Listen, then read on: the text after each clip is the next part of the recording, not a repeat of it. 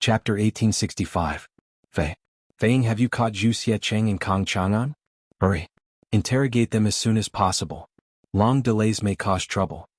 In Taiyuan City, in the inn, Dugu Xn, who had just woken up, felt weak and thirsty. After drinking 3 cups of water from Dugu Feiying, Dugu Xn felt a little better. He had recovered some of his strength, so he grabbed Dugu Feiying's arm and said, "Brother Dugu Feiying, let's go." The first thing on Dugu Xn's mind when he woke up was not his injuries, but the person behind the scenes. Obviously, this assassination had given him a strong sense of urgency.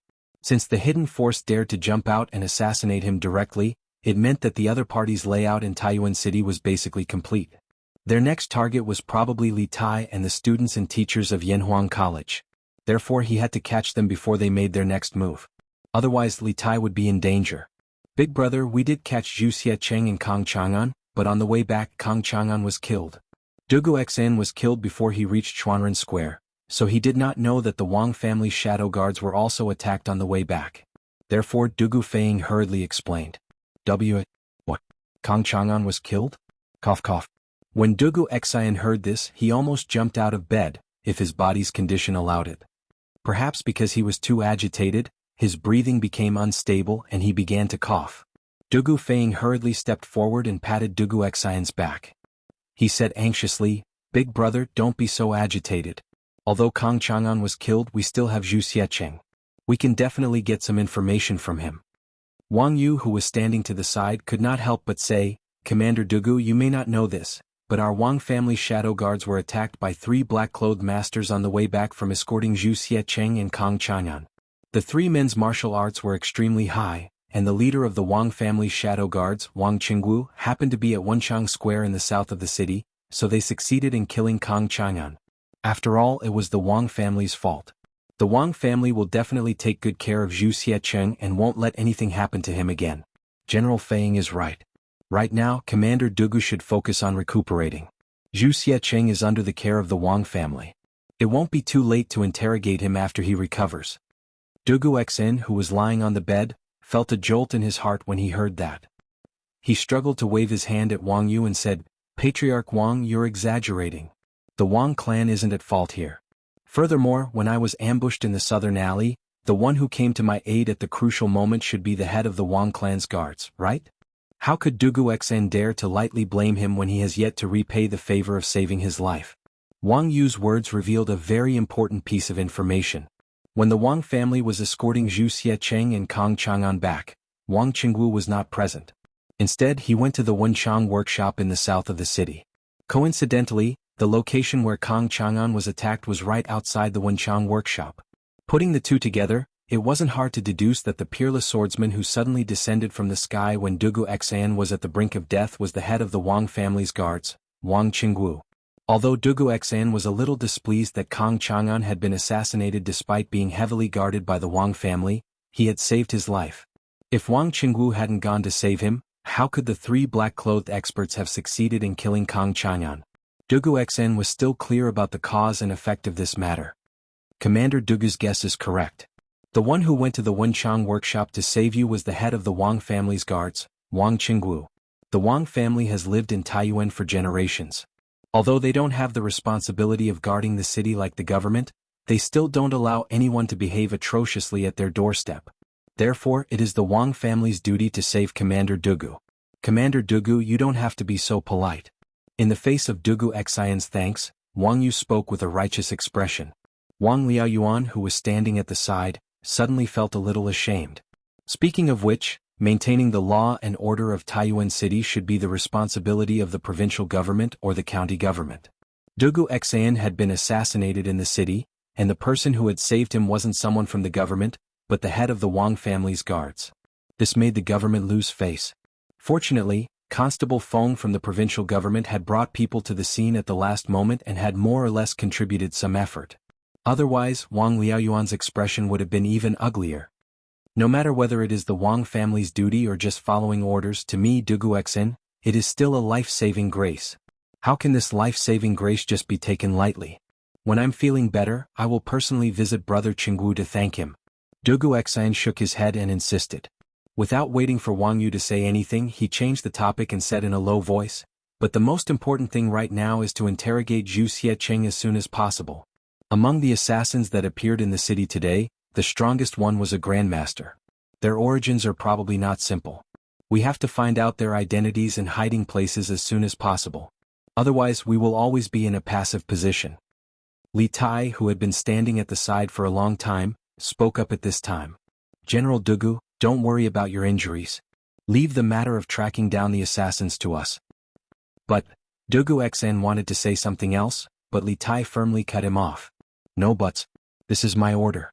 Dr. Gong Sun said earlier that General Dugu needs to rest more for the next few days, and you can't use force. I'm still waiting for General Dugu to recover as soon as possible so that you can lead the Imperial Army to protect me. General Dugu, please don't disappoint me. During this time, the Imperial Army will be led by General Fei Ying. It was rare for Li Tai to be so forceful. His resolute words left Dugu Xan with no room to refute. After that, Li Tai turned to look at Wang Yu, Wang Liaoyuan and the others and said solemnly, General Dugu still needs to recuperate. We won't disturb him. In addition, my father has just sent an imperial edict through the telegraph. Everyone, please follow me to receive the edict. When they heard that Li Er had sent an imperial edict, everyone in the room couldn't help but look solemn. Wang Yu's heart was as clear as a mirror. After all, Li Tai had suddenly left the room just now because the telegraph had rung. It must have been a telegram from the palace. Moreover, when Li Tai had replied to the telegram, he must have reported what had happened in Taiyuan City to Li Er. Therefore, Li Er's imperial edict must have had something to do with Dugu Xian's assassination. Yes, sir. Everyone in the room except for Dugu Xian, who was lying on the bed, cupped their hands in acknowledgement and followed Li Tai out the door. After a while, the crowd arrived at a side hall. Li Tai stood in front of the crowd and took out a piece of paper from his bosom. He faced the crowd and read it aloud.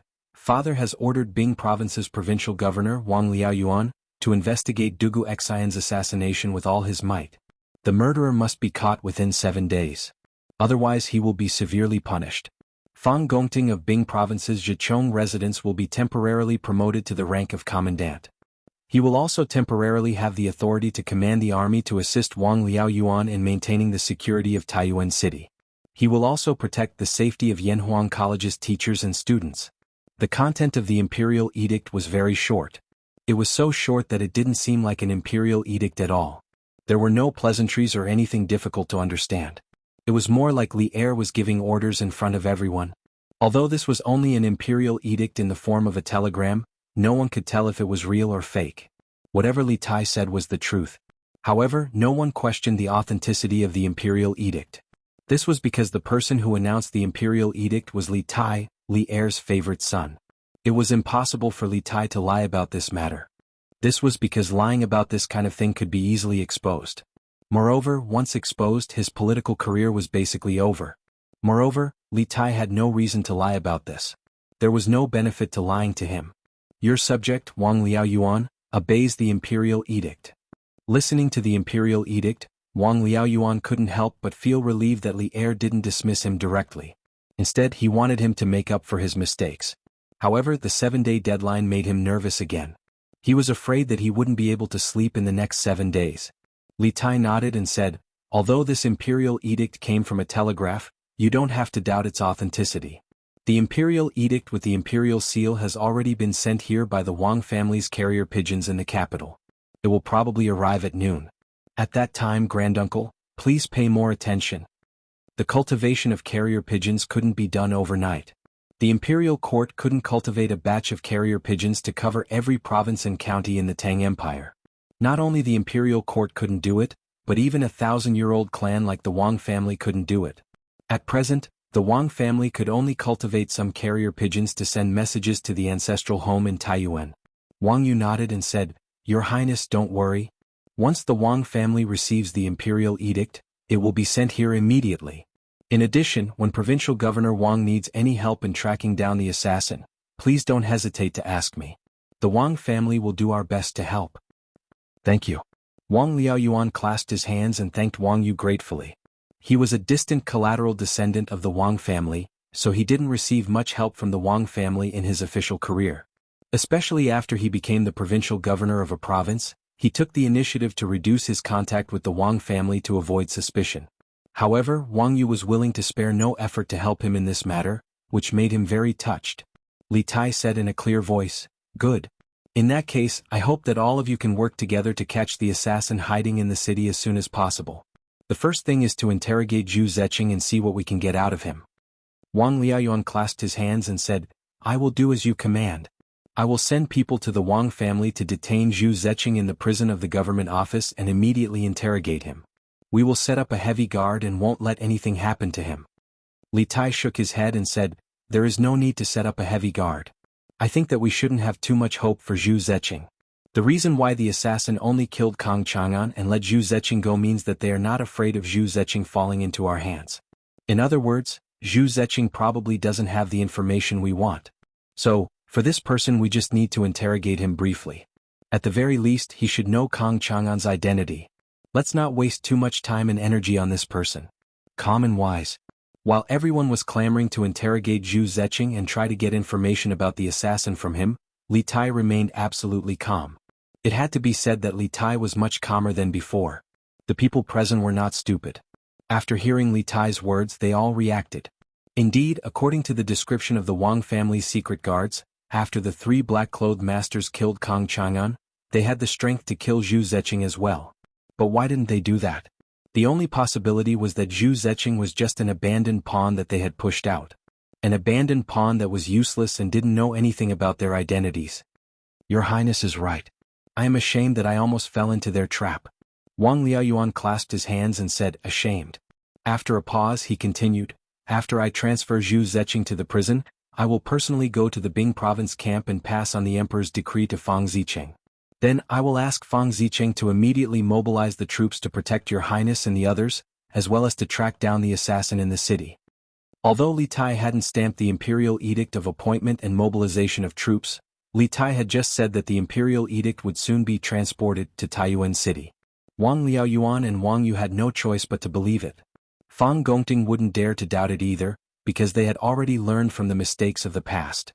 When Li Zishuan mobilized troops from Taiyuan City to stop Wuxia, he also mobilized troops in the same way. Therefore, in Wang Liaoyuan's opinion, this imperial edict in the form of a telegram could definitely allow Fang Gongting to mobilize the troops in advance. Good. Let's move out immediately. This time, Li Tai didn't reject Wang Liaoyuan's request to have the provincial government's troops protect the academy. Because by now he also felt the seriousness of the situation. "Your Highness, please excuse us."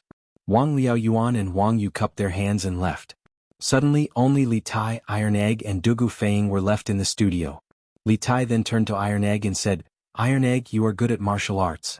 Go to Dragon Mountain for me. These men in black are so arrogant and vicious. I'm worried that they will harm Mr. Imo Chue and the others. Immediately lead a group of Imperial Guards to Dragon Mountain Boy Temple." Iron Egg hesitated for a moment, then shook his head and said, "No. I have to stay by your side and protect your safety. This is the task my master gave me." Li Zishuan had asked Iron Egg to follow the academy north not because he wanted Iron Egg to contribute to the construction of the telegram relay station, but because Iron Egg's martial arts were the best among the students of the academy. In addition, he had a good relationship with Li Tai, so he was the most suitable person to protect Li Tai. Li Tai heard this and couldn't help but feel speechless. Dugu Feiying cupped his fists and said, "Let me lead the troops to Dragon Mountain. Brother Iron Egg should stay by his Highness's side." Although Dugu Feiying wanted to stay and look after Dugu Xen, he didn't forget the mission on his shoulders. "Good. Then I'll have to trouble General Feiying." Chapter 1866. Guard Lord, we failed to assassinate Dugu Xen. He escaped. In the heavenly guest room of Tong Fuin, a man in martial attire lowered his head and bowed slightly. He cupped his fists at the middle-aged man in white standing by the window with a fan in his hand. The middle-aged man remained silent. He continued to look at the scenery by the window as if he didn't hear the voice behind him. The man in martial attire tensed up. Thinking of the ruthless methods this man in front of him usually displayed, a trace of panic flashed through his eyes. He hurriedly said, "Because at the critical moment the Wang family's secret guards and Yamen runners rushed over. We had no choice but to retreat. However, Dugu Xian was poisoned by our weapons and hidden weapons. Even if he was saved by the Wang family and the Yamen, he won't live long." Naturally, these words were meant to offend the group of people. Listening to his words, The leader of the group of assassins who tried to assassinate Dugu Xian in the South Alley was undoubtedly him. However, this fellow had kept his head lowered since he entered the room. No one could see his face clearly. They could only vaguely feel that this person was definitely not old. The middle-aged man by the window still didn't speak. He didn't turn around either. An invisible pressure slowly came from his body. The man in martial attire couldn't hold it in anymore. He hurriedly knelt on one knee and said, "This subordinate was incompetent and couldn't complete the mission. Please punish me, guard lord." Incompetent? What a good incompetent. The middle-aged man finally turned around. While waving his feather fan, he said in a cold voice, "I've given you 21 experts and you've already reached the Grandmaster realm. So many people trying to assassinate Dugu Xian, but you still failed? Do you think this is a place to raise trash?" Although the middle-aged man's voice was calm, everyone could hear the anger hidden in his voice. However, he tried his best to control his volume. After all, this was an inn. If he was too loud, it would inevitably alarm the people in the next room. Hearing this, a layer of cold sweat appeared on the man in martial attire's forehead. He hurriedly said, "This subordinate was careless and couldn't kill Dugu Xian immediately. As a result, he was rescued. However, I am confident that no one can cure the poison on my weapons and hidden weapons. At the latest, before the sun sets tomorrow, you will definitely hear the news of Dugu Xian's death." The middle-aged man closed his folding fan and paced 2 steps in front of the window before he said, "All right. I'll believe you one more time. If Dugu Xian doesn't die before the sun sets tomorrow, I'll hold you responsible." "Yes, yes, yes." The man hurriedly agreed. At this time the middle-aged man looked at him and said with deep meaning, "Xian Yi, you should know that we, the Wolf Guards, never raise trash. Although you are a master of the Grandmaster realm, you always like to do things sloppily. In the long run, I'm afraid even I can't protect you. Take a look at Heavenly Eagle, Twilight Wyrm and Cloud Scorpion. Even though their strengths are slightly inferior to yours, they were able to kill their targets and escape unscathed from the Wang clan's secret guards. This is not the first time they have successfully completed a mission. I hope you remember that we, the Wolf Guard, do not lack experts. What we lack are people who know how to do things. If you want to live, if you want to stand out, then don't make any more mistakes. Do you understand?" Xian Yi. So this assassin's name was Xian Yi. Moreover, from what the middle-aged man had said, it seemed that they all came from an organization called the Wolf Guard. However, almost no one in the world knew what this organization did, who it served, when it was founded, or where it was located. However, the middle-aged man's words were biased.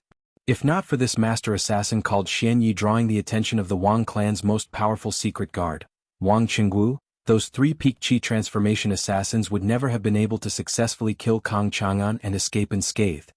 Yes, this subordinate understands. Xian Yi's body trembled slightly, and then he cupped his fists and replied. Who would have thought that a master martial artist would bow and scrape before a middle-aged scholar who didn't seem to know any martial arts and didn't even have the strength to truss a chicken? If this scene were to spread, who knew what the world would make of this middle-aged scholar's identity? Did you reveal your identities during the assassination? The middle-aged man asked after a moment of silence. Xian Yi didn't immediately answer. He paused for a moment before replying, "We did not. This subordinate and the others had our faces covered the entire time. Dugu Xian, the Wang clan's secret guards, and the Yamen runners never saw our faces."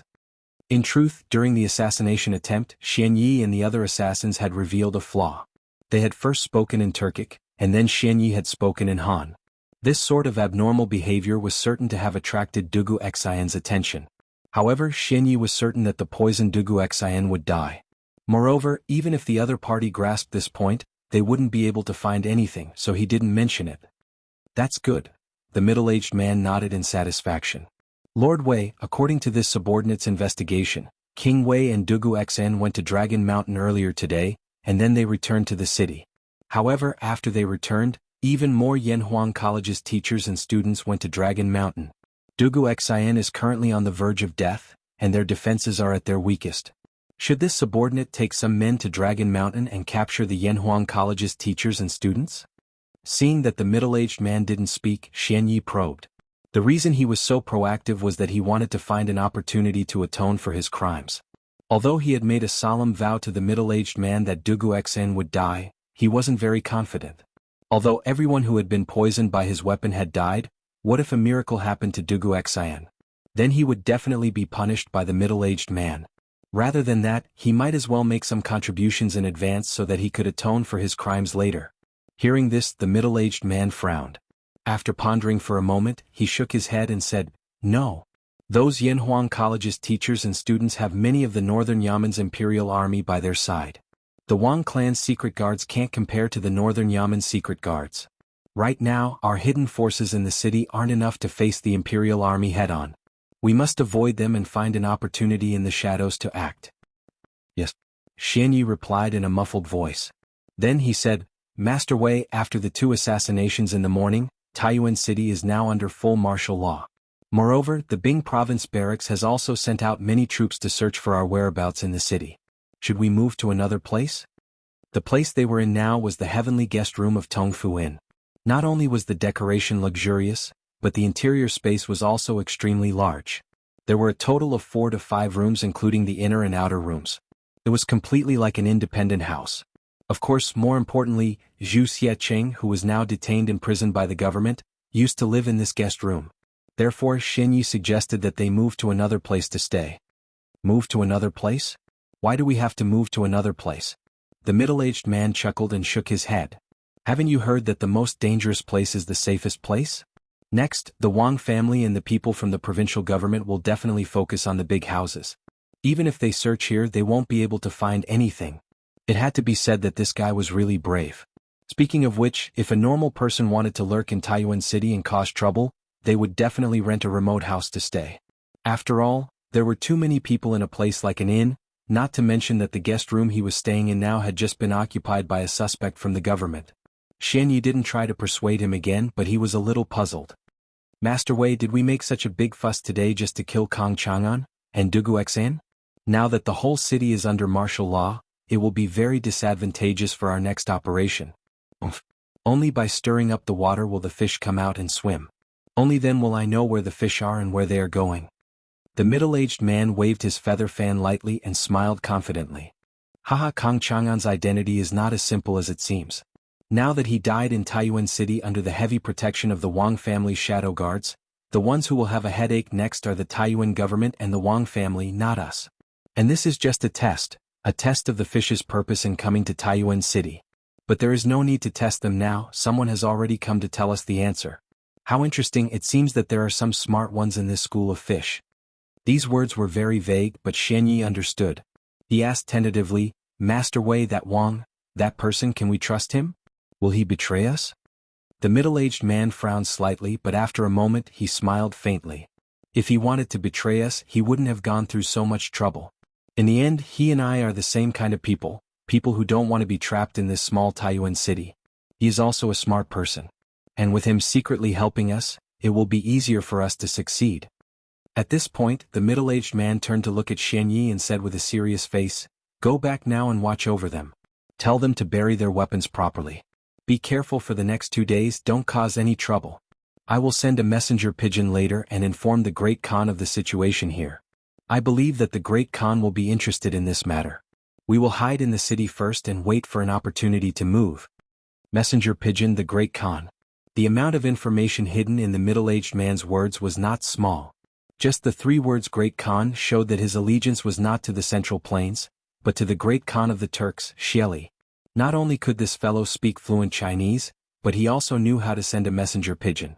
Obviously he was a man from the Central Plains. Why would a man from the Central Plains work for the Great Khan of the Turks? And his status in the Turks was not low either. Who was this person? There were too many mysteries in this, waiting for Li Tai and the rest to solve. If they could not solve it, it would be difficult for them to complete their mission. "Yes." This subordinate obeys. Xianyi bowed and was about to leave when the middle-aged man stopped him. "Wait."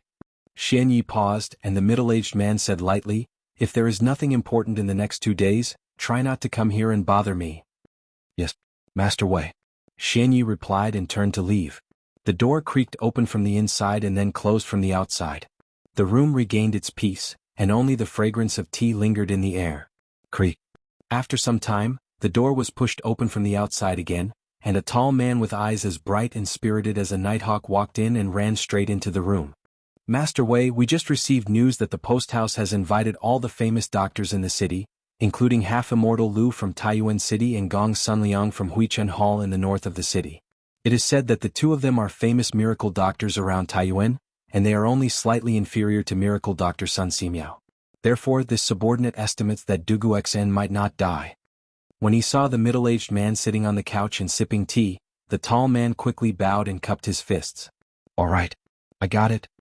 The middle-aged man unhurriedly swallowed the tea in his mouth, then put down the teacup and said lightly, "Xian Yi is an idiot. He has good skills but he can't do anything right. He is far inferior to you three brothers."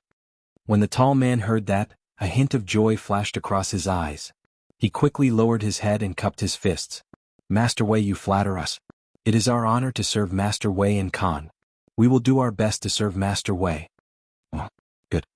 The middle-aged man nodded in satisfaction and said, "Sky Eagle, when this matter is over, I will promote you to be the deputy leader of the Wolf Guards. When I help Khan take over the Central Plains and become the state preceptor, the position of Master Wei will be yours. When that time comes, you will live a life of riches and honor and rest with the country." The tall man was immediately mesmerized by the beautiful future described by the man in front of him, but he came to his senses a moment later and quickly said, "Sky Eagle doesn't dare.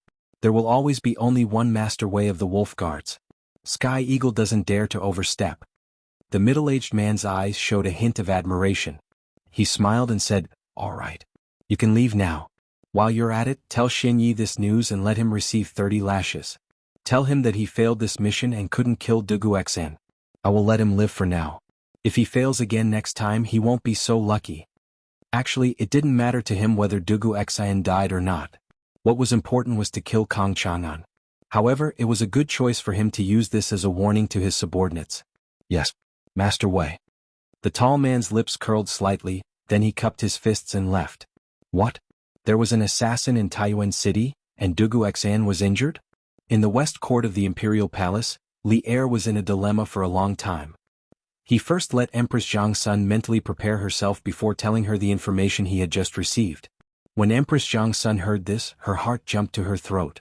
She suddenly stood up and said with a face full of shock, "Doesn't that mean that Qin Ke is now in great danger in Taiyuan City?" At this moment, Empress Zhang Sun almost fainted from fright. In her mind she couldn't help but think of that dream again.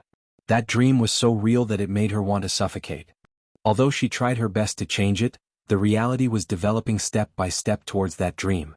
She could only watch from the side and was powerless to do anything. Chapter 1867. Maid Guanyin, don't panic. Li Er helped Empress Zhang Sun back to her seat and softly said, "Taiyuan isn't the border. Even if there are villains plotting in the city, they won't be able to do much. The gates of Taiyuan City are tightly shut, and the Imperial Army and provincial soldiers are protecting it. Qin Ke will definitely be fine. Unless the enemy leads an army to attack the city, but how could that be possible? If Taiyuan City is attacked, the soldiers of the surrounding provinces will immediately go to reinforce it. Moreover, yesterday we sent Li Junxian to lead a group of 100 elite cavalry to Taiyuan. Based on the time, he shouldn't be far from Taiyuan. With him here, no one will be able to touch Qin Ke. Maid Guanyin, don't worry." Yesterday, when Li Er had sent a telegram to Li Tai, he had also summoned Li Junxian and had him lead a group of 100 elite cavalry to Taiyuan City to protect Li Tai. If they moved quickly enough, they should be able to reach Taiyuan City before nightfall today. The 100 cavalry was Li Er's most elite and secret force, and each of them was a 1 in 10,000 elite. The commander of the 100 cavalry, Li Junxian, was skilled in both martial and civil matters, and he was also resourceful. As a spy, Li Junxian had played a significant role in vanquishing the Heavenly Dragon sect. With him at Li Tai's side, Li Er could not be worried about Li Tai's safety. 100 cavalry? Li Junxian? Empress Zhang Sun felt a little better after hearing Li Er's gentle words of comfort, and her breathing gradually stabilized. She sat up straight and looked at Li Er. "Is your Majesty's words true? Is Li Junxian really about to reach Taiyuan with 100 cavalry?" It was clear that Empress Zhang Sun had heard of Li Junxian and was very confident in his abilities. Li Er patted Empress Zhang Sun on the back and chuckled. "Ah, how could this be false? Besides, when have we ever lied to you? Just relax and don't let your imagination run wild. We promise you that nothing will happen to Qin Ke." Empress Zhang Sun leaned her head against Li Er's chest and said with a light "N." The resolute promise of the man in front of her gave her a great sense of security. Her heart, which had been in a mess, finally calmed down. If the Marquis of Yong and is by Qingchua's side, then I will truly be at ease. Empress Zhang's son nestled in Li Er's arms, but this thought popped up in her mind for no reason. Although Li Zixuan was strong, he was still much weaker than Li Zixuan. After all, Li Zixuan had managed to escape from the hands of the world's #1 expert, Wu Jie. Moreover, since Li Zixuan's debut, not only had he made many outstanding achievements, but he had also saved himself from many desperate situations. His life was like a cheat code. This was a man of destiny who had the attribute of avoiding danger. As a mother, Empress Zhang's son naturally hoped that the strongest person would be at her son's side to protect him. But as the Empress Zhang's son was not willing to use public resources for private use at this time. This was because Li Zixuan was currently training the Black Armored Army, and the Black Armored Army was his strongest trump card in the upcoming war between the Great Tang and the Turks. Empress Zhang's son did not want her own matters to affect the training of the Black Armored Army and thus the outcome of the war between the Great Tang and the Turks. Thus, although this was what she thought, Empress Zhang's son did not speak to Li Er. At the same time, to the north of Taiyuan City in the Bingzhou barracks, Wang Liaoyuan carried the imperial decree in the form of a telegram to Fang Gongting's tent. He first told Fang Gongting about the 2 assassinations that had occurred in the city today, and then he proposed that the soldiers of the Bing province barracks be sent into the city to search for the assassins and maintain order. Adjunct Fang, this official knows that there are rules in the army. Without the personal order of the governor or an imperial decree, no one has the right to mobilize the soldiers of the Bing province barracks. But you should be able to sense that the situation in the city is extremely dangerous. If they even dare to assassinate General Dugu, who can guarantee that their next target won't be King Wei? If anything happens to King Wei in Taiyuan City, no one will be able to endure His Majesty's thunderous rage. Although this official's imperial decree does not have a seal and cannot compare to an imperial decree to mobilize soldiers, this official still hopes that Adjunct Fang can understand the severity of this matter. Do not put King Wei in danger because of a mere formality. Within the tent, Wang Liaoyuan handed the telegram to Wang Liaoyuan and spoke with a solemn expression. His words could be said to be sincere, and Fang Gongting was not an unreasonable person. However, the matter of mobilizing soldiers was of great importance. Moreover, even if he believed that the imperial decree in Wang Liaoyuan's hands was real and was willing to mobilize soldiers, the other generals in the army might not be willing to believe it. Governor Wang, it is not that this person is a mere formality or unreasonable person, but this imperial decree is, first, a promotion and second, the mobilization of soldiers. This is truly too important. This general is only a member of the army. If I first promote myself and then mobilize soldiers into the city, I fear that it will be difficult to convince the masses. After a moment of thought, Fang Gongting awkwardly cupped his fists toward Wang Liaoyuan. In the end, Fang Gongting was only a member of the army. If he used the telegram in Wang Liaoyuan's hands to promote him to commandant, it was inevitable that there would be some discordant voices in the army. This was because ever since the Bing province barracks had stopped the Turkic army at Yanmen Pass and the original commandant Su Tingda had died at Yanmen Pass, many generals in the Bing province barracks had covetously eyed the position of commandant. If Fang Gongting was promoted to commandant in such an unconventional manner, it would truly be difficult to convince the masses. Hearing this, Wang Liaoyuan's brows furrowed. After some thought he said, Adjunct Fang, you might not know, but when the Marquis of Yong came to the Bing province barracks to mobilize soldiers, he did not have an imperial decree. Instead, he had the same telegram as this official right now. Fortunately, the imperial court sent the imperial decree to Taiyuan through the Wang clan's carrier pigeon. Otherwise, this official would probably be like you, refusing to mobilize soldiers. Now that the situation is urgent and His Majesty has sent another telegram and carrier pigeon, what reason do you and I have to refuse the imperial decree? Moreover, according to King Wei, the real imperial decree will be sent to Taiyuan through the Wang clan's carrier pigeon this afternoon. If you and I know that His Majesty has given an imperial decree yet don't mobilize soldiers ahead of time, giving the enemy an opportunity to take advantage of. If His Majesty pursues this matter, neither of us will be able to bear the responsibility. Wang Liaoyuan's meaning was very simple. If the imperial decree sent by Li Er in the form of a telegram was sent to other places, the officials of other places would naturally have reason to not believe it because they had never seen it before.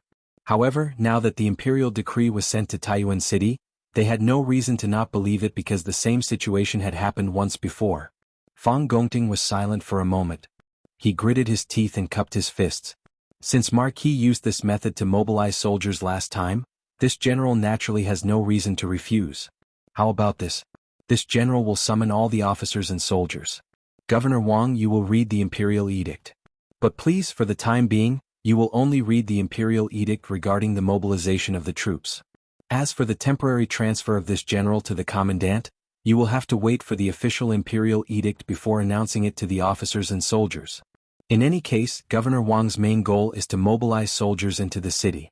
Moreover, when we attacked the Turks in the north last time, most of the soldiers in our Bing province barracks personally participated in the battle. You only need to tell the soldiers how Marquis Yong and mobilized the soldiers last time. This general believes that the soldiers naturally won't dare to disobey. This was a compromise. Right now, the Bing province camp was like a group of dragons without a leader. Although Fang Gongting was the one with the highest prestige, there were still other generals who were on par with him. If he was directly promoted to Bing province commandant in such an abnormal way, it would definitely cause some people to be dissatisfied. Rather than this, it was better to mobilize the soldiers first and wait for the official decree to come before announcing the promotion. This would minimize the variables to the greatest extent. With Wang Liaoyuan's authority and prestige in the Bing province barracks, Fang Gongting believed that it would be easy to achieve his goal if he only used the imperial decree to mobilize the soldiers. Wang Liaoyuan's eyes flashed. After a moment of silence, he nodded. Good. Then I'll have to trouble Governor Fang. Fang Gongting was right. His purpose in coming to the barracks was to mobilize the soldiers. As for the power struggle in the army, he wasn't interested and didn't dare to be interested. This was because Bing province was different from other places. The military power here was controlled by the governor and had nothing to do with the governor. Governor Wang is too polite. Then this general will go and gather the soldiers. Fang Gongting stood up and cupped his fist. Good. Fang Gongting left the tent and immediately ordered the soldiers to gather at the commander appointment platform. Just as he had expected, when Wang Liaoyuan took out the telegram and explained that Li Zishuan had used the same procedure to mobilize the soldiers in the Bing province barracks, the soldiers were all convinced of the authenticity of the imperial decree. This was especially true for those soldiers who had accompanied Li Zishuan in stopping Wu Jie and the Turkic Wolf cavalry. In this way, the matter of mobilizing the troops would be completed without a hitch. At 9:15 in the morning, 10,000 soldiers filed out of the Bing province barracks. Under Fang Gongting's lead, these 10,000 soldiers entered Source Peak City and began to search the streets for people with weapons and suspicious identities. The bailiffs of the provincial government, the Wang clan's shadow guards, and the soldiers of the Bing province barracks gathered in the city. For a moment, the atmosphere in the city was unprecedentedly tense. An invisible net was cast over Source Peak City, making it impossible for any hidden faction to hide. At the same time, in the prison of the Bing province barracks, Wang Liaoyuan, Dugu Feng, Li Tai, and Wang Yu, these four representatives of the various factions, were interrogating Zhu Xiecheng. In truth, Li Tai's status as a prince was not suited to enter the prison. The ancient people were mostly superstitious and believed that the yin qi in the prison was heavy and inauspicious. Before entering, Wang Liaoyuan had tried to persuade Li Tai, but Li Tai was eager to understand the truth and insisted on following. No one could do anything about it. Chapter 1868. Zhu Hongxing, your real name is Zhu Xiecheng, right? Are you a Turk? In the prison of Taiyuan Prefecture, Wang Liaoyuan, Wang Yu, Dugu Feng, and Li Tai were sitting on the same bench.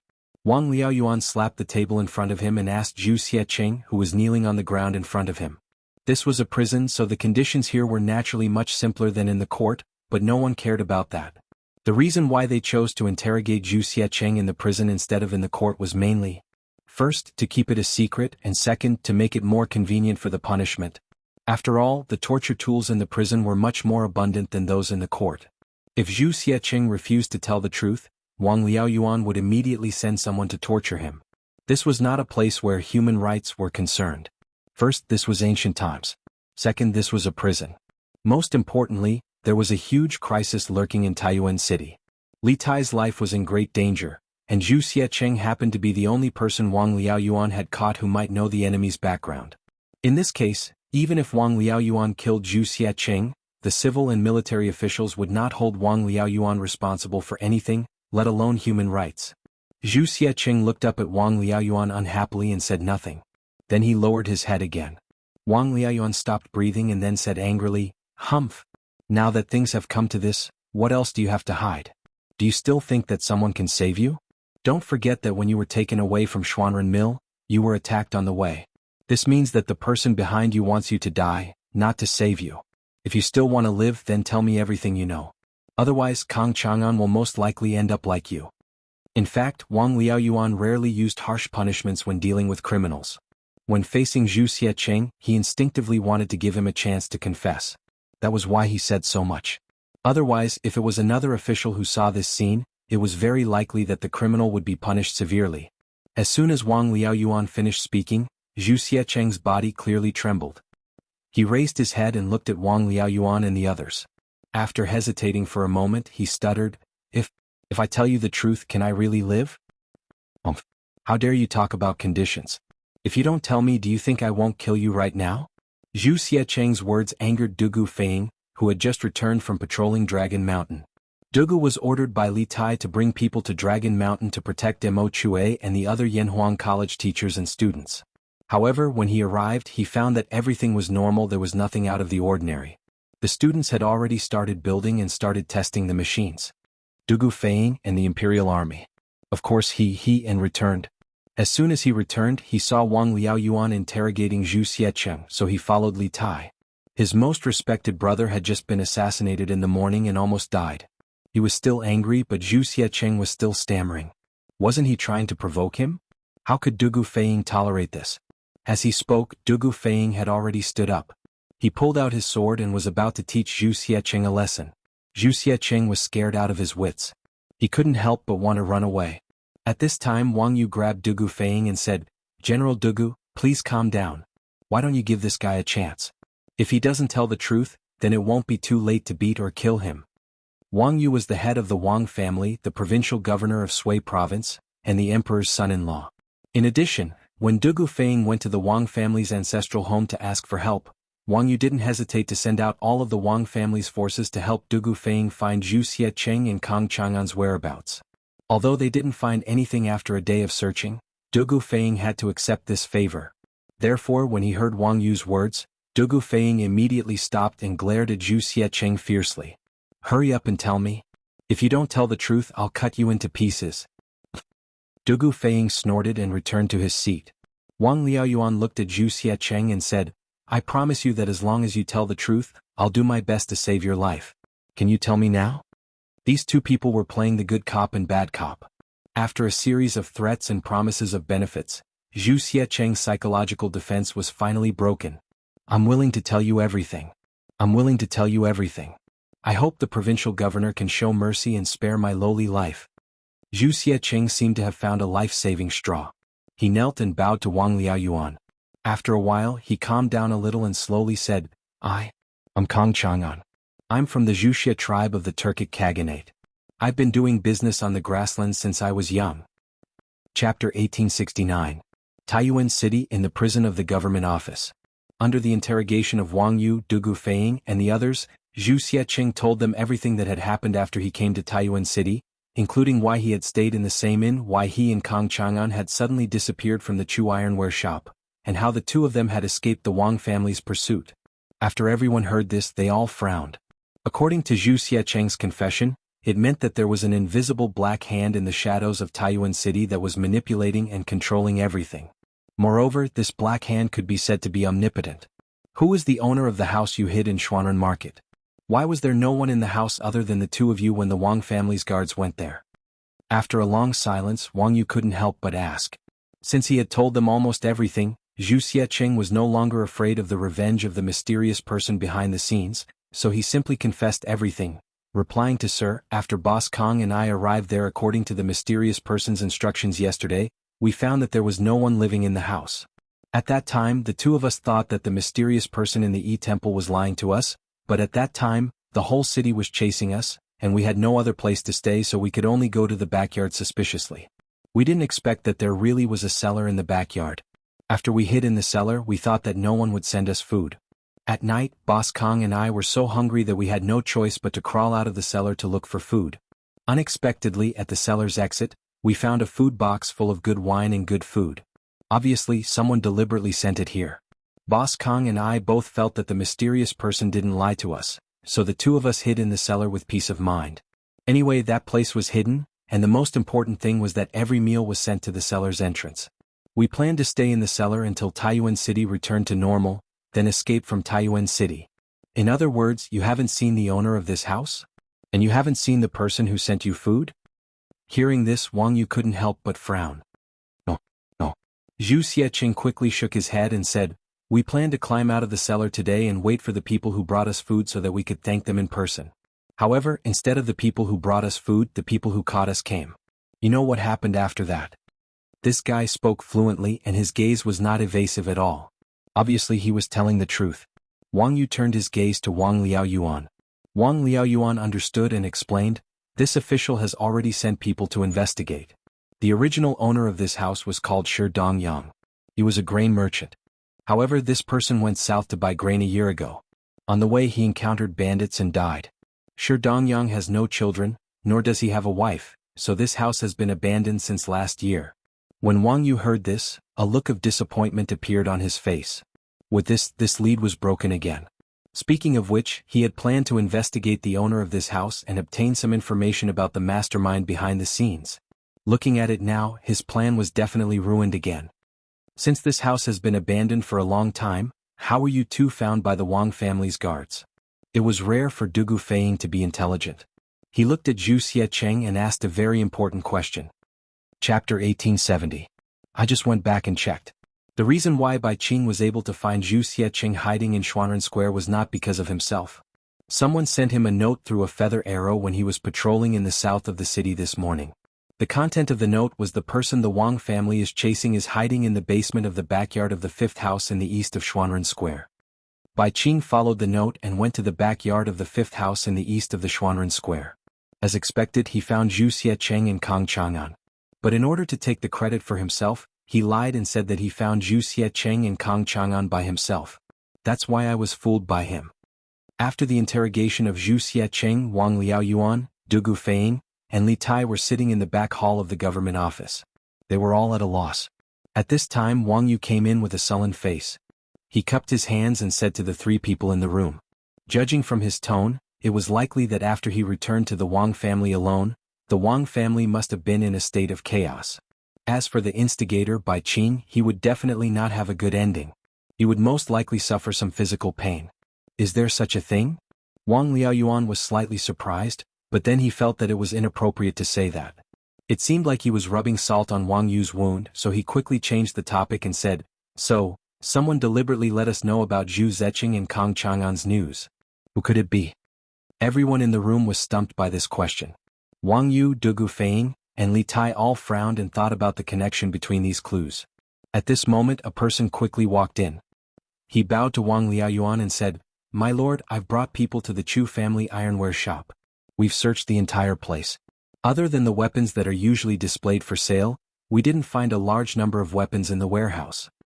The person was Constable Feng from the provincial government office. After the interrogation of Zhu Xiecheng, Wang Liaoyuan ordered Constable Feng to go to the Chuji ironware shop to do a more detailed search. Now that this case was related to the smuggling of weapons to the Turks, he had to find out the whereabouts of these weapons no matter what. This way he could give the imperial court an explanation. No weapons? Okay. This official understands. You may leave first. Wang Liaoyuan frowned slightly and asked Constable Feng to leave. He stroked his beard and said, it seems that Kang Chang'an has already handed over the weapons to the mysterious person behind the scenes. But how is that possible? In Wang Liaoyuan's subconscious mind, since the mysterious person was so cautious, he must have controlled Zhu Xiecheng, Kang Chang'an, and the others to do things for him from afar. Therefore, he naturally thought that Kang Chang'an couldn't have given the weapons to the mysterious person in such a short time. Li Tai said, what's impossible about that?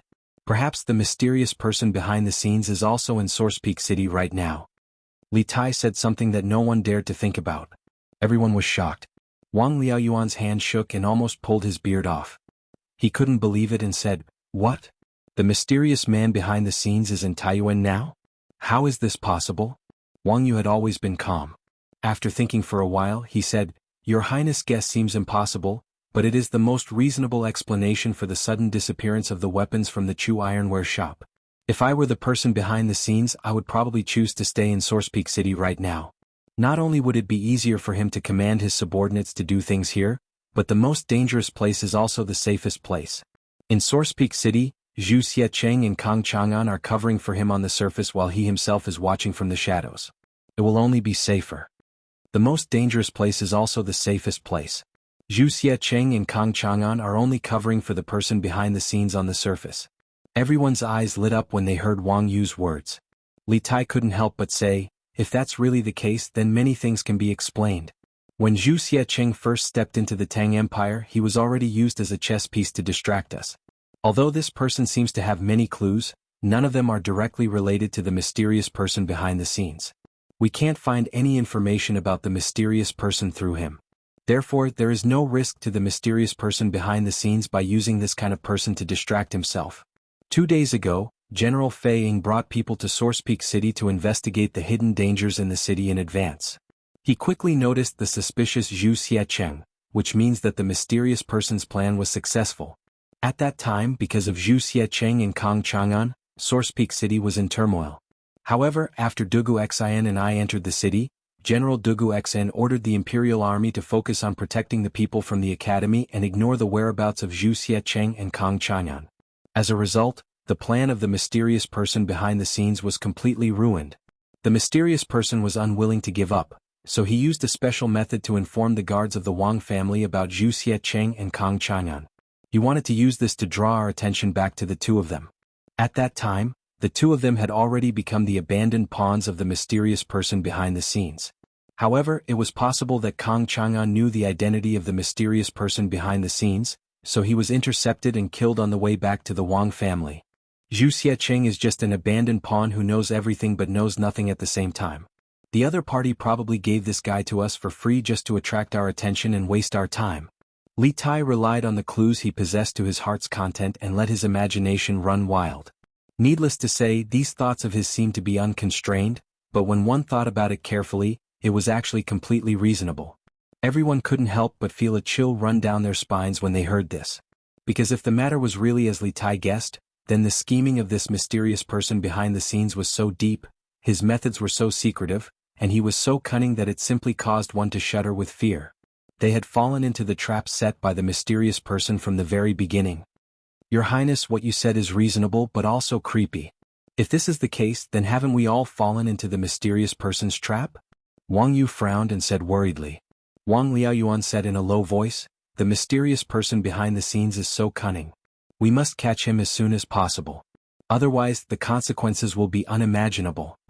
Dugu Feiying said with a troubled look, but now that Kang Chang'an is dead, our only clue is gone. How can we find the mysterious person behind the scenes? Chapter 1871. The 9 families of Zhaowu refer to the Sweets and their descendants who came to the Central Plains from China during the Northern and Southern dynasties, the Sui dynasty and the Tang dynasty. Their kings all had the surname Zhaowu. The 9 families of Zhaowu were originally from the Yu family. At the beginning of the Han dynasty, the Xiongnu destroyed the Yuezhi and forced them to move west. The Yuezhi tribe, which used to live in Zhaowu, Gansu as their old home, fled west and entered the Sut region of Central Asia. They conquered the local natives and formed a number of city-states. Later on, under the rule of Kuta, they were forced to change their surname to Wenasha. After the decline of Dada, the various city-states regained their independence. Their surname was Zhaowu, forming the Zhaota city-states headed by the Kang kingdom. Among them were Chao, Shi, Mi, He, Shi, Mu, Bai and so on. They were collectively known as the 9 surnames of Zhaowu. In the Tang dynasty, they were also known as the 9 surnames of Hu, or simply, Hu. In the West, they were known as Sogdians. Later on, some of the 9 families of Zhaowu accepted the rule of the Turks in the Tang dynasty. In the 8th century, the country fell to the Arabian Empire. After that, most of the people gradually became Turks and Muslims, becoming one of the modern Uzbeks of Central Asia. A small portion of them scattered among the Tajiks. Although the 9 families of Zhaowu were far weaker than the Turks in terms of fighting ability, their business attribute was much higher than that of any nomadic people in the north. As the Sweet region was the throat of the Silk Road, the 9 families of Zhaowu naturally became a people with a business tradition. To put it bluntly, they became hereditary middlemen, selling China's silk to the West and Western gems and wine to the Tang dynasty. After all, they started as nomads but couldn't beat the Tang dynasty. They could only rely on their mobility to become merchants. Even the technology of making paper was passed to Central Asia by the Kang kingdom. In fact, since the Han and Wei dynasties, this group of Sweets had entered the Central Plains to do business along the Silk Road. However, because the West Jin dynasty was short-lived, the Central Plains was in chaos and they couldn't even take care of themselves. During the Sui and Tang dynasty, the Silk Road gained a new lease of life thanks to the Tang dynasty's open and inclusive policies. This attracted a large number of people from the 9 surnames of Zhaowu to come to the east. According to the Old Book of Tang, the journey of Xinghu, the years follow. After the founding of the Great Tang, many of the 9 families of Zhaowu came to China. Many of them had become wealthy through business. They envied the splendid culture of the Tang Empire and married and had children in the interior. Gradually, they became Chinese, and some of them even formed considerable political forces. For example, the An brothers. At the end of the Sui dynasty, the world was in chaos and Li Gui occupied Liangzhou. In order to recover Liangzhou, and Xingui submitted a memorial to Li Yuan, hoping to persuade Li Gui to surrender and submit to the Tang dynasty. Li Yuan did not agree, so the two of them once again offered a plan and ultimately helped the Tang army to flatten Prince Liang, Li Gui, who occupied Heshi. Because of the outstanding contributions of the An brothers, and Xingui was conferred the title of Right Marquis Great General, the title of Lianggu Duke of Shangzhou State, the title of Lianggu Duke, the title of 600 households and 10,000 pieces of silk. And Xiu Ren was also conferred the title of Great General of the Left Martial Marquis, conferred the title of Duke Xin, bestowed upon the Tian residents, and conferred upon 600 households. However, this peace had nothing to do with An Lushan's peace. Although they were all Socrates and had the surname An, this An was like our Lu, Wang and Li surnames. There were many Socrates with this surname. Not only that, the descendant of the An family and Baoyu was later placed in an important position by the famous general Li Guangbi. He contributed a lot in the fight against the An Lushan rebellion, and the imperial court gave him the surname of Li. Li Baoyu's cousin Li Baozhen became the Zhe Road Jidushi. In the fight against the rebellion of the Hesua towns, he contributed a lot and was promoted to the position of inspector of the prefectures. The An family could be considered a family of martyrs. In truth, during the An Lushan rebellion, there were many who sacrificed their lives for the sake of bringing sugar. For example, Li Guangbi was a Khitan, a standard who. Due to the Tang dynasty's policy of opening up, many foreigners became officials in the imperial court, forming the unique foreign soldiers and generals in the history of the Tang dynasty. The 9 families of Zhaowu were a power that could not be ignored. In general, the biggest characteristic of the 9 families of Zhaowu was that they were rich, very rich. Once a person had money, they would think of ways to obtain a certain political position. The 9 families of Zhaowu were no exception. Other than those who entered the imperial court as officials by chance, a large number of the 9 families of Zhaowu were doing business in the Tang dynasty while using money to attach themselves to some powerful local forces.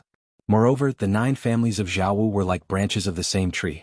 The 9 families of Zhaowu who were doing business outside the Tang dynasty were surprisingly united. It was not an exaggeration to say that, when one side is in trouble, all sides will help. Therefore, the influence of the 9 families of Zhaowu in the Tang dynasty could not be underestimated.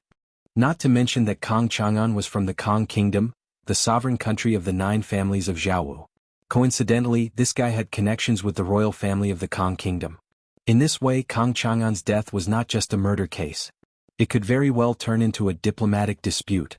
If the authorities of Taiyuan City could not give a reasonable explanation for Kang Chang'an's death, not only would the Kang Kingdom not leave the matter at that, the Kang Kingdom or the 9 families of Zhaowu in the Tang dynasty would probably not rest. They might cause endless trouble for the authorities of Taiyuan City. After all, whether it was modern society or feudal society, although money was not omnipotent, it could solve most problems such as hiring assassins, monopolizing the market, disrupting the prices of goods in the city, and so on. No matter what methods they used, Wang Liaoyuan and the others would not have it easy. When a group of people was extremely wealthy, even if they didn't have any official position, the influence they had was incomparable to that of ordinary people. Kang Chang'an and Kang Chu were the same. But was the Tang dynasty afraid of the 9 families of Zhaowu? Obviously not. In terms of overall national strength, even if the 9 families of Zhaowu were multiplied by 10, they might not be able to defeat the Tang dynasty at its peak. The strength of the 9 families of Zhaowu did not lie in national strength, but in the soft power of the economy. Not only did they monopolize the trade between the Tang dynasty and the Western countries, but they also controlled the commercial and economic lifelines of many provinces and counties in the Tang dynasty. As the saying goes, pull one hair and the whole body will be affected. If the Tang dynasty made a move against the 9 families of Zhaowu, although it could win, it would also suffer great losses. This one was shocked to hear that Brother Kang's ironware shop was suddenly closed down and that Brother Kang himself had met with an accident. Therefore, I came to the provincial governor's office to ask the provincial governor to uphold justice for Brother Kang and find out who killed Brother Kang. In the back hall of the government office in Taiyuan, Kang Chu naturally saw the shock of Wang Liaoyuan, Wang Yu and Li Tai, but he did not make a fuss about it. Instead, he calmly cupped his hands and said to Wang Liaoyuan. Chapter 1872. Asking him to leave. Facing Kang Chu, who was being unreasonable, Wang Liaoyuan decisively asked him to leave. After all, he was an official and represented the Taiyuan government. Kang Chu was just a small merchant from another country in Taiyuan City. What right did he have to question him again and again? Provincial governor, please wait. Wang Liaoyuan asked Kang Chu to leave, but Kang Chu didn't know what was good for him. He said loudly, Provincial governor, Brother Kang died in Taiyuan City under unknown circumstances.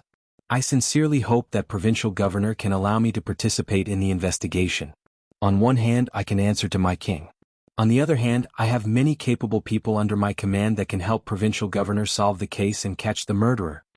Good heavens, this bastard actually wants to participate in the government's investigation? Wang Liaoyuan's face darkened. He said in a low voice, Thank you for your kindness. But you don't have to participate in the investigation. Finding the truth and catching the murderer is the responsibility of the Taiyuan government and me. You don't have to worry about it. If you don't have anything else to say, please leave. Don't interfere with the investigation. Wang Liaoyuan did not care that Kang Chu was using the king of the Kang kingdom to threaten him. It was impossible for Kang Chu to meet the king of the Kang kingdom. Even if he could meet the king of the Kang kingdom and speak to him, Wang Liaoyuan would not be afraid. That was because the most important thing for the entire Taiyuan officialdom was to eliminate all hidden dangers in the city that were harmful to Li Tai so as to ensure his safety. Apart from that, there was nothing more important than this. Kang Chu was very dissatisfied. He said, Provincial governor, you don't want me to participate in this case. Is there something else? Or are you confident that you can solve the case in a short time? How dare you? Wang Liaoyuan could not hold it in anymore. He shouted angrily, Why should the provincial governor report to you about the investigation?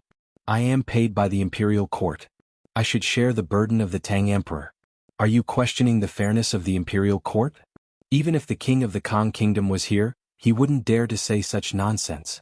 If you continue to cause trouble here, this official will definitely charge you with the crime of disrupting the investigation. There was a saying that a weak country had no diplomacy, and Wang Liaoyuan's words were a perfect example. The Tang Empire and the Turkic Empire were both extremely powerful countries in Asia.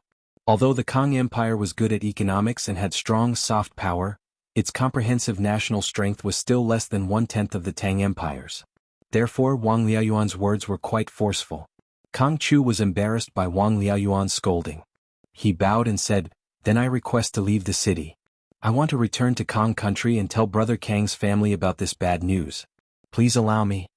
Currently, the 4 city gates of Taiyuan were already sealed, which was why he had made such a request. Otherwise, he would have already left the city. Wang Liaoyuan frowned and refused, No. Right now, this official has ordered the city guards to seal the city gates and search for the whereabouts of the assassin who tried to assassinate Kang Chang'an. Before the assassin is caught, no one is allowed to leave the city. If you want to leave Taiyuan, you'd better wait patiently in the city for a few days. Kang Chu said with an ugly face, Brother Kang and I are best friends. Now, I just want to leave the city and return to Kang country to tell Brother Kang's family about the bad news of Brother Kang's death. Why is provincial governor stopping me? Could it be that the provincial governor suspects that I am also an assassin? Chapter 1873. All right. County Magistrate He. I have already sent out everything that you wanted to report to my husband. Lantian County, Yong and Marquis Manor, Main Hall. Han Yushi, Li Jingma, Madam Li and County Magistrate He were all in the hall. However, Han Yushi was sitting at the table at the head of the hall, and in front of her was a large box. At this moment Han Yushi stood up and spoke to County Magistrate He. This was the imperial edict that had been sent out this morning.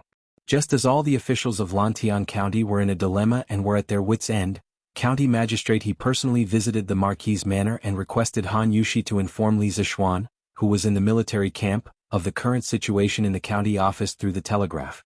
Han Yushi was, after all, a married woman. Although the Tang dynasty was liberal, it wasn't liberal to the point of allowing men outside to meet their wives alone.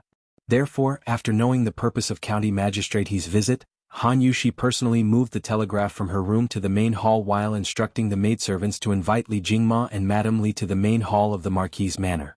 On the surface, it was to accompany them, but in reality, it was to avoid suspicion. Thank you, madam. This official and all the officials in the county office are extremely grateful.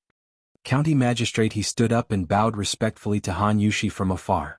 However, he didn't have any intention of leaving because he still had to wait for Li Zishuan's reply. Han Yushi pursed her lips and chuckled, County Magistrate He is too serious. My husband isn't in the county, so I still have to trouble you to help my husband manage Lantian County. Furthermore, my husband didn't consider it thoroughly and should have prepared a telegraph for the Lantian County office. When County Magistrate He heard this, he blushed and said, Cough, cough. Madam, you must be joking. Even if Marquis prepared a telegraph for the county office, no one in the county office would know how to use it. He was a scholar and had studied the 4 books and 5 classics. After Li Zishuan took over Lantian County, he worked under Li Zishuan. Although he had received many new ideas and knowledge, he still felt that he couldn't handle a new thing like the telegraph that required a higher professional knowledge. County Magistrate He, you are too modest. Han Yushi smiled faintly, then bowed to Li Jingma and Madame Li and said, Father, Mother, there are still some matters in the backyard, so Yushi will be busy first. I'll have to trouble you to accompany County Magistrate He. Just now, County Magistrate He's report involves a lot of things. I think my husband will have to think for a while before replying. When the time comes, you can just send someone to the backyard to call me. Han Yushi's thoughts were still relatively conservative. She did not want to get too involved in official matters. Moreover, she felt that it would be rather awkward for her to continue staying here, so she found an excuse to leave. Li Jingma nodded and replied, Good, good, good. Go ahead and do your work. County Magistrate He cupped his hands and sent him off. Black Armored Army's camp inside the tent. After receiving the telegram that County Magistrate He entrusted Han Yushi to send, Li Zishuan was in a dilemma. Just as County Magistrate He said, if Lantian County's government responded to the Imperial Court's reward policy, Lantian County's business tax revenue would be greatly reduced this year. There was a high probability that they would lose more than half of their business tax revenue. Furthermore, Lantian County was currently in a period of rapid development. Many of the infrastructure in the city were not complete, so they needed a large amount of money to invest in infrastructure. If the business tax revenue was pulled down, it would directly affect Lantian County's development progress. However, if Lantian County's government insisted on its own governance and did not implement the preferential tax policy, the merchants in the county, especially those who attended the donation ceremony yesterday, would definitely feel disappointed. This would not be beneficial to Lantian County's business development. Money, money, money. In the end, it's still a matter of money. Li Zishuan furrowed his brows and paced back and forth in the tent in frustration. In the end, this matter was still a matter of money. If the Lantian County Yamen had a lot of money, they wouldn't have this problem at all. Then give them a discount? What was there to be troubled about? But the problem was that the government had no money now. Before entering the military camp, Li Zishuan had heard County Magistrate He mention that the expansion of the city and the laying of electric wires in the city would require a large sum of money.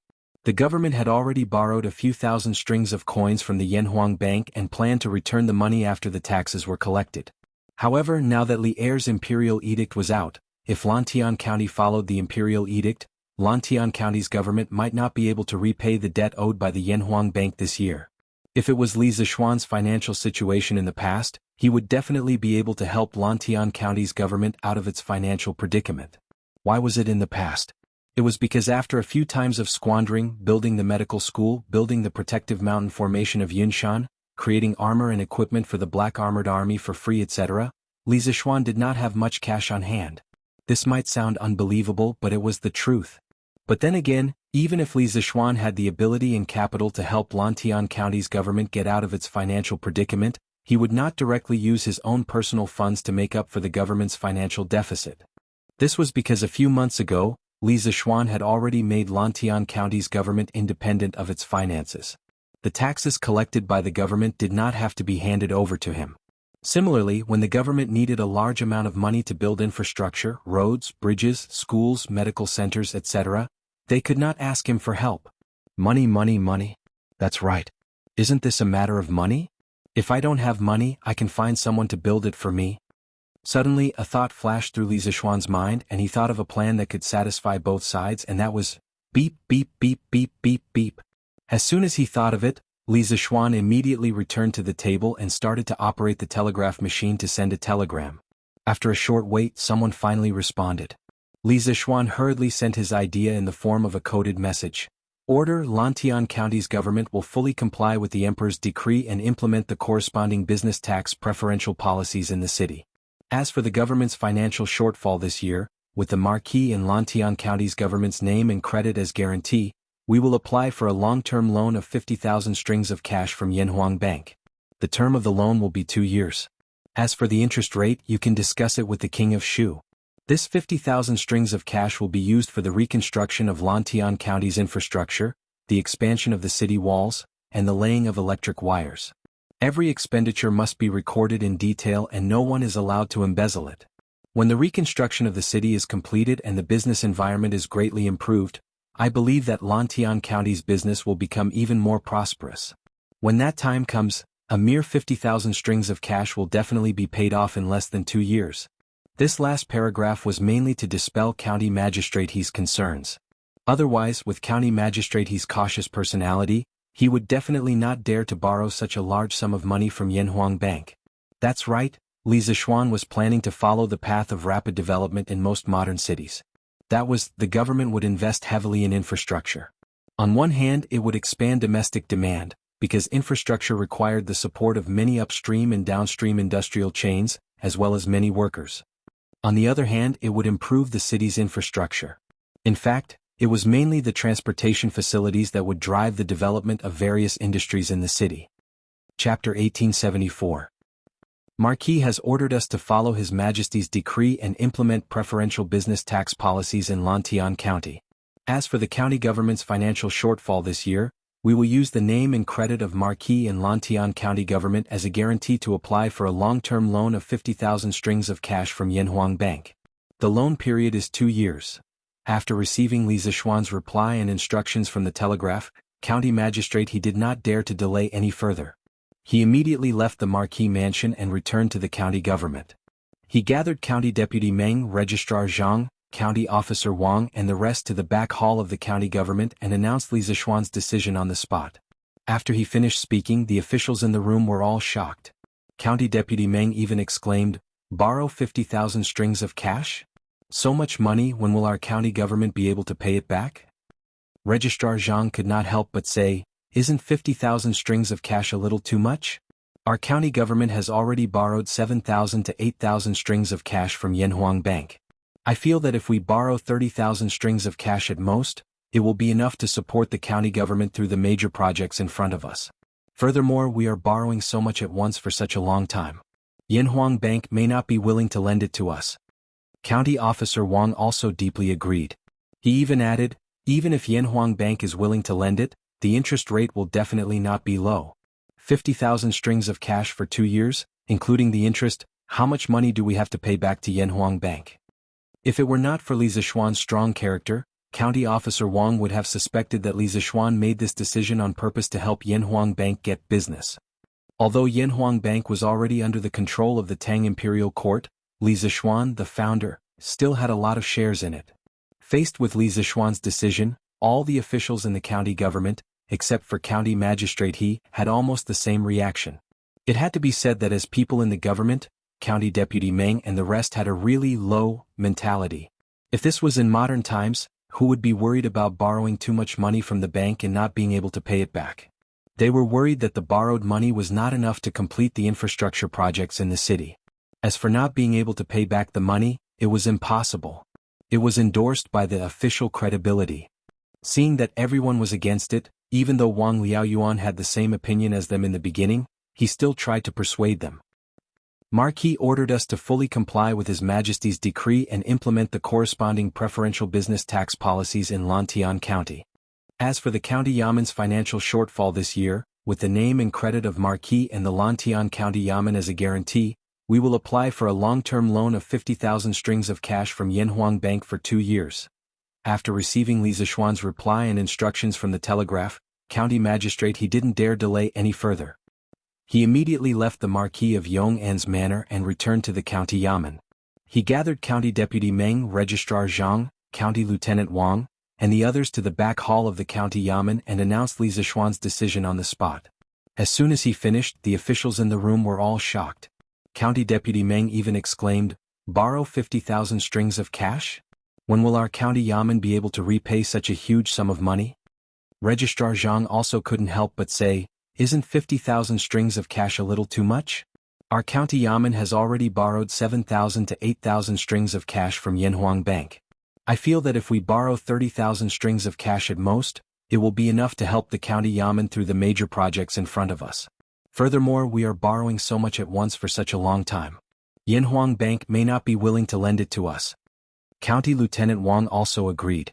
He even added, "Even if Yanhuang Bank is willing to lend it, the interest rate won't be low.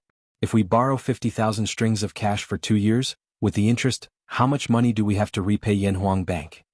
If it weren't for Li Zishuan's tough character, County Lieutenant Wang would have suspected that Li Zishuan made this decision on purpose to get business for Yanhuang Bank. Although Yanhuang Bank was controlled by the Imperial Court of Tang Empire, Li Zishuan, the founder, still had a lot of shares in it. Faced with Li Zishuan's decision, all the officials in the county Yamen, except for County Magistrate He, had almost the same reaction. It had to be said that as people in the government, County Deputy Meng and the other officials' thoughts were really low. If this was in modern times, who would worry about borrowing too much money from the bank and not being able to repay it? They were all worried that the borrowed money was not enough to complete the infrastructure projects in the city. As for not being able to repay the money, it was impossible. They had the government's credibility as their endorsement. Seeing that everyone was unanimously against it, although Wang Liaoyuan had the same opinion as them at the beginning, he still advised. Marquis ordered us to fully comply with the Emperor's decree and implement the corresponding business tax preferential policies in Lantian County. As for the county Yamen's financial gap this year, with the name and credibility of Marquis and Lantian County Yamen as a guarantee, we will apply for a long-term loan of 50,000 strings of cash from Yanhuang Bank. The loan period is 2 years. After receiving Li Zishuan's reply and instructions from the telegraph, County Magistrate He didn't dare to delay any further. He immediately left Marquis Mansion and returned to the county Yamen. He gathered County Deputy Meng, County Lieutenant Wang, and the others again in the back hall of the county Yamen and announced Li Zishuan's decision on the spot. After he finished, the officials in the room were all shocked. County Deputy Meng even exclaimed, "Borrow 50,000 strings of cash? When will our county Yamen be able to pay back so much money?" County Lieutenant Zhang also couldn't help but say, "Isn't 50,000 strings of cash a little too much? Our county Yamen has already borrowed 7,000 to 8,000 strings of cash from Yanhuang Bank. I feel that if we borrow 30,000 strings of cash at most, it will be enough to support the county Yamen through a few big projects in front of us. Moreover, we are borrowing so much at once for such a long time. Yanhuang Bank may not be willing to lend it." County Lieutenant Wang also deeply agreed. He even added, "Even if Yanhuang Bank is willing to lend it, the interest rate won't be low. If we borrow 50,000 strings of cash for 2 years, with the interest, how much money do we have to repay Yanhuang Bank?" If it weren't for Li Zishuan's tough character, County Lieutenant Wang would have suspected that Li Zishuan made this decision on purpose to get business for Yanhuang Bank. Although Yanhuang Bank was already under the control of the Imperial Court of Tang Empire, Li Zishuan, the founder, still had a lot of shares in it. Facing Li Zishuan's decision, all the officials in the county Yamen, except for County Magistrate He, had almost the same reaction. It had to be said that as people in the government, County Deputy Meng and the others' thinking was really low. If this was in modern times, who would worry about borrowing too much money from the bank and not being able to pay it back? What they worried about was that the borrowed money was not enough to complete the infrastructure projects in the city. As for not being able to pay back the money, it was impossible. It was backed by the government's credibility. Seeing that everyone was unanimously against it, although Wang Liaoyuan had the same opinion as them in the beginning, he still advised. Marquis ordered us to fully follow the Emperor's decree and implement the corresponding preferential business tax policies in Lantian County. As for the county Yamen's financial shortfall this year, with the name and credibility of Marquis and Lantian County Yamen as guarantee, we will apply for a long-term loan of 50,000 strings of cash from Yanhuang Bank. The loan period is 2 years. After receiving Li Zishuan's reply and instructions from the telegraph, county magistrate he didn't dare to delay any further. He immediately left Marquis Mansion and returned to the county yamen. He gathered County Deputy Meng, County Lieutenant Wang, and the others in the back hall of the county yamen and announced Li Zishuan's decision on the spot. As soon as he finished, the officials in the room were shocked. County Deputy Meng even exclaimed, "Borrow 50,000 strings of cash? So much money, when can our county yamen pay it back?" County Lieutenant Zhang also couldn't help but say, "Isn't 50,000 strings of cash a little too much?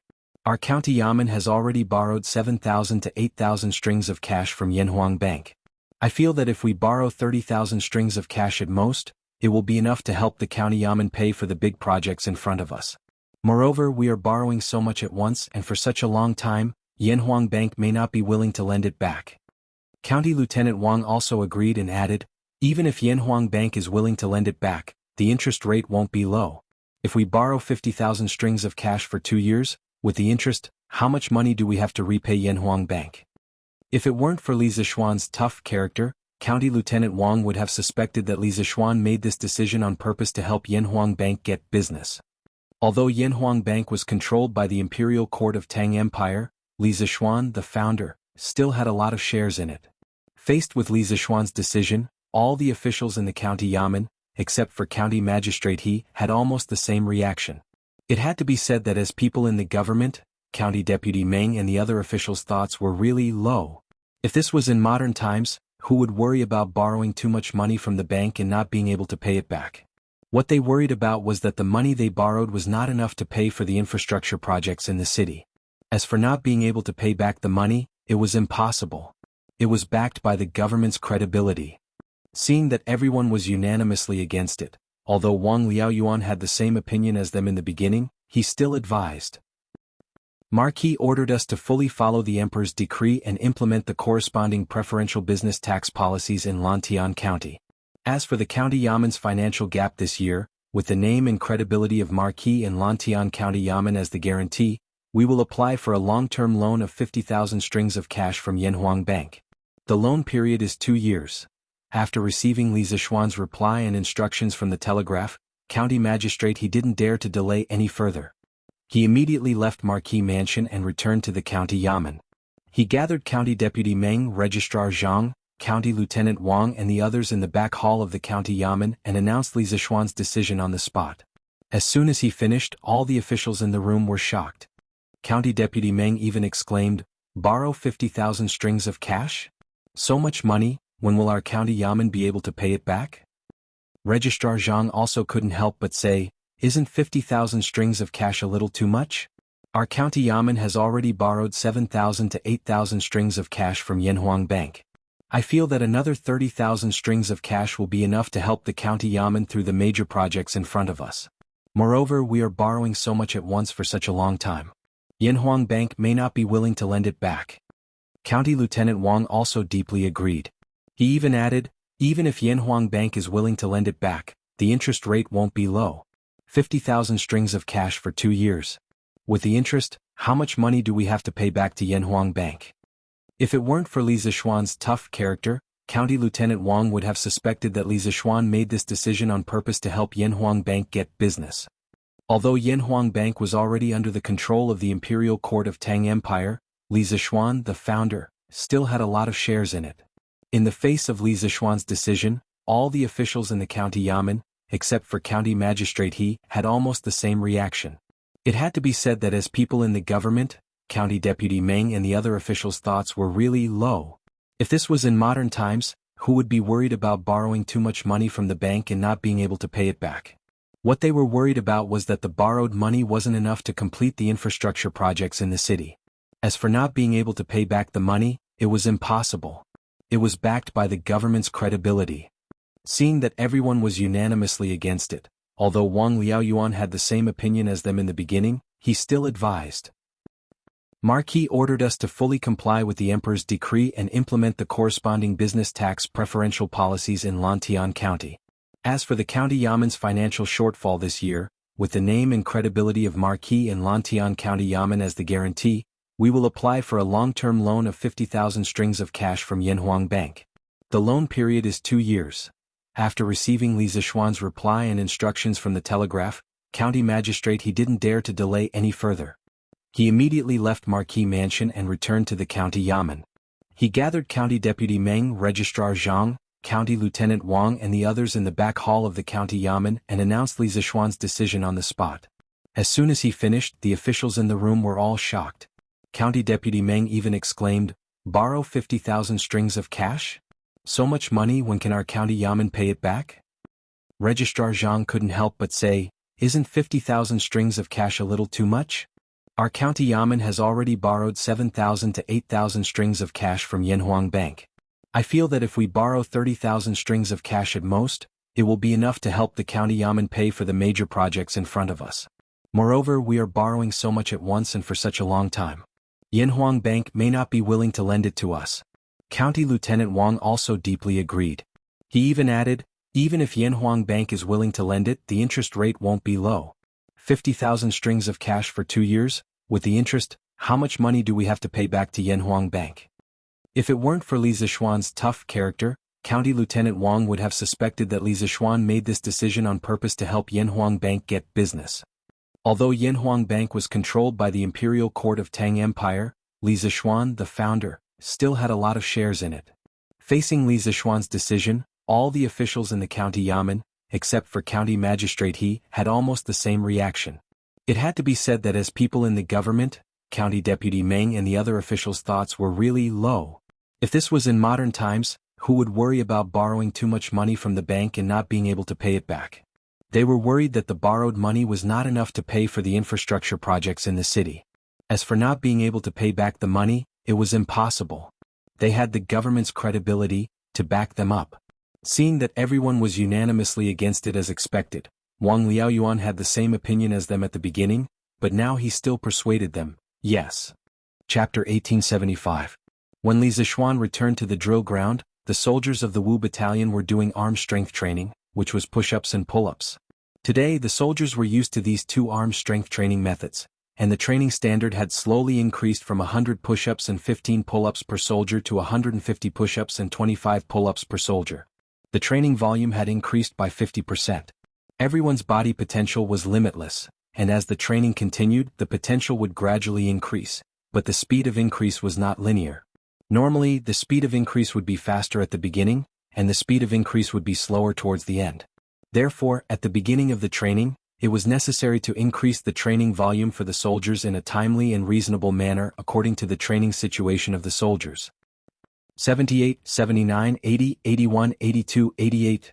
Li Zishuan walked to the side of the training ground of the Wu Battalion, and listened to the counting sounds. Suddenly he heard a particularly discordant sound, and he couldn't help but stop walking. Looking at the burly man beside him who was counting, Li Zishuan's mouth twitched, and he stepped forward and kicked the burly man's leg and scolded angrily, "Is it 88 after 82? Wang Rong, do you know how to count?" This burly man was the sergeant, squad leader, of the first squad of the Wu Battalion. Wang Rong and Ding Dali, who helped Zhang Kangyan to incite the soldiers to mutiny, was a soldier under him. At this moment he was supervising the soldiers doing push-ups and helping to count at the side. Ever since that incident, Wang Rong felt that he had wronged Li Zishuan. From his point of view, Li Zishuan was a great benefactor to his hometown, but his soldiers actually did such a thing. As a squad leader, although he didn't participate in it personally, he was responsible for not being strict with his subordinates. Wang Rong had always felt guilty towards Li Zishuan. Recently, under his supervision and urging, the soldiers in his squad had been training very hard, and he had never fallen behind in his own training, and the training volume he set for himself was twice that of a normal soldier. However, Wang Rong was a boorish man through and through. Not to mention going to school, he didn't even know how to write, let alone know how to count. He had no problem counting in the single digits, but when the number was large he didn't even know where he was counting to. Li Zishuan was an engineering nerd in his previous life, but after he traveled to Tang he started his career as a mathematics teacher. As a mathematics teacher, how could he tolerate the fact that there were people around him who couldn't count? Join the army. You're here. Wang Rong was kicked for no reason, but he wasn't angry at all because the person who kicked him was Li Zishuan. He scratched his head and smiled embarrassedly at Li Zishuan. That I really don't know how to count. It's okay if it's a small number, but if it's a large number, then please forgive me. Join the army? Wang Rong spoke in a dignified manner, but the soldiers of the first unit of the Wu battalion lowered their heads and tried to hold back their laughter. Li Zishuan rolled his eyes and said helplessly, "If you don't know how to count, then count separately. 150, divide it into 3 counts and count 50 each time. Otherwise, if you count like that, you'll get 8 out of 10 people wrong." Wang Rong's eyes lit up when he heard that, and he couldn't help but say excitedly, "Divide it into 3 counts? That's a good idea. Join the army, you're indeed a literary star." Chapter 1876. I see. On the drill ground, Sun Jiping was suddenly enlightened. If the soldiers of the 2nd Battalion are only putting on a show during their daily combat training, then in tomorrow's combat competition, their results will definitely not be as good as ours. Li Zishuan nodded with a smile and said, "This is why I've always requested the soldiers to conduct their daily training with the mentality of actual combat. They are all good men of my great Tang. I would rather have them suffer some injuries during training than lose their lives on the battlefield. Also, even if the 2nd Battalion soldiers put in as much effort as ours in their daily combat training, they will still not be a match for ours. Because they have only learned half of the training methods from the new drill manual, they have only learned the superficial combat training. Like push-ups, pull-ups and other basic auxiliary training, they have not done them at all. For a martial artist, if they do not have strong arm strength and stamina, how can they beat an opponent of the same level?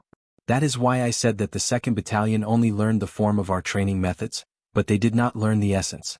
And because of their blind learning, it has disrupted their original training rhythm, and it is very likely that their original advantage in traditional military formations will gradually disappear.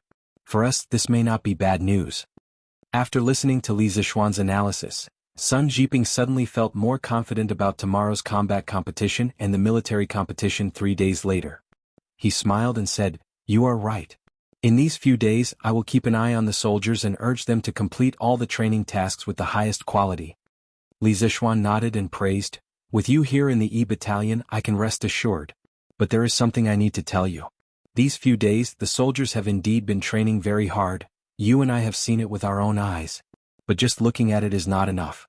As the saying goes, those who have done well should be rewarded, and those who have done wrong should be punished. Although it is only training now and they have not gone to the battlefield, but for those who have trained hard and achieved outstanding results, we should still give appropriate rewards. Otherwise, as time goes by, the soldiers may lose the motivation to train hard." Sun Jiping frowned and asked in confusion, "What do you mean, how should we reward the soldiers?" He was only the lieutenant of the E Battalion, not the general of the Black Armored Army. He did not have much authority in this aspect regarding rewards, so he could only ask Li Zishuan for advice. Li Zishuan pondered for a moment and said, "How about this? In the next few days, Jiping, pay attention to the soldiers who have been training unusually hard. I want you to pick out a group of outstanding soldiers who have outstanding training and record them in a book. If he is a normal soldier, he can be promoted to a deputy general. If he is already a squad leader, then he can be promoted to deputy general of a battalion. These selected soldiers will lead the training of the brothers in the camp during peacetime. During wartime, I need them to form a special assault team. I want them to take down the enemy's most elite and hard-to-take-down forces on the battlefield. Special assault team." Hearing this new term from Li Zishuan's mouth, Sun Jiping was stunned for a moment. After thinking about it carefully for a while, he roughly understood what kind of existence the so-called special forces were. After a moment of silence, Sun Jiping cupped his fists and said solemnly, "This general obeys." "I see." On the drill ground, Sun Jiping suddenly realized what was going on. If the soldiers of the B Battalion are just putting up a show during their daily combat training, then in tomorrow's combat competition, their results will definitely not be as good as ours. Li Zishuan nodded with a smile and said, "This is why I've always requested the soldiers to conduct their daily training with the mentality of actual combat. They are all good soldiers of the Tang Empire. I would rather they get injured during training than lose their lives on the battlefield. Also, even if the soldiers of the B Battalion put in as much effort as our soldiers in their daily combat training, they will still not be a match for our soldiers. Because they have only learned half of the training methods from the new drill manual, they have only learned the superficial combat training. Like push-ups, pull-ups and other basic auxiliary training, they have not done them at all. For a martial artist, if they don't have strong arm strength and stamina, how can they beat an opponent of the same level? That's why I said that the B Battalion only learned the form of our training methods, but not the essence. And because of their blind learning, it messed up their original training rhythm, and it is very likely that their original advantage in traditional military formations will gradually disappear. For us, this may not be a bad news. After listening to Li Zishuan's analysis, Sun Jiping suddenly felt more confident about tomorrow's combat competition and the military competition 3 days later. He smiled and said, "You are right. In the next few days I will keep an eye on the soldiers and urge them to complete all the training tasks with quality and quantity." Li Zishuan nodded and praised, "With you here in the E Battalion I can rest assured. But there is something that I need to tell you. In the past few days the soldiers have been training very hard, you and I have seen it with our own eyes. But just looking at it is not enough. As the saying goes, one should be rewarded for meritorious deeds, and one should be punished for wrongdoings. Although it is only training now and not going to the battlefield, but for those who have trained hard and achieved outstanding results, we should still give appropriate rewards. Otherwise, as time goes by, the soldiers may lose the motivation to train hard." Sun Jiping frowned and asked with some confusion, "How should we reward the soldiers according to your idea?" He was only the lieutenant of the E Battalion and not the general of the Black Armored Army. Regarding the rewards for the soldiers, he did not have much authority in this aspect, so he could only ask Li Zishuan for advice. Li Zishuan frowned and pondered for a moment, then said, "How about this? For the next few days, Jiping, pay close attention to the soldiers who are training unusually hard. I want you to pick out a batch of outstanding soldiers and record all of them in a book. If he is a normal soldier, you can promote him to a deputy general of a team. If he is already a squad leader, you can promote him to a deputy general of a battalion. These selected soldiers will lead the training of the brothers in the battalion during normal times, but during wartime I need them to form a special assault team. I want them to specifically take down the most elite and difficult force of the enemy on the battlefield." Special assault team. Sun Jiping was startled when he suddenly heard a new term from Li Zishuan. After thinking about it carefully for a while, he roughly understood what kind of existence the special assault team mentioned by Li Zishuan was. After a moment of silence, Sun Jiping cupped his hands and said seriously, "Yes, sir." Chapter 1877. Reporting to the provincial governor and Your Highness King of Wei, this subordinate followed Kong Chu all the way to Jining Square in the west of the city and didn't find anything strange about him. I also didn't see him come into contact with anyone on the way. This subordinate had people hide near his residence and secretly observe. If there is any news, report it immediately. Taiyuan City, back hall of the provincial governor's mansion. Constable Feng strode in from outside and cupped his fists to Wang Liaoyuan and Li Tai. At this time, only Wang Liaoyuan and Li Tai were left in the room. As for Dugu Feng, he took the weapons scattered by the assassins in the morning and worked with the soldiers of the Bing province barracks to search for the assassins in the city. Wang Yu naturally had to return to the Wang family to make some arrangements. After all, in terms of searching for people, especially in Taiyuan City, the Wang family's ability and strength were not inferior to the government. The reason why Li Tai hadn't left yet was mainly to wait for news from the people who followed Kong Chu. Wang Liaoyuan frowned and asked, "You're saying that Kong Chu has a residence in Jining Square?" "Yes," Constable Feng replied. Wang Liaoyuan continued to ask, "Did you find out when he started doing business in Taiyuan City?" Constable Feng cupped his fists and said, "This subordinate found out that Kong Chu came to Taiyuan City 3 years ago. He opened a treasure shop in the city that specializes in selling gems and pearls. In recent years, business has been good and he's an honest person. Last year he married a local wife. The woman is the daughter of a country squire from outside Taiyuan City. Her name is Su Xiuha. After the two of them got married they were very loving. Nothing out of the ordinary happened." Wang Liaoyuan frowned and didn't say anything. Li Tai asked, "Did you ask Kong Chu's neighbors if any strangers came looking for him or sent him a letter today?" Constable Feng nodded and said, "Your Highness, this subordinate asked an auntie who sells pancakes in front of the Kong residence. She said that in the Kong residence today, other than Kong Chu, there was only an old farmer who carried vegetables in. No one else came in or out of the Kong residence." "An old farmer who delivered vegetables?" Li Tai's heart skipped a beat and he quickly asked, "What is this old farmer's background? Have you checked?" Constable Feng had obviously done his work well this time. He cupped his fists and replied, "I've asked around. This old farmer is a farmer from Nanha village outside the city. He has a son who lives in the city. He just moved into the city this year and stayed with his son. Basically, he would send vegetables to Kong Chu's house every few days. There's nothing unusual about him." Hearing this, Li Tai couldn't help but frown in silence. Seeing this, Wang Liaoyuan waved his hand at Constable Feng and said, You did a good job. You can leave now. I have something important to discuss with His Highness. Here. Constable Feng cupped his fists, bowed and left. Li Tai raised his head and looked at Wang Liaoyuan. Provincial Governor Wang, I still think there's something wrong with Kong Chu. Have someone keep an eye on Kong Chu. Report to me as soon as you find anything strange. Although Kong Chu looked normal on the surface, Li Tai's intuition told him that Kong Chu was definitely hiding something. Wang Liaoyuan had been an official for so many years, so he was still alert. He also felt that there was something wrong with Kong Chu. Hearing this, he nodded and said, Okay. I'll make the arrangements. Li Tai nodded and stood up. If that's the case, I'll leave this to Provincial Governor Wang. I still have other matters to attend to, so I'll take my leave first. Although Dugu Xian had been assassinated and the hidden assassin in the city hadn't been caught, the Academy's task of building a relay station still had to continue, and might even have to be sped up. This was because Li Tai didn't know how many more obstacles he would face. He wanted to be as quick as possible.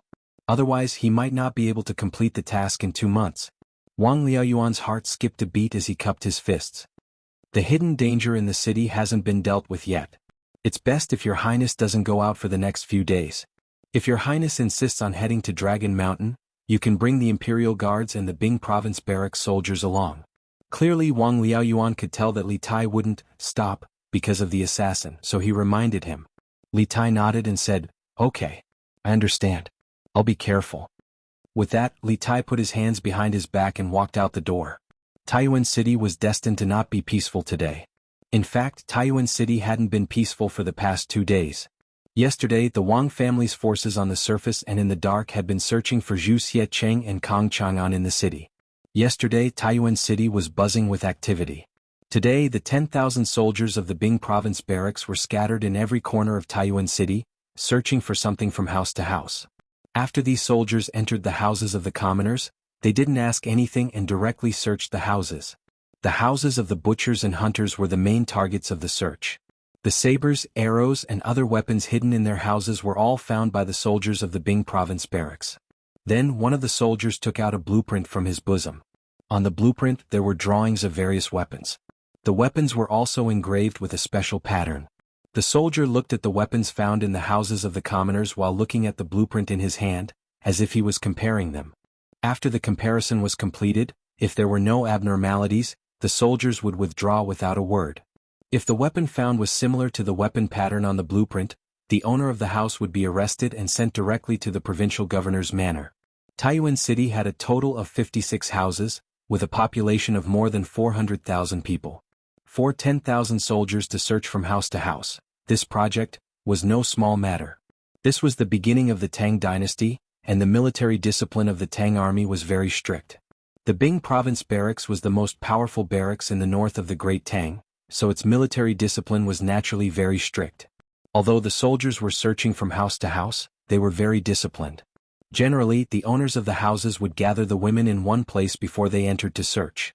Thus, although the search of the soldiers caused some inconvenience to the lives of the commoners, on the whole, the commoners of Taiyuan City mostly supported the soldiers' work. Of course, there were always exceptions to everything. Not everyone was willing to cooperate with the search. Some of the rich and powerful families in the city were often unwilling to let the soldiers go in and search. After all, they were all big families and businesses. If the soldiers went in and damaged something during the search, the losses would be great. Moreover, the great clans had many secrets. If the soldiers discovered something shameful about the owners of the houses during the search, wouldn't they suffer a great loss? Thus, when the owners of the great clans heard that the soldiers were coming to search, they couldn't help but order their servants to stop them. However, the search warrant today was jointly issued by the Bing Province Provincial Governor Wang Liaoyuan and the Bing Province Barracks Commandant Fang Gongting, the two highest-ranking military and political officials in Bing Province. The soldiers would carry out this search warrant unconditionally. The servants and guards of the great clans who wanted to stop the search were all knocked to the ground. If the owners of the houses still didn't know what was good for them, they would be arrested and sent to the provincial governor's manor along with those who had hidden suspicious weapons in their houses. Thus, for a moment, Taiyuan City could be said to be in chaos. At the same time, Longshan seemed to be completely unaffected by Taiyuan City. According to the division of tasks that Li Tai had assigned in the morning, the members of the 5th and 6th teams took out measuring tools and began to survey the buildings of the Longshan Boy Temple. The measuring tools they took were all from Yanhuang College. At the beginning of this year, the Academy officially established the second and third trump card project. The second trump card project was to improve the telegraph and increase the transmission distance of telegrams. The third trump card project was mainly to establish measurement standards and make standard measuring tools. After nearly half a year of hard work, the Academy had not only established its own measurement standards committee to establish unit standards for some new physical quantities, but also worked together with the workshop of the Interesting Pavilion to produce a batch of precision measuring instruments.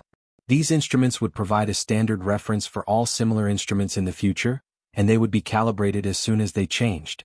The measuring instruments held by the students on Longshan included a ruler, a large triangular ruler, and even a tape measure.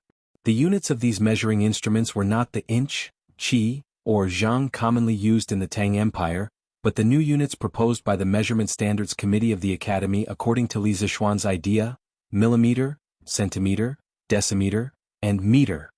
Although 1 centimeter of these measuring instruments was not strictly equal to 1 centimeter of modern measuring instruments, it was not important. In ancient times, if one wanted to make precision production, the ancient measurement units had to be subdivided. At this time, the smallest unit of length was 1 inch, about 333 centimeters, which obviously could not meet the requirements of precision production. Thus, Li Zishuan not only proposed millimeters, but also smaller units such as microns. The Academy was currently making more precise measuring instruments such as vernier calipers. Mr. Amo, we have finished measuring the inside and outside of the boys' temple. We think that the height here can meet the requirements of the construction of the telegraph relay station.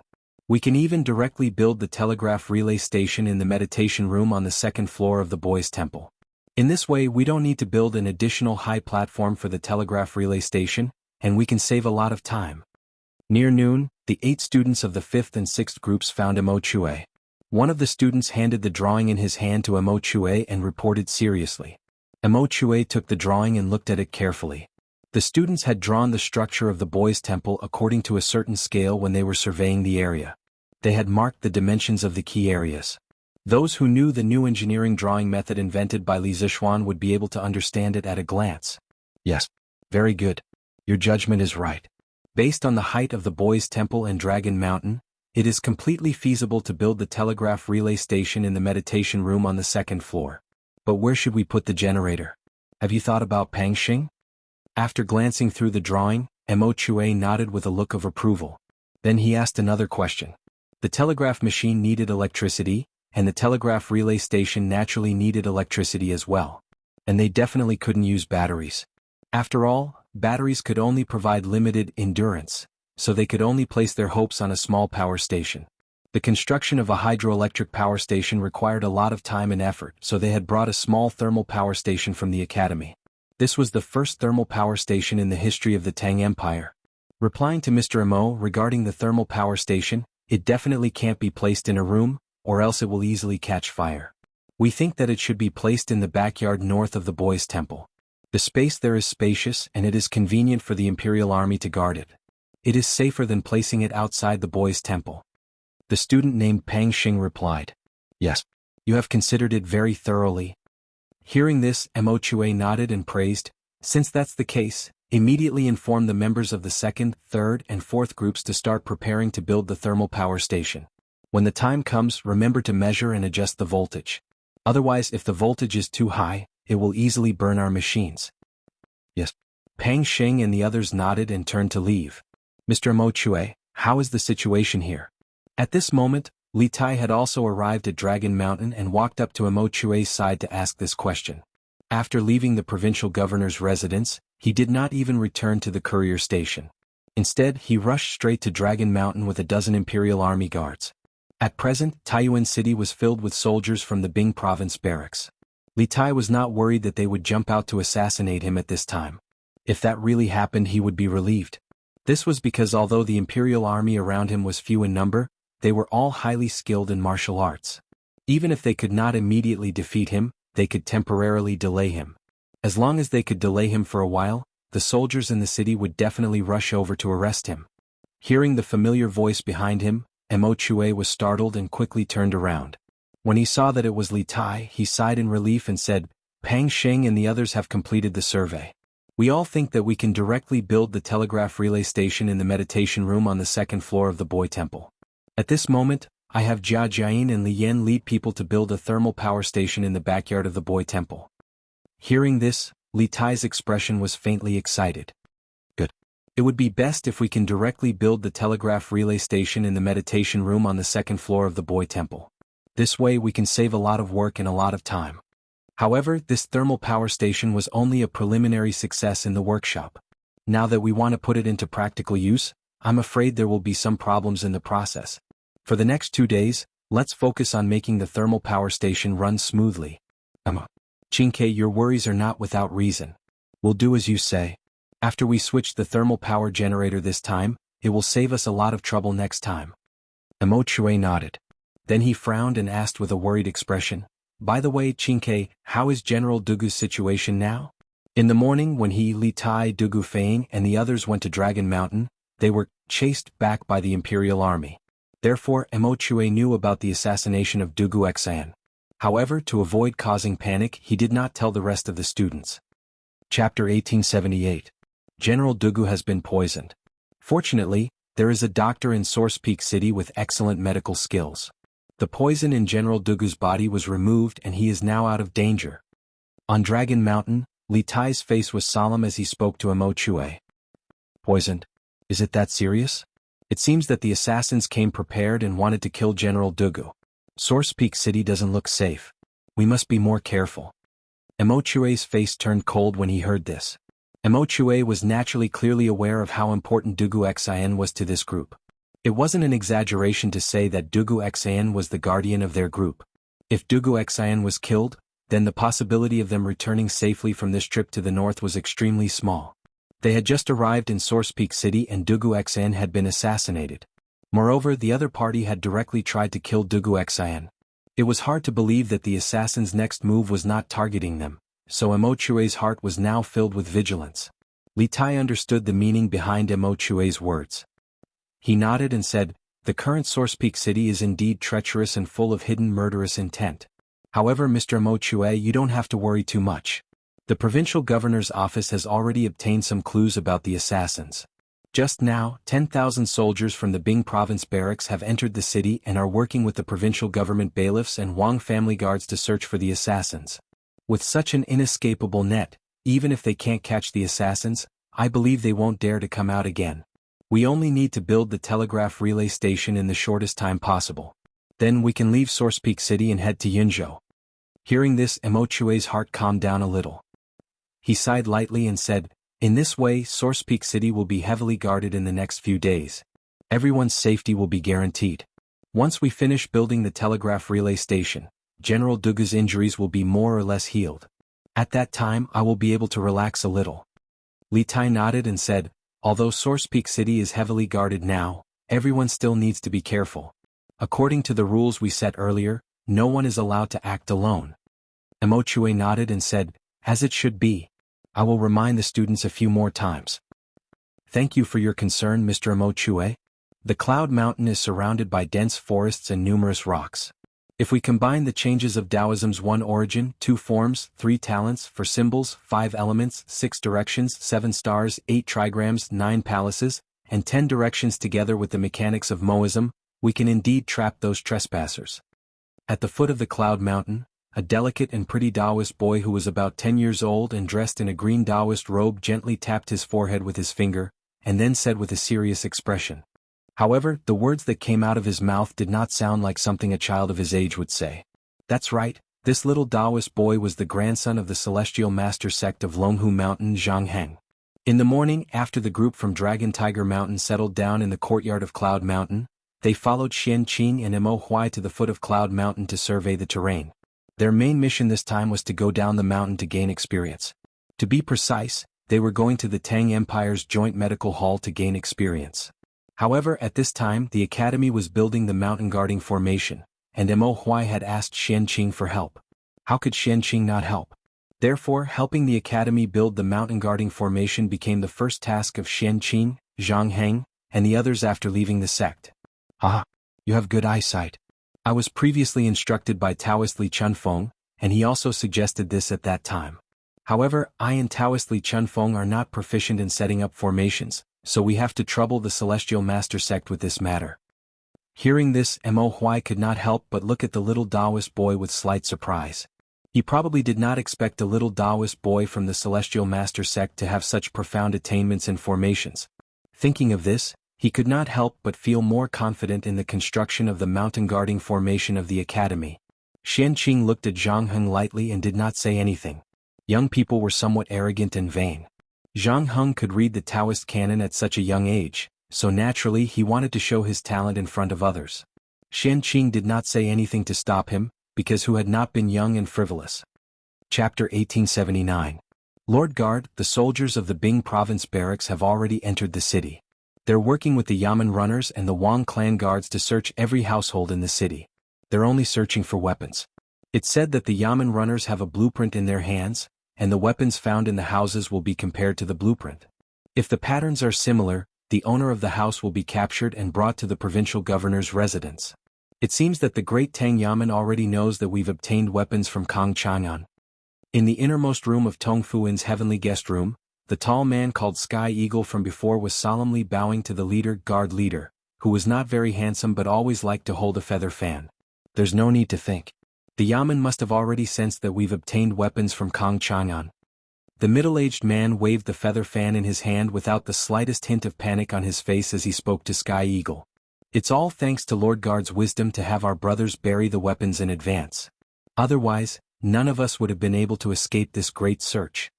The tall man called Sky Eagle clasped his hands, a look of relief on his face. It truly had been this Lord Guard, who had ordered them to bury all their weapons and lay low for the next few days. They were not to come out unless there was something important. Now that he thought about it, this Lord Guard had truly had a certain amount of foresight in his arrangements. Keep a close eye on the people below. Don't let them rashly show themselves, especially Shen Yi. This fellow has always thought highly of himself and likes to underestimate his enemies. We can't let him cause any trouble at this critical juncture. The Lord Guard frowned as he warned. This subordinate will do as you bid. Sky Eagle clasped his hands in acknowledgement. After a moment of hesitation, he tentatively asked, Lord Guard, may I ask what our next step is? The next step. The Lord Guard's eyes flashed and after a moment of thought he said, I've already sent a messenger pigeon back. Right now, we just need to wait for the Kagan's reply and reinforcements. Until then, all of us will carefully hide in the city and wait for an opportunity to move. If we have the chance to capture 1 or 2 Yanhuang College students and teachers, that would be for the best. Of course, this is only the most ideal situation. What's most important is that we don't expose ourselves. With our current strength, we don't have the strength to face the Great Tang authorities head-on. When Heavenly Eagle heard that, he cupped his fists and said with a solemn look, Lord Guard, rest assured. This subordinate definitely won't let the brothers be willing to be exposed. But right now, most of the people from Yanhuang College are in Longshan. They must have chosen a location there. Are we going to let them do whatever they want in Longshan? Lord Guard frowned and said indifferently, even if we want to interfere in this matter, I'm afraid we don't have the strength to do so. Right now, there must be a large number of soldiers guarding the Dragon Mountain. If we go there, I'm afraid we'll be walking right into their trap. Let's wait for 2 more days. Once our reinforcements arrive, we'll coordinate from the inside and the outside to completely take Taiyuan. Anyway, what Yanhuang College wants to build isn't something that can be completed in a few days. Heavenly Eagle nodded and cupped his fists as he said, Lord Guard is wise. This subordinate will pass down the order to all the brothers to be careful and lay low for the time being. Lord Guard waved his hand and said calmly, don't worry. Yes, go. If you don't have anything important to do in the next 2 days, don't come and see me. Chapter 1880. Dugu Xn was attacked by an assassin and almost died. Taiyuan City, the provincial governor's residence. Li Junxian had rushed over in a hurry, and when he learned from Wang Liaoyuan what had happened in Taiyuan City in the last 2 days, he couldn't help but be alarmed. When Li Er had sent him to Taiyuan City to protect Li Tai's group, he had believed that this would be an easy mission. After all, Taiyuan City was a major city in the north of the Great Tang, and its security was naturally much better than that of a small county on the northern border. Moreover, Li Tai had 1,000 Imperial Army soldiers protecting him, so he would probably be in a lot of danger. But to Li Junshan's surprise, the moment he arrived in Taiyuan City, the city was sealed and martial law was imposed. Then he heard from Wang Liaoyuan that Dugu Xan had been attacked by an assassin and that there was a secret faction hiding in Taiyuan City. The situation in Taiyuan City was far more urgent than he had expected. This mysterious faction is far too crafty. They used bait to confuse us, and then by revealing that they had abandoned their son, they lured General Dugu to the southern part of the city, giving them a chance to strike. Fortunately, there was a famous doctor in Source Peak City who helped General Dugu escape from danger. This official has already ordered the Bing Province barracks to search the entire city for the assassins and strengthen the patrols in the city. Presumably, this group of people will go into hiding for a short period of time and won't dare to stir up trouble again. Wang Liaoyuan clasped his hands as he spoke to Li Junxian. He was also deeply surprised and shocked by Li Junxian's arrival. Li Junxian was the commander of 100 cavalry, and this cavalry was Li Er's most trusted and elite force. Li Junxian's arrival meant that Li Er was extremely concerned about Li Tai's safety. This placed Wang Liaoyuan under great pressure. After all, Li Er had given him 7 days to solve the case. Li Junxian's arrival was a covert attempt by Li Er to put pressure on him. How is His Highness's safety? Does the mysterious faction in the city already know why His Highness and the students from Yanhuang College have come to Taiyuan City? Wang Liaoyuan's words did nothing to ease Li Junxian's nervousness and wariness. He suddenly remembered something important and sternly asked. Although Li Tai's mission in Taiyuan was top secret, Li Junxian was one of Li Tai's most trusted subordinates, and he was also one of the commanders tasked with protecting Li Tai. He naturally knew about it. Thus, Li Junxian was well aware that if Li Tai's goal in coming to Taiyuan City was revealed, there was a high chance that the step would send people to sabotage, even assassinate them. There is no need to worry about His Highness King Wei's safety. As for why His Highness and the others have come to Source Peak City, even this official doesn't know. I presume that the mysterious faction in the city doesn't know either. Wang Liaoyuan pondered for a moment before replying. Li Junxian relaxed a little and clasped his fist. Since that's the case, this general will take his leave. Governor Wang, please keep the news of us coming to Taiyuan a secret. The enemy is in the dark. His Highness not only needs someone to protect him on the surface, but also in the dark. Wang Liaoyuan nodded. General Li, be at ease. This official will not mention your identities to anyone. But on His Highness's side. Li Junxian said, we will continue to protect His Highness from the shadows. When the time is right, we will naturally appear. Wang Liaoyuan naturally didn't dare to say more. Li Junxian clasped his fist and left with his men. Chapter 1881. No. Grandfather. Grandson said to seek refuge with the Turks, not Guardian Lord Zhao. In the study in the backyard of the Wang family's second branch, Wang Xinyuan shook his head and said lightly. Wang Kuei, who was in a state of agitation and excitement, seemed to have been splashed with a basin of cold water and completely calmed down. He frowned and asked in confusion, Xinyuan, what do you mean by that? If we follow Guardian Lord Zhao, isn't it the same as seeking refuge with the Turks? Xinyuan, are you thinking of? Wang Kuei suddenly thought of a terrifying possibility and could not help but reveal a trace of fear between his brows. Under his gaze, Wang Xinyuan slowly nodded and said, Grandfather, 2 years ago that person surnamed Zhao was just a small official in a small county in Sangzhou. After seeking refuge with Sheli Khan, he suddenly changed and gained the respected status he has today. In fact, in terms of foundation and strength, our Wang family is not the slightest bit weaker than him, so why do we have to work under him? Why can't we completely replace him? As soon as these words came out, Wang Kuei's face could not help but reveal a trace of contemplation. Seeing this, Wang Xinyuan struck while the iron was hot and continued, this time that person surnamed Zhao infiltrated Taiyuan City to get to the bottom of things is only for Prince Li Tai of Wei and the teachers and students of Yanhuang College. They are going to build a telegraph relay station in Taiyuan City, which is a great threat to the safety of the Turks. In the future, when the Great Tang and the Turks go to war, the Great Tang will be in an invincible position in terms of intelligence and information. That is why that person surnamed Zhao spared no effort to destroy the telegraph relay station that Li Tai and the others are going to build. Right now, it is just that they do not have enough troops. If they have enough strength, he will immediately take action and help the Turks eliminate this great threat. Grandfather, think about it, if we destroy the telegraph relay station that Li Tai and the others are going to build without the help of the grassland headquarters, and even secretly leave behind the key machines and key people to build the telegraph relay station and then give them to the Turks, once the Turks learn of it, the Turks will definitely have a whole new level of respect for us and even put us in an important position. At that time, we will not have to work under that person surnamed Zhao, but directly under the Turks. Isn't the day of meteoric success just around the corner? It was said that every man for himself and the heavens and earth would destroy him. Wang Xingyuan, on the other hand, would feel uneasy as long as he did not rebel. Not only did he want to rebel against the Great Tang, he also wanted to rebel against one of their leaders before even joining the opposing faction. He was truly a traitor who treated rebellion as a common occurrence. Wang Kuei's eyes brightened, but a moment later he frowned and said, "Xan Yuan, your idea is certainly good, but with our strength alone, how are we going to destroy the telegraph relay station that Li Tai and the others are going to build? What's more, we are going to secretly hand over the key machines and key personnel to the Turks." Wang Xingyuan smiled and said confidently, "There's no need for grandfather to worry about that. Grandson has his own plan. Right now, no one knows that we have already learned of Li Tai's plan to come to Taiyuan. Therefore they will not be on guard against us. I have already received the news that Li Tai and the others are going to build the telegraph relay station at Longshan.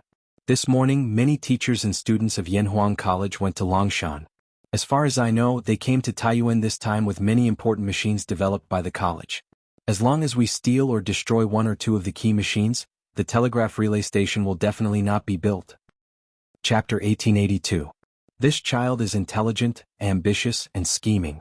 Wang Yu has misjudged him. Wang Kuei couldn't help but sigh as he watched Wang Xingyuan leave. It's just that, he's a little too smart. If he really was a child of the second branch, that would be great. In the end, Wang Kuei shook his head and said this without any reason. Wang Xingyuan's plan to rebel against Guardian Zhao was for his own good, but this act of rebelling against the Great Tang and then against Guardian Zhao left Wang Kuei a little uneasy. He was worried that Wang Xingyuan would one day break free from his control, and even more worried that Wang Xingyuan would one day betray him. "Wang Li, come in." After some time, Wang Kuei's complexion returned to normal, and he raised his head and called out to the door. "Second elder." Wang Li, dressed in plain clothes, pushed open the door and entered. After closing the door, he cupped his fists and greeted Wang Kuei. "You should have heard what this old man said to Xingyuan just now, right?" Wang Kuei looked at Wang Li and indifferently asked. Yes, this subordinate heard it all. While Wang Xingyuan and Wang Kuei were talking in the study, Wang Li had been standing under the great banyan tree not far from the study. On the one hand, he had been keeping watch for the two in the room to prevent anyone from sneaking in and eavesdropping. On the other hand, this could be considered Wang Kuei's arrangement. Wang Kuei knew that as a Grandmaster Realm expert, Wang Li's hearing was sharper than ordinary people's. Even at such a distance, he would definitely be able to hear what was going on in the room. "Since you've heard it all, this old man won't repeat it. Starting today, you and your subordinates must all obey Xingyuan's orders. Xingyuan's words are equivalent to this old man's words. All of you must strictly obey them, understand?" Wang Kuei sternly said. Wang Li's expression turned solemn as he bowed and cupped his fists. "Second elder, be at ease. This subordinate will do our best to assist young master. This child is intelligent and ambitious.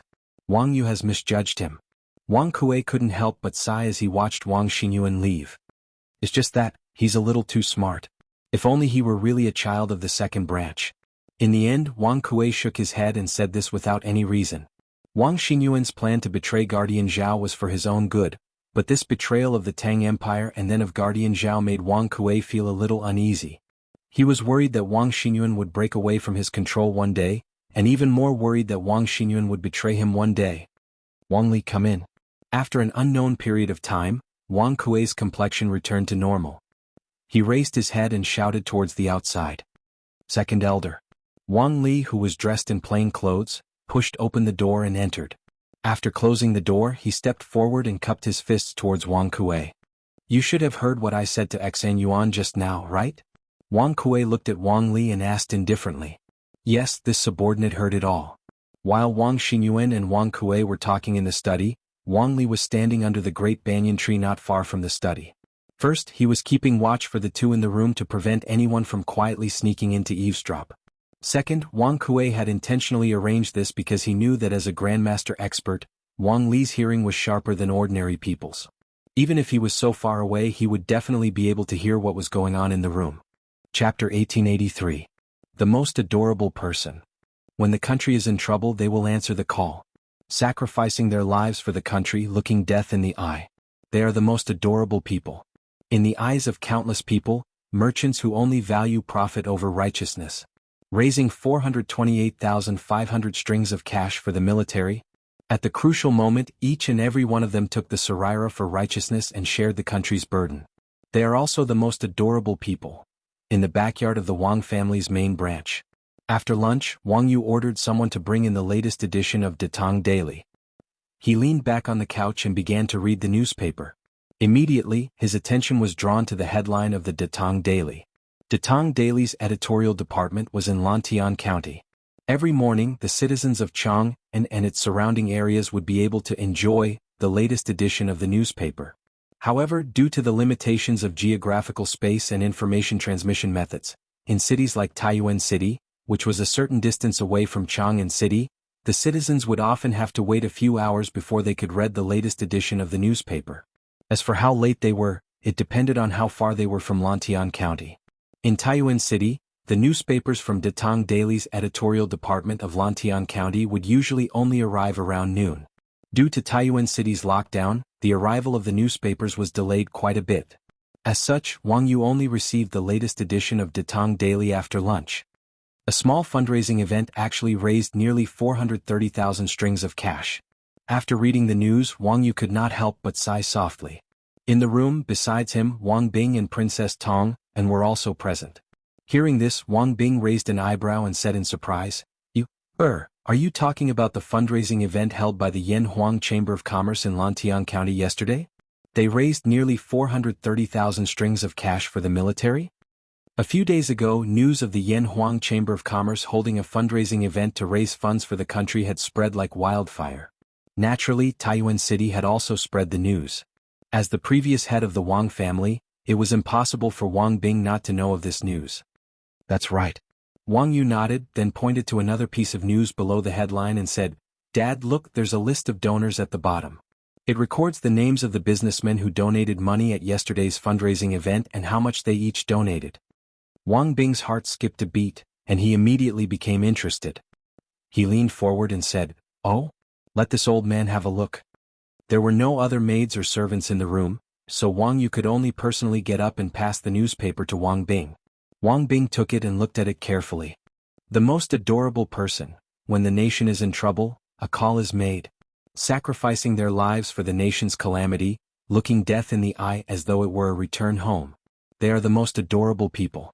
In the eyes of countless people, merchants who value profit above righteousness.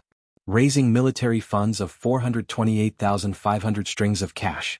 At the critical moment, each and every one of them took the Saraira as righteousness and shared the nation's burden. They are also the most adorable people. In the backyard of the Wang family's first branch. After lunch, Wang Yu ordered someone to bring him today's latest Datang Daily. He leaned against the couch and began to read the newspaper. He was immediately attracted by the headline of today's Datang Daily.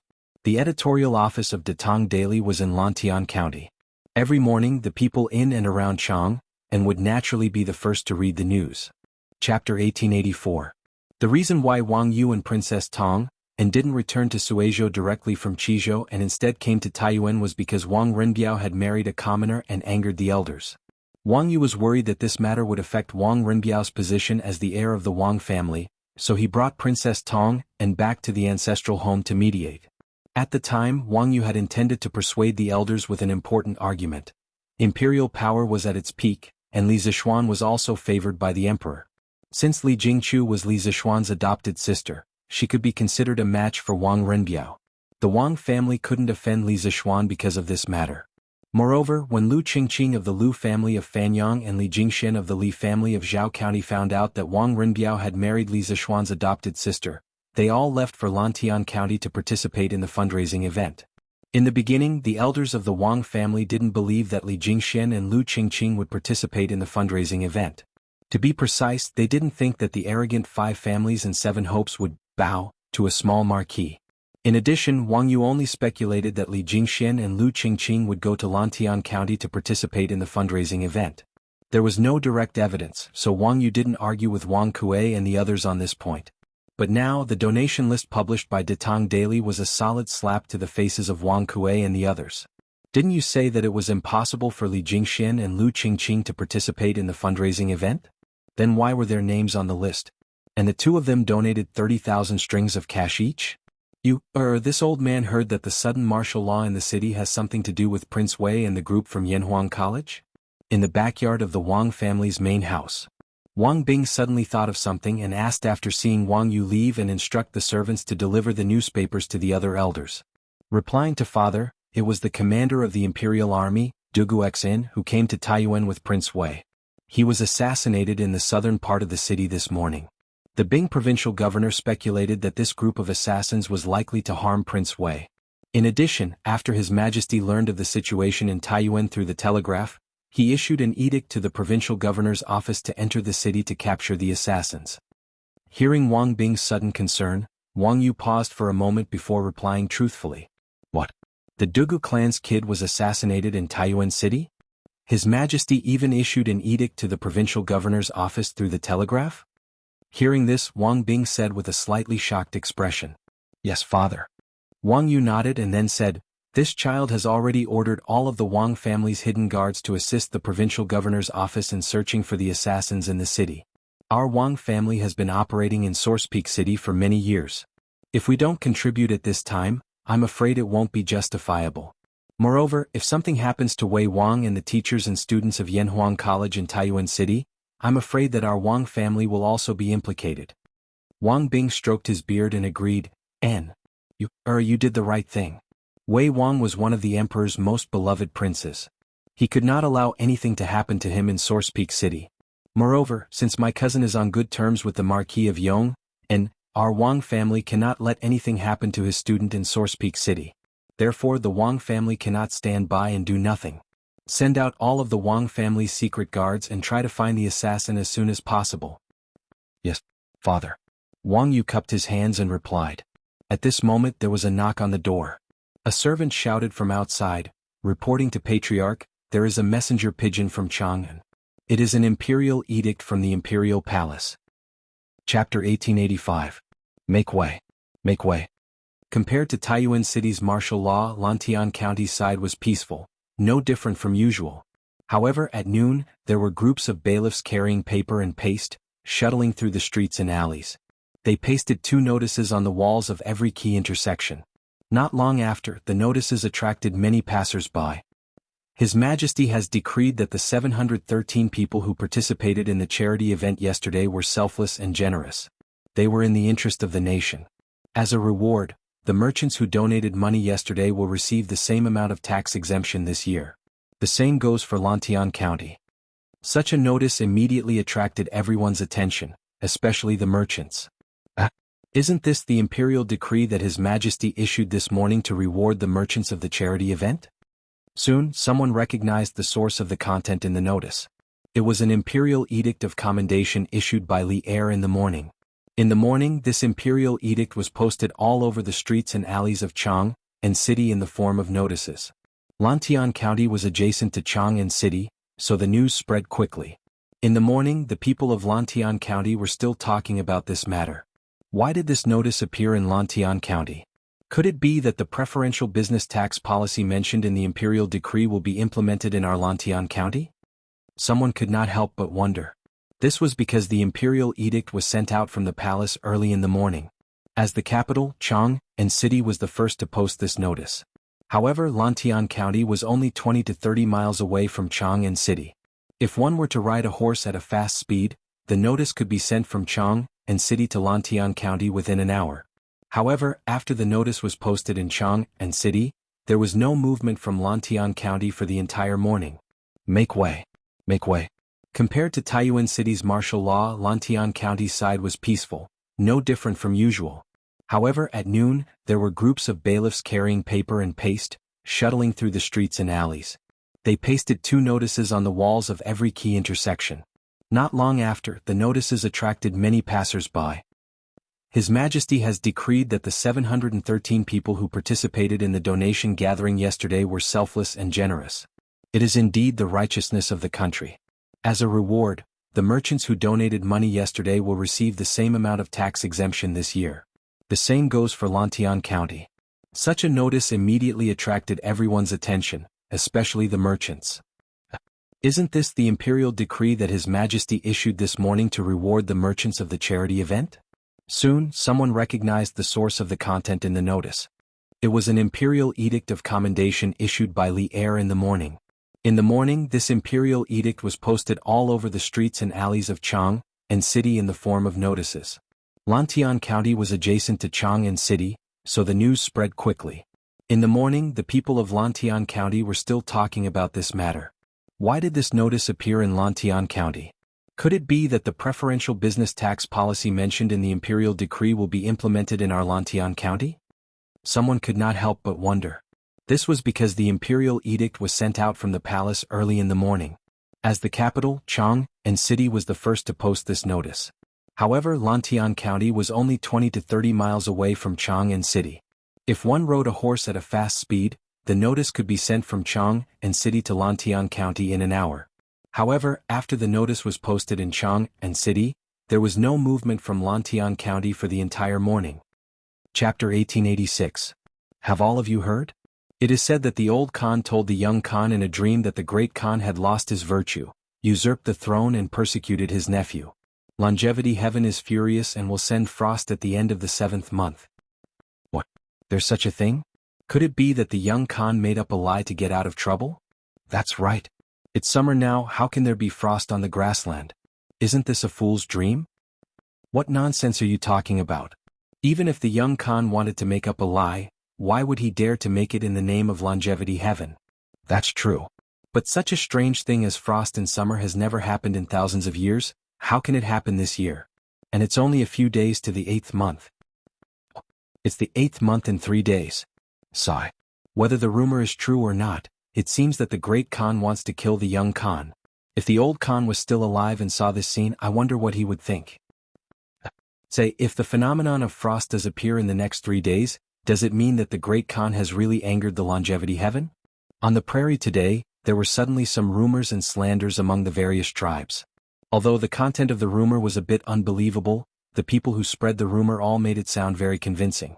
Most importantly, the rumor mentioned the everlasting heaven. As a prairie man, no one dared to make fun of the everlasting heaven. In this way, this seemingly absurd rumor gained much more credibility, allowing it to quickly spread among the Turkic common people and soldiers. This was a public opinion attack from the bottom up. When it was close to noon, many tribe leaders began to notice this rumor. Some of them scoffed and did not believe it at all. Some of them were thoughtful and thought that there was no smoke without fire. Some of them urgently gathered their trusted subordinates to discuss the hidden meaning behind this rumor. Have you all heard? It is said that the old Khan told the young Khan in a dream that the great Khan had lost his virtue, usurped the throne and persecuted his nephew. Longevity heaven is furious and will send frost at the end of the 7th month. What? There's such a thing? Could it be that the young Khan made up a lie to get out of trouble? That's right. It's summer now, how can there be frost on the grassland? Isn't that just a pipe dream? What nonsense are you talking about? Even if little Khan wanted to fabricate lies, how could he dare to fabricate lies in the name of longevity heaven? That's true. However, something as miraculous as a frost in summer had never happened in thousands of years. How could it happen this year? And August is only a few days away. It will be August in 3 days. Sigh. Regardless of whether the rumors were true or not, it seems that the great Khan wants the little Khan dead. If the old Khan was still alive, I wonder what he would think if he saw this scene. Say, if the phenomenon of frost does appear in the next 3 days, does it mean that the great Khan has really angered the longevity heaven? On the prairie today, there were suddenly some rumors and slanders among the various tribes. Although the content of the rumors was a little unbelievable, the people who spread the rumors all said it in a methodical manner. Most importantly, the longevity heaven was involved in the rumors. As a prairie man, no one dared to joke about the longevity heaven. In this way, this seemingly absurd rumor gained much more credibility, allowing it to quickly spread among the Turkic common people and soldiers. This was a public opinion attack from the bottom up. When it was close to noon, many tribe leaders began to notice this rumor. Some of them scoffed and did not believe it at all. Some of them were thoughtful and thought that there was no smoke without fire. There were also some who urgently gathered their trusted subordinates to discuss the hidden meaning behind this rumor. Chapter 1887. Retreat? Big brother, what do you mean? In the tent of the Qigong clan, Qigong shaman opened his eyes widely and looked at Qigong Heli with a confused face. Qiji Heli narrowed his eyes and said lightly, "Since the great Khan's army arrived at Chang and City 2 years ago, the grassland has fallen into endless wars and civil strife. Now that the Great Khan and the Little Khan are fighting, although the Great Khan seems to be strong and has the upper hand, the Little Khan has a group of tribes that are extremely loyal to him. That is the foundation left by the old Khan. Although the Great Khan has the ability to destroy the Little Khan's tent, but after a battle, the Great Khan's tribes will be greatly weakened. And in the past 2 years, the Great Khan appointed Han people as officials, especially that Zhao. The Great Khan is trying to implement the Central Plain system in the grassland and control all the tribes in the grassland in his hands. Now, even if the tribes were obedient to the Great Khan on the surface, they were already disloyal behind his back. The Great Khan has always been on guard against our Kiji tribe, Shuiyantua, Hueha, Duban and other Chela tribes, and even intends to weaken our strength. This time, in the attack on the Little Khan's palace, the Great Khan deliberately let our warriors charge in front. His ambition is obvious. In the face of absolute strength, even if we are dissatisfied with him, what can we do? I can only watch as the warriors of my tribe die at the hands of my fellow tribesmen. But now the situation seems to be different from before. The Little Khan spread this rumor, he must have a plan behind it. As long as he has a plan to escape and defect to the Tang Empire, our Kiji tribe can follow suit and surrender to the Tang Empire together with the Little Khan. The Kiji tribe and Shuiyantua tribe were both part of the Gaoche tribe. They once followed Fujilua to the Yongar Basin to build the Gaoche kingdom. During the northern and southern dynasties, they were nomadic in the south of the Altai Mountains, around the Erdix River, and a few of them stayed in the Dujin Mountains. In the first year of the Sui dynasty, the Chela tribes rose up against the tyranny of the Western Turks and elected the leader of the Kiji tribe, Kiji Jelling as Yuwuzan Moh Khan, and the leader of the Shuiyantua tribe, Yeshur Khan. Thus, Yeshur Khan led his tribe and Yen Mo Mountain became the strongest tribe of Chela. In the 7th year of the Sui dynasty, the Western Turks Shikue Khan was established, and Kiji Jelling and Yeshur Khan automatically cancelled their titles. Thus, Shuiyantua and the other tribes were ruled by the Turks. Retreat? Big brother, what do you mean? Inside the tent of the Qigong clan, Qigong shaman popped out his eyes and looked at Qigong Heli in confusion. Chigai Heli narrowed his eyes and said lightly, "Since the Great Khan's army arrived at Chang'an 2 years ago, the grassland has been plunged into endless wars and civil strife. Now the Great Khan and the Little Khan are fighting. Although the Great Khan seems to be strong and has the upper hand, the Little Khan has a group of tribes that are infinitely loyal to him. That is the foundation left by the old Khan. Although the Great Khan has the ability to destroy the Little Khan's tribe, but after the battle, the tribes under the Great Khan will be greatly weakened. Moreover, in the past 2 years the Great Khan appointed Han people as officials, especially that Zhao. The Great Khan is trying to implement the Central Plain system in the grassland and control all the tribes in the grassland. Now, even if the tribes were obedient to the Great Khan on the surface, they were already disloyal behind his back, paying lip service to him in secret. The Great Khan has always been on guard against our Kiji tribe, Shuiyantua, Kiji, Hueha, Duban and the other Chela tribes, and even intends to weaken our tribe's strength. This time, in the attack on the Little Khan's palace, the Great Khan purposely let our warriors charge at the front. His ambition is obvious. In the face of absolute strength, what can we do even if we are dissatisfied with him? I can only watch as the warriors of my tribe die at the hands of my fellow tribesmen. But now the situation seems to be different from before. The Little Khan has spread this rumor, he must have a plan behind it. As long as he has a plan to escape and join the Tang Empire, our Kiji tribe can follow suit and surrender to the Tang Empire together with the Little Khan. Chapter 1888. Mr. Mo Chue, in the morning the preliminary survey at Longshan has been completed, and the machinery related to the thermal generator has almost been assembled at the post house. I intend to have General Feng personally lead the Imperial Army to escort this batch of machinery to Longshan after lunch. In these 2 days we have to first clean and repair the boys' temple, and second we have to adjust and install the thermal generator. As for the coal needed for the thermal generator, I'll leave it to you and the other gentlemen to purchase it quickly in Taiyuan City. Li Tai, who had just finished lunch, found Mo Chue and spoke softly. In the morning, Li Tai and the others had carried out various surveys on Dragon Mountain and determined the location of the telegraph relay station. However, the boys' temple on Dragon Mountain had been abandoned for a long time, and the amount of work needed to clean and repair it was not to be underestimated. It was not something that could be done in a day or two. Furthermore, there was no way to cook on Dragon Mountain, so they could only go down the mountain and return to the post for lunch. Chinke, your allocation is very reasonable. To build the telegraph relay station, we have to adjust the thermal generator on Dragon Mountain first. You don't have to worry about the purchase of coal. Before dark today I will have enough coal sent to Dragon Mountain. As for the cleaning and repair of the boys' temple, in order to save time, I suggest that we ask the bailiffs from the provincial governor's office to help. At the same time, we can also ask the provincial governor's office to help find a few craftsmen who can repair houses. After all, in Taiyuan City, we are not familiar with the people and the place. Mo Chue heard this and nodded in agreement. Good. Then I will send someone to send a message to Provincial Governor Wang and ask him to send someone to help clean and repair the boys' temple. Li Tai also felt that there was no need to waste the Academy's energy on this, so he nodded in agreement. After all, he was not only the captain of the Academy's research team, but also the current king of Wei. Wang Liaoyuan did not dare to disobey his orders. Mr. Mo Chue, in the morning the preliminary survey at Longshan has been completed, and the machinery related to the thermal generator has almost been assembled at the post house. I intend to have General Feng personally lead the Imperial Army to escort this batch of machinery to Longshan after lunch. In the next 2 days our first task is to clean up and repair the boys' temple. Secondly, we must test and install the generator. As for the coal needed for the firepower generator, I'll leave it to you and the other gentlemen to purchase it in Taiyuan City. In the post house, Li Tai, who had just finished lunch, found Mo Chue and spoke softly. In the morning, Li Tai and the others carried out various surveys on Longshan and decided on the location of the telegraph relay station. However, the boys' temple on Longshan had been abandoned for a long time, and the amount of work needed to clean and repair it was not to be underestimated. It was not something that could be completed in a day or two.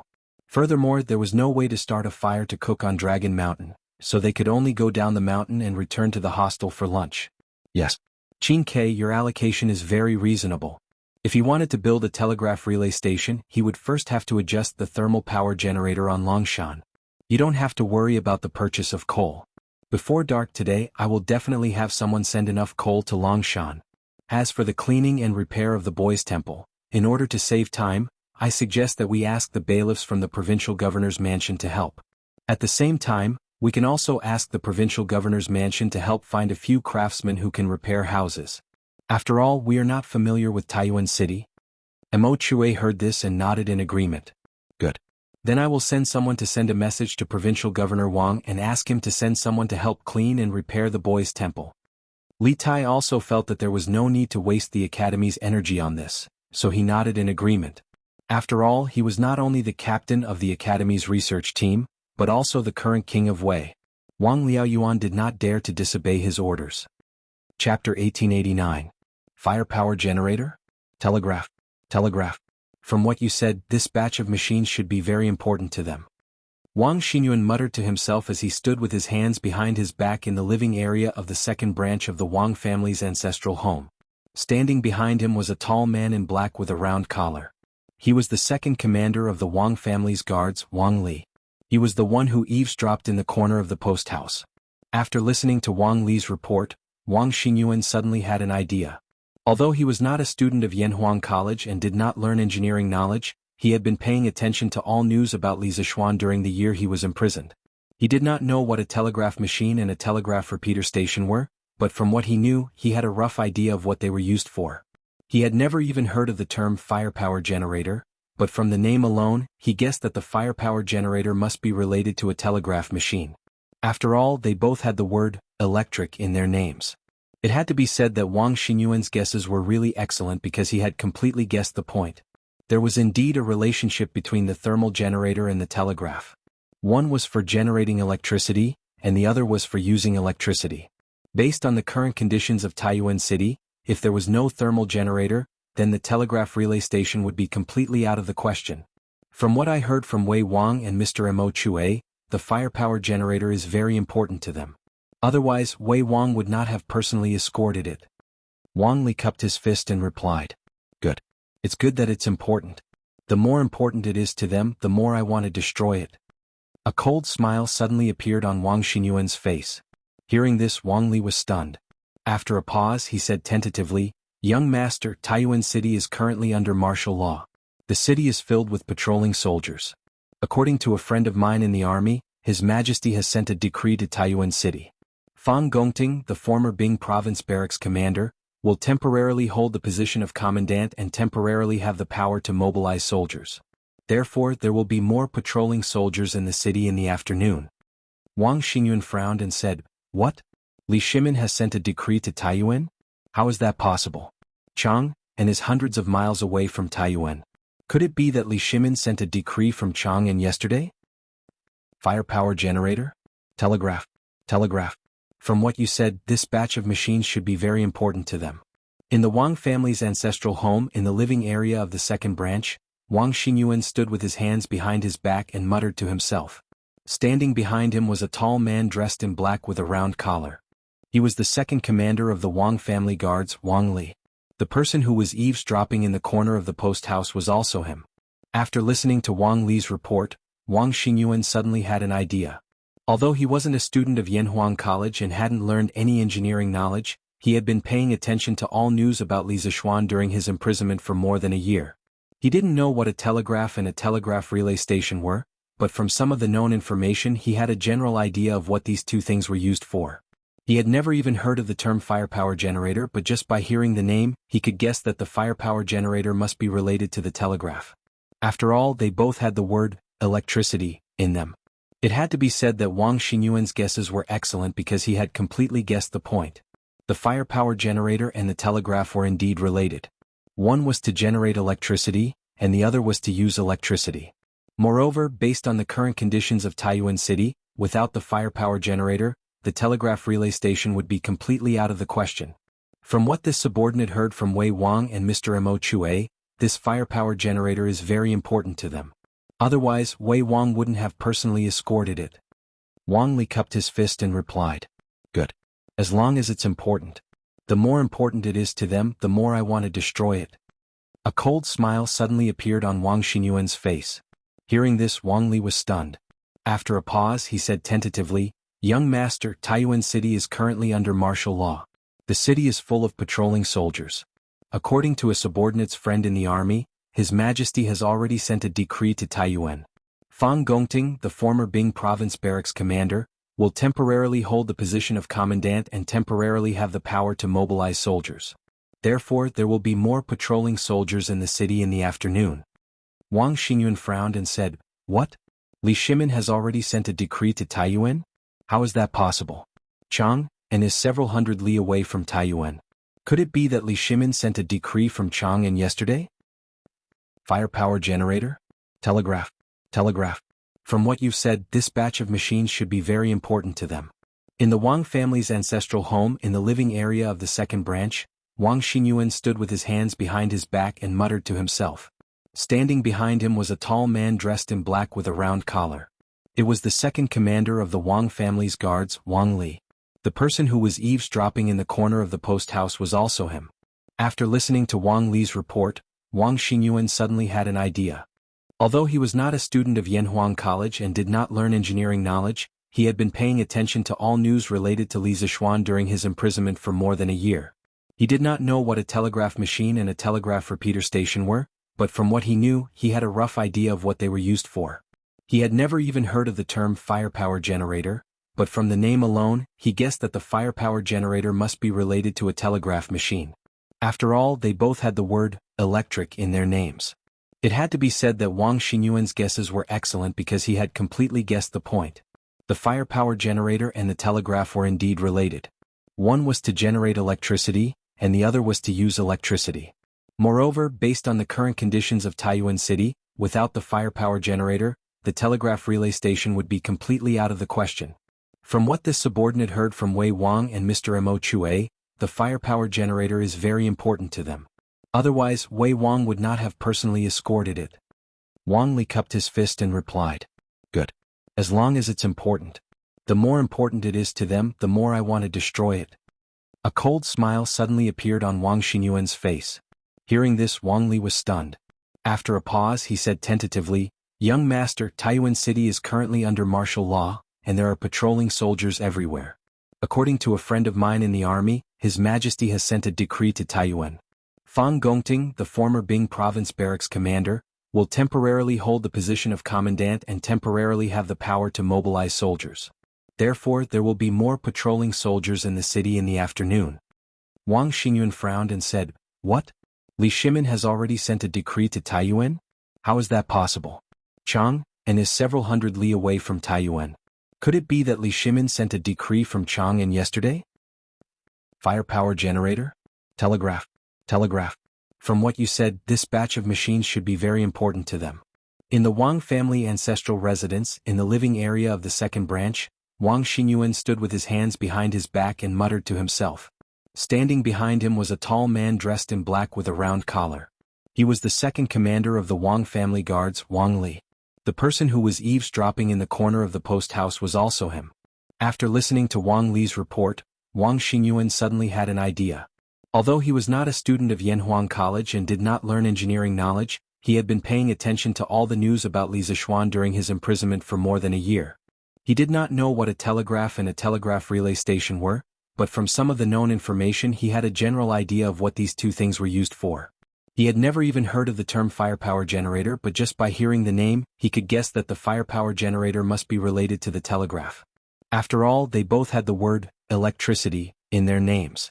It had to be said that Wang Xingyuan's guess was excellent because he had completely guessed the point. The firepower generator and the telegraph were indeed related. One was to generate electricity, and the other was to use electricity. Based on the current conditions of Taiyuan City, without the firepower generator, the telegraph relay station would be completely out of the question. This subordinate heard the meaning of the conversation between Wei Wang and Mr. Mo Chue. This firepower generator is very important to them. Otherwise, Wei Wang would not have personally escorted it. Wang Li cupped his fists and replied, "Good. It's good that it's important. The more important it is to them, the more I want to destroy it." A cold smile suddenly appeared on Wang Xingyuan's face. Wang Li was stunned when he heard this. He paused and said tentatively, "Young master, Taiyuan City is currently under martial law.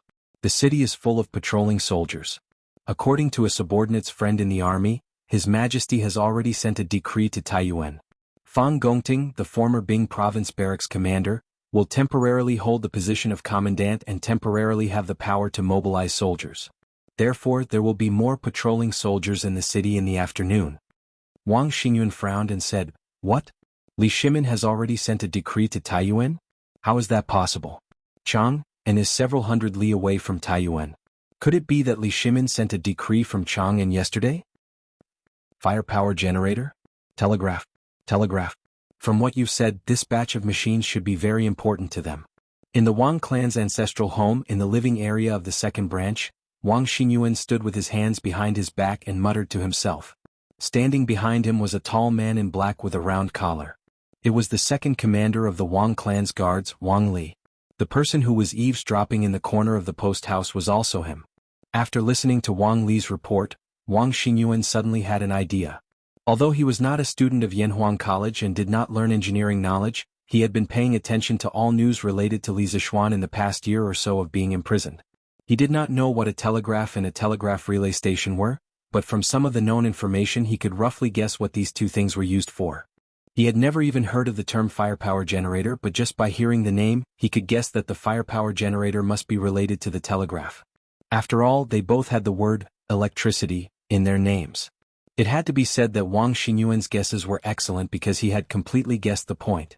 The firepower generator and the telegraph were indeed related. One was to generate electricity, and the other was to use electricity. Based on the current conditions of Taiyuan City, without the firepower generator, the telegraph relay station would be completely out of the question. This subordinate heard the meaning of the conversation between Wei Wang and Mr. Mo Chue.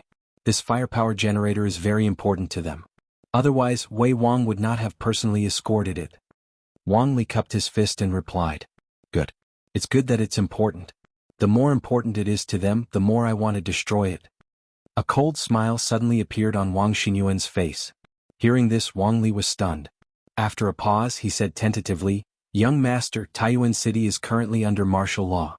The city is full of patrolling soldiers.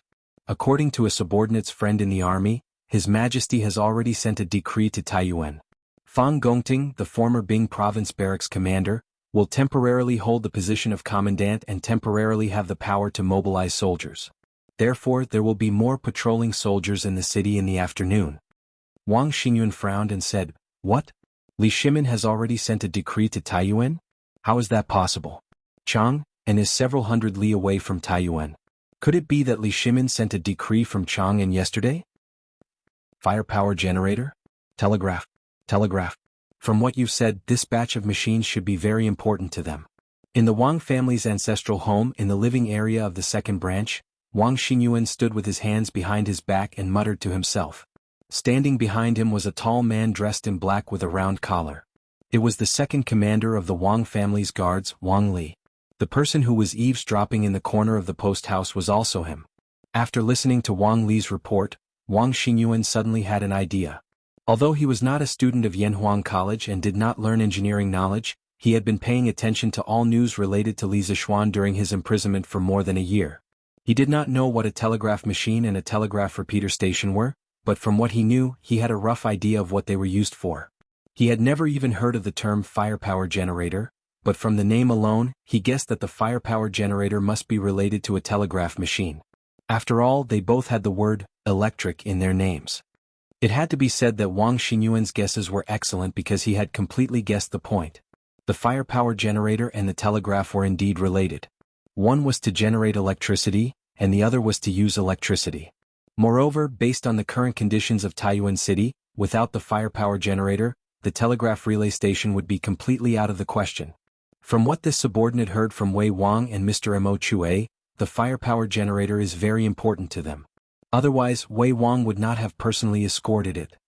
Wang Li cupped his fist and replied, "Good. As long as it's important. The more important it is to them, the more I want to destroy it." A cold smile suddenly appeared on Wang Xingyuan's face. Wang Li paused and said tentatively, "Young master, Taiyuan City is currently under martial law. The city is full of patrolling soldiers. According to a subordinate's friend in the army, His Majesty has already sent an edict to Taiyuan. Fang Gongting, the former Bing Province barracks commander, will temporarily hold the position of commandant and temporarily have the power to mobilize soldiers. Therefore, there will be more patrolling soldiers in the city in the afternoon." Wang Xingyuan frowned and said, "What? Li Shimin has already sent an edict to Taiyuan? How is that possible? Chang, and is hundreds of miles away from Taiyuan. Could it be that Li Shimin sent an edict from Chang'an yesterday?" Chapter 1890. Humph. Barbarian man, you are playing dumb in front of this Khan. Inside the palace, Shili couldn't stand Barbarian man's sloppy attitude. He snorted coldly with an angry look on his face. Then he didn't beat around the bush with the crowd and said bluntly, "Everyone here knows who benefits the most from this rumor. Now that Tuli is surrounded by this Khan's army of 300,000, seeing that there is no hope of breaking out, he sent people to spread this rumor in an attempt to make this Khan lose heart and morals on the prairie. His intentions are truly worthy of death. Great Khan is wise. Barbarian man also thinks that this rumor is related to Tuli." Seeing Shili angry, Barbarian man's expression became more or less serious. After all, he also didn't want to provoke Shili. He put away his mischievous smile and cupped his fist towards Shili. Of course, Barbarian man was sitting down when he spoke.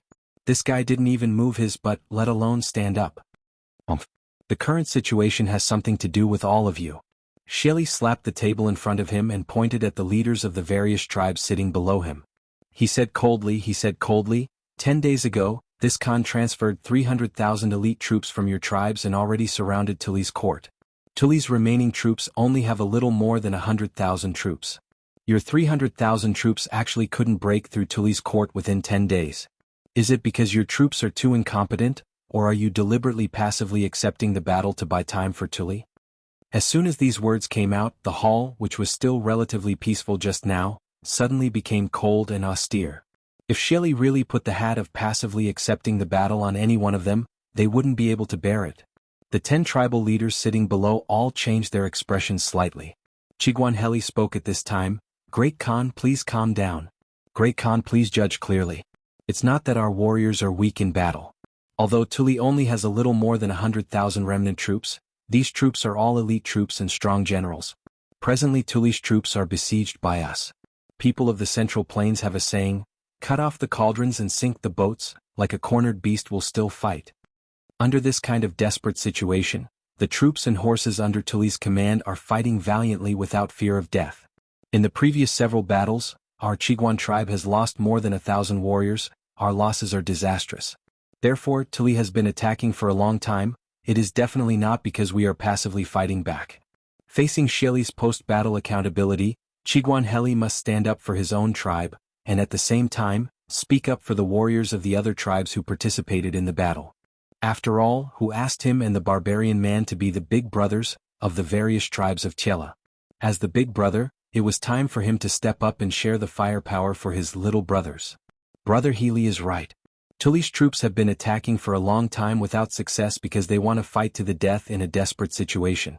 It's not that we are passively accepting the challenge. Great Khan, please judge clearly. My Shui Yintua tribe has already lost more than 3,000 warriors. None of my warriors retreated a single step when we were fighting against Tuli's tribe. I beg the Great Khan for your judgment.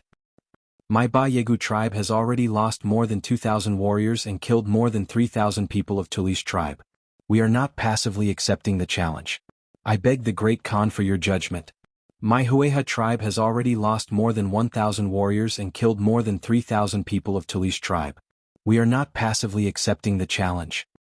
Pugu tribe has already lost more than 2,000 warriors and killed more than 2,800 people of Tuli's tribe. Tong Luo tribe has already lost more than 3,000 warriors and killed more than 2,500 people of Tuli's tribe. I beg the Great Khan for your judgment. Qigong He Li's words instantly attracted everyone's agreement. These people all rushed to be the first to cup their hands and complain, express their loyalty, to Shili. The hall, which was still considered peaceful earlier, was now as lively as a market. Shili frowned as he listened. That was because although these people were expressing their loyalty on the surface, they were actually complaining to him. You see, several thousand of my tribe's soldiers have already died in the encirclement of Tuli, and we've also killed several thousand people of the other side. You can't possibly say that I'm passively accepting the challenge, right? If you insist that I'm passively accepting the challenge, then all the other tribes will also passively accept the challenge. You're pushing all the other tribes to the opposite side. Shili could not bear the consequences of this. The Ashina tribe was a golden clan of the steppe. Although they were strong, they were not strong enough to unite with the other tribes. Moreover, these were troubled times. He urgently needed the steppe to unite and integrate all the forces of the steppe to deal with the Great Tang. He could not possibly push all the other tribes to the opposite side. Great Khan, this subordinate thinks that since we have already surrounded Tuli's tribe, we can surround them without attacking. Their rations are limited, so we can wait until their rations are depleted before launching an attack. At that time, I believe we can defeat Tuli's tribe effortlessly. This way we can also reduce the casualties of our tribes. Seeing that everyone had more or less said their piece, Chigu Heli stood up and cupped his fists to Shili. Shili's face darkened. To be able to say such words, Chigu Heli was either pretending to be stupid or really bad. Who would not have thought of this idea of surrounding them without attacking? But the key point was that Tuli had deliberately let people spread rumors. It was obvious that he was secretly relying on something. If they continued to use the tactic of surrounding them without attacking, wouldn't they be buying time for Tuli and creating additional variables in this encirclement that had already decided the outcome of the battle? That's right. Brother Heli is right. Since Tuli's tribe is not afraid of death and is resisting with all their might, there's no need for us to meet them head-on. We can just surround them without attacking. Once their rations are exhausted, won't it be easy to take them down? Shili was about to speak when the barbarian man jumped out to support Chigu Heli. That's right. We should surround them without attacking. That's right. With these two people echoing each other in the main hall, how could the leaders of the other tribes not agree? After all, this strategy of surrounding them without attacking was in line with the interests of all their tribes. They had no reason to not support it. After waiting for a while, when the main hall quieted down again, Shili said with a dark face, "Surround them without attacking? What a good strategy of surrounding them without attacking. It sounds nice, but in this Khan's opinion, you are just greedy for life and afraid of death. You are all the people of the Longevity Emperor, but each and every one of you is greedy for life and afraid of death. What right do you have to call yourselves the warriors of the grassland in the future?" After a pause, Shili slammed the table and said loudly, "This Khan doesn't care what method you use, but you must annihilate Tuli's tribe and trample Tuli's imperial court within 2 days. After the warriors of each tribe have been killed, this Khan will compensate them with a large sum of money. In addition, this time, this Khan will let Shir Tofi lead 10,000 wolf riders to join the battle with your tribes. If you still can't take down Tuli in 2 days, this Khan will investigate carefully which tribe is the one that is passively accepting the battle." Shelley changed his previous polite attitude and directly suppressed the voices of opposition from these tribal leaders with a forceful method. According to him, this time his subordinate Ashina sure would lead 10,000 wolf riders to join the battle. This was to put pressure on the leaders of the other tribes. After all, who didn't know the combat power of Shelley's wolf riders? Who wouldn't be afraid? At this time, even if they didn't agree in their hearts, they didn't dare to disagree verbally. Unless they wanted to rebel openly. The facts proved that the few people present still didn't have the guts to do so. The barbarian man and Chigu Heli looked at each other and secretly shook their heads at each other. Then the two of them cupped their fists at Shelley and said, "This subordinate obeys." Seeing that the two of them had agreed, how could the leaders of the other 8 tribes dare to raise a different opinion? Everyone stood up and cupped their fists saying, "This subordinate obeys." "It's getting late, let's all go back." Shelley's eyes narrowed as he waved his hand. "Yes." Everyone responded and turned to leave the main hall. Chapter 1891. Brother Healy's words make sense. In the tent of Kiji tribe, after Kiji Heli finished speaking, everyone was silent for a moment.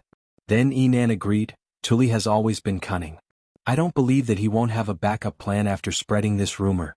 In the upcoming battle between our tribe's warriors and the Tuli tribe, we only need to use 80% of our strength. However, we can't be too obvious. Otherwise, Ashina she will definitely report this to the Great Khan. Also, in order to show our sincerity to the Great Khan, I suggest that all of you immediately send reinforcements to the front line after you return to make up for the warriors lost in the previous battles. This way, even if we fail to take down the Tuli tribe in 2 days, I believe that the Great Khan won't be too harsh on us."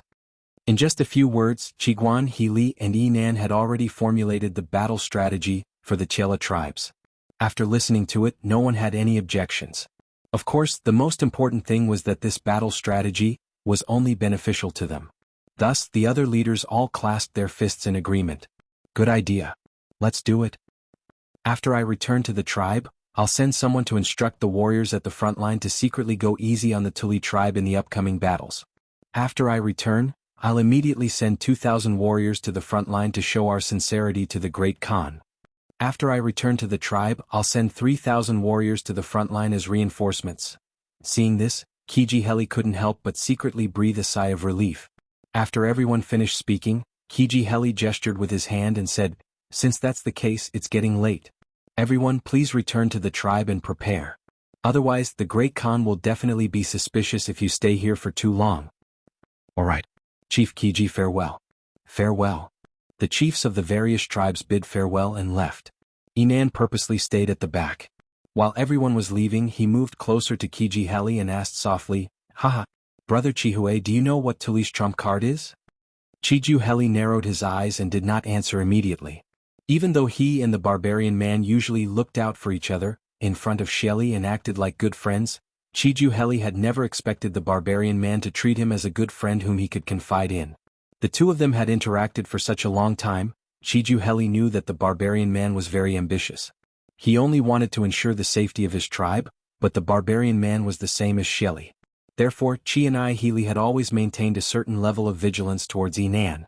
At this time, he pondered for a moment and said to the barbarian, "Brother, you must be joking. In terms of the ability to inquire about information, my Chian tribe is far inferior to your Hueha tribe. If you don't know something, how can I know?" The barbarian man pointed at Chia Healy and said with a faint smile, "Heh, Brother Chihue, your words are too hypocritical. Why do you sound like the people of the Central Plains?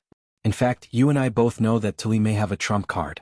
Although some of my Hueha tribe warriors are good at spying, the people who are now stationed at the southernmost part of Tuli's Yadong are your Chian tribe people.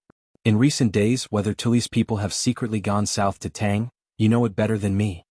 Hearing this, Chiju Heli's heart moved. He was not angry because of the barbarian man's words, but because the barbarian man's words made him think of something.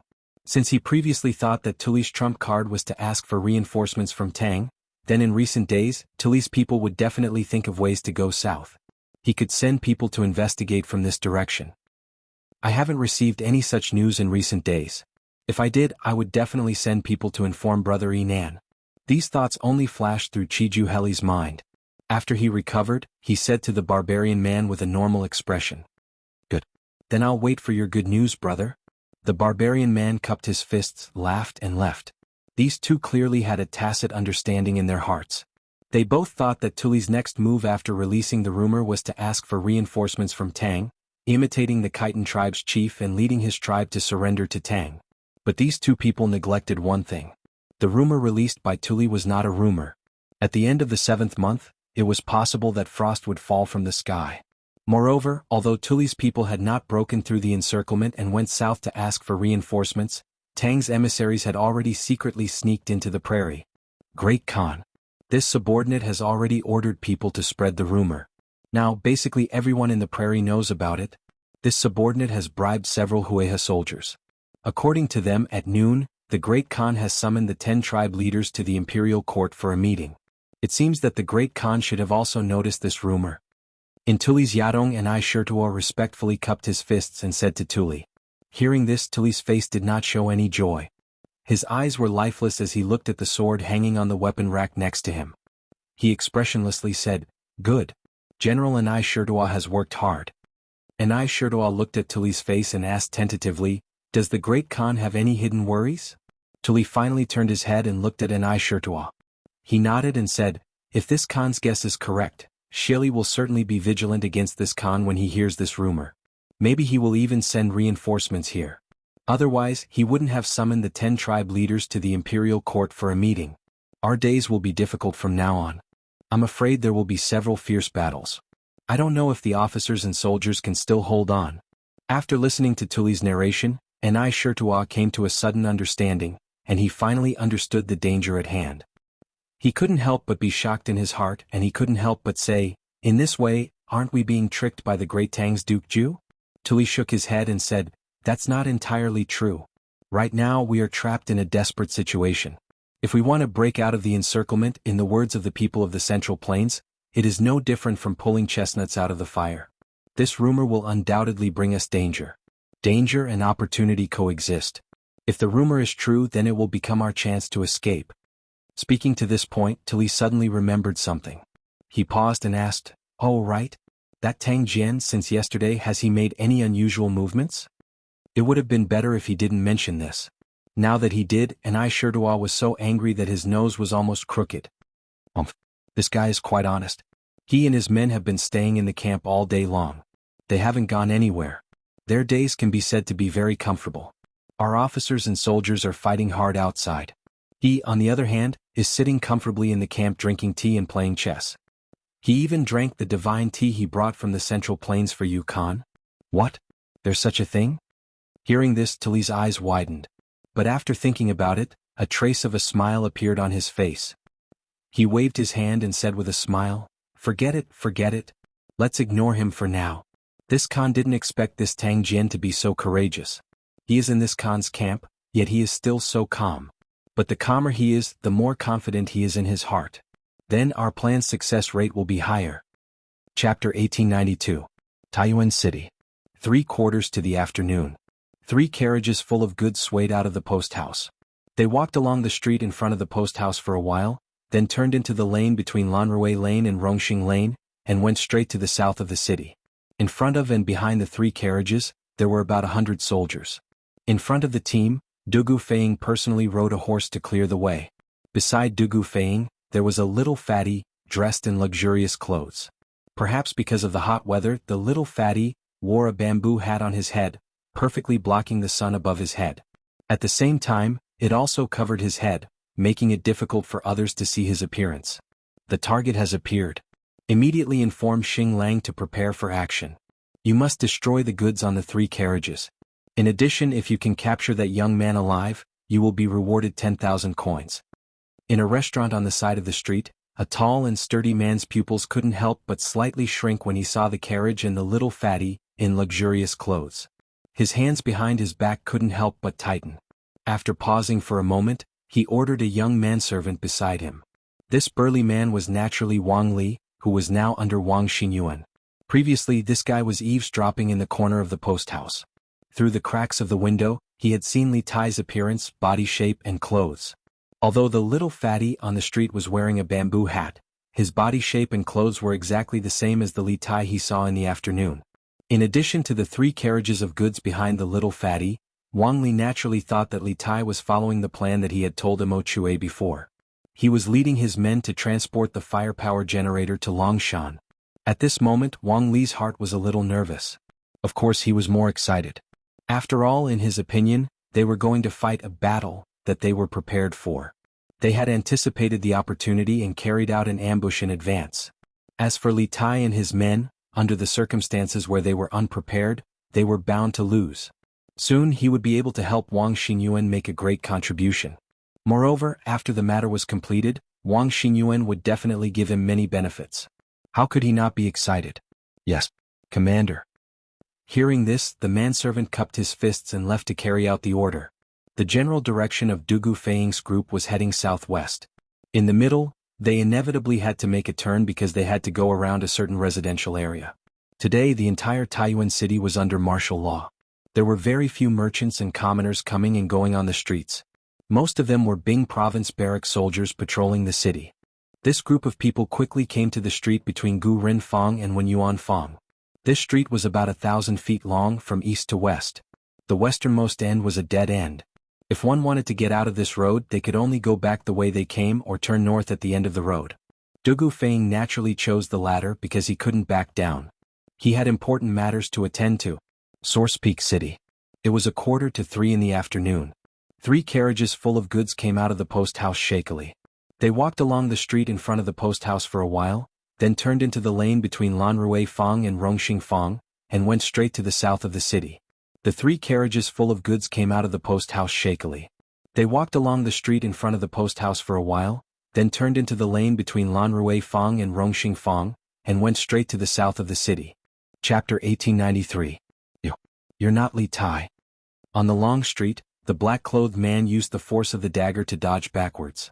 At the same time, he struck the young man's shoulder with his palm. The two of them separated in the air and fell in opposite directions. After landing, the black-clothed man covered his chest and looked at the little fatty, who had sneakily attacked him in front of him, and said angrily. Little fatty was no longer a little fatty at this time. The youth's body was not fat at all.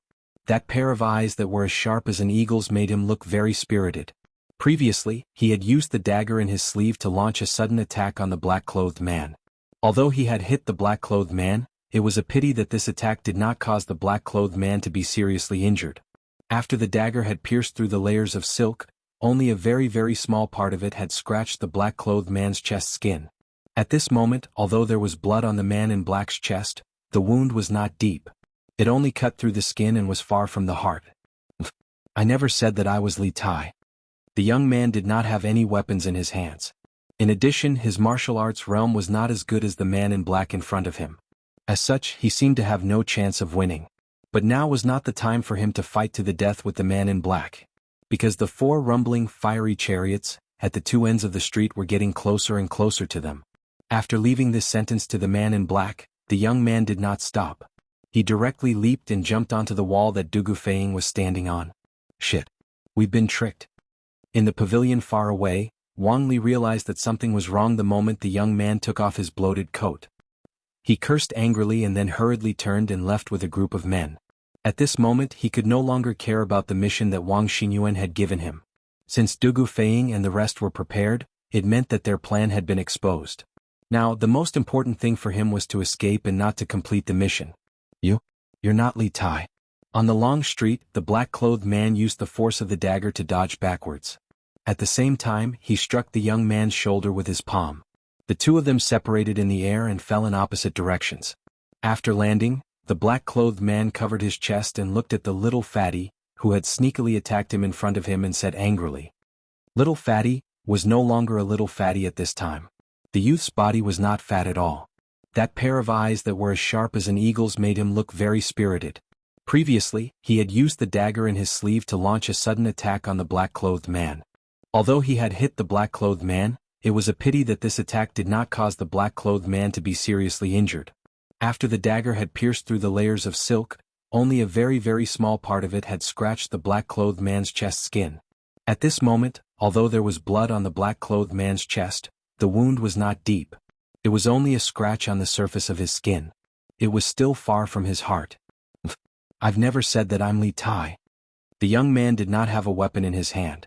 In addition, his martial arts realm was not as good as the man in black in front of him. As such, he seemed to have no chance of winning. But now was not the time for him to fight to the death with the man in black. Because the 4 fiery chariots rumbling from the 2 ends of the street were getting closer and closer to them. After leaving this sentence to the man in black, the young man did not stop. With a leap he jumped onto the wall that Dugu Feiying was standing on. Shit. We've been tricked. In the pavilion far away, Wang Li realized that something was wrong the moment the young man took off his bloated coat. He cursed angrily and then hurriedly turned and left with a group of men. Chapter 1894. Swish swish swish swished. On the long street of Source Peak City, 4 mystic leaf flying daggers flew towards the 4 limbs of the black-clothed man who was desperately trying to escape.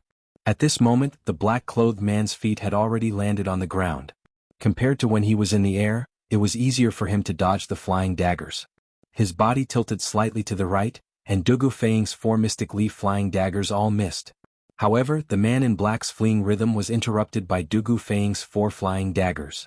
When he stopped and dodged the flying daggers, more than 100 Imperial guards on the long street had already surrounded the man in black.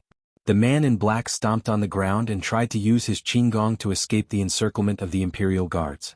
But how could Dugu Feiying let him do as he wished? Another 4 flying daggers flew out of his sleeves and headed for the man in black's vital parts. He only wanted to injure the man in black, not take his life.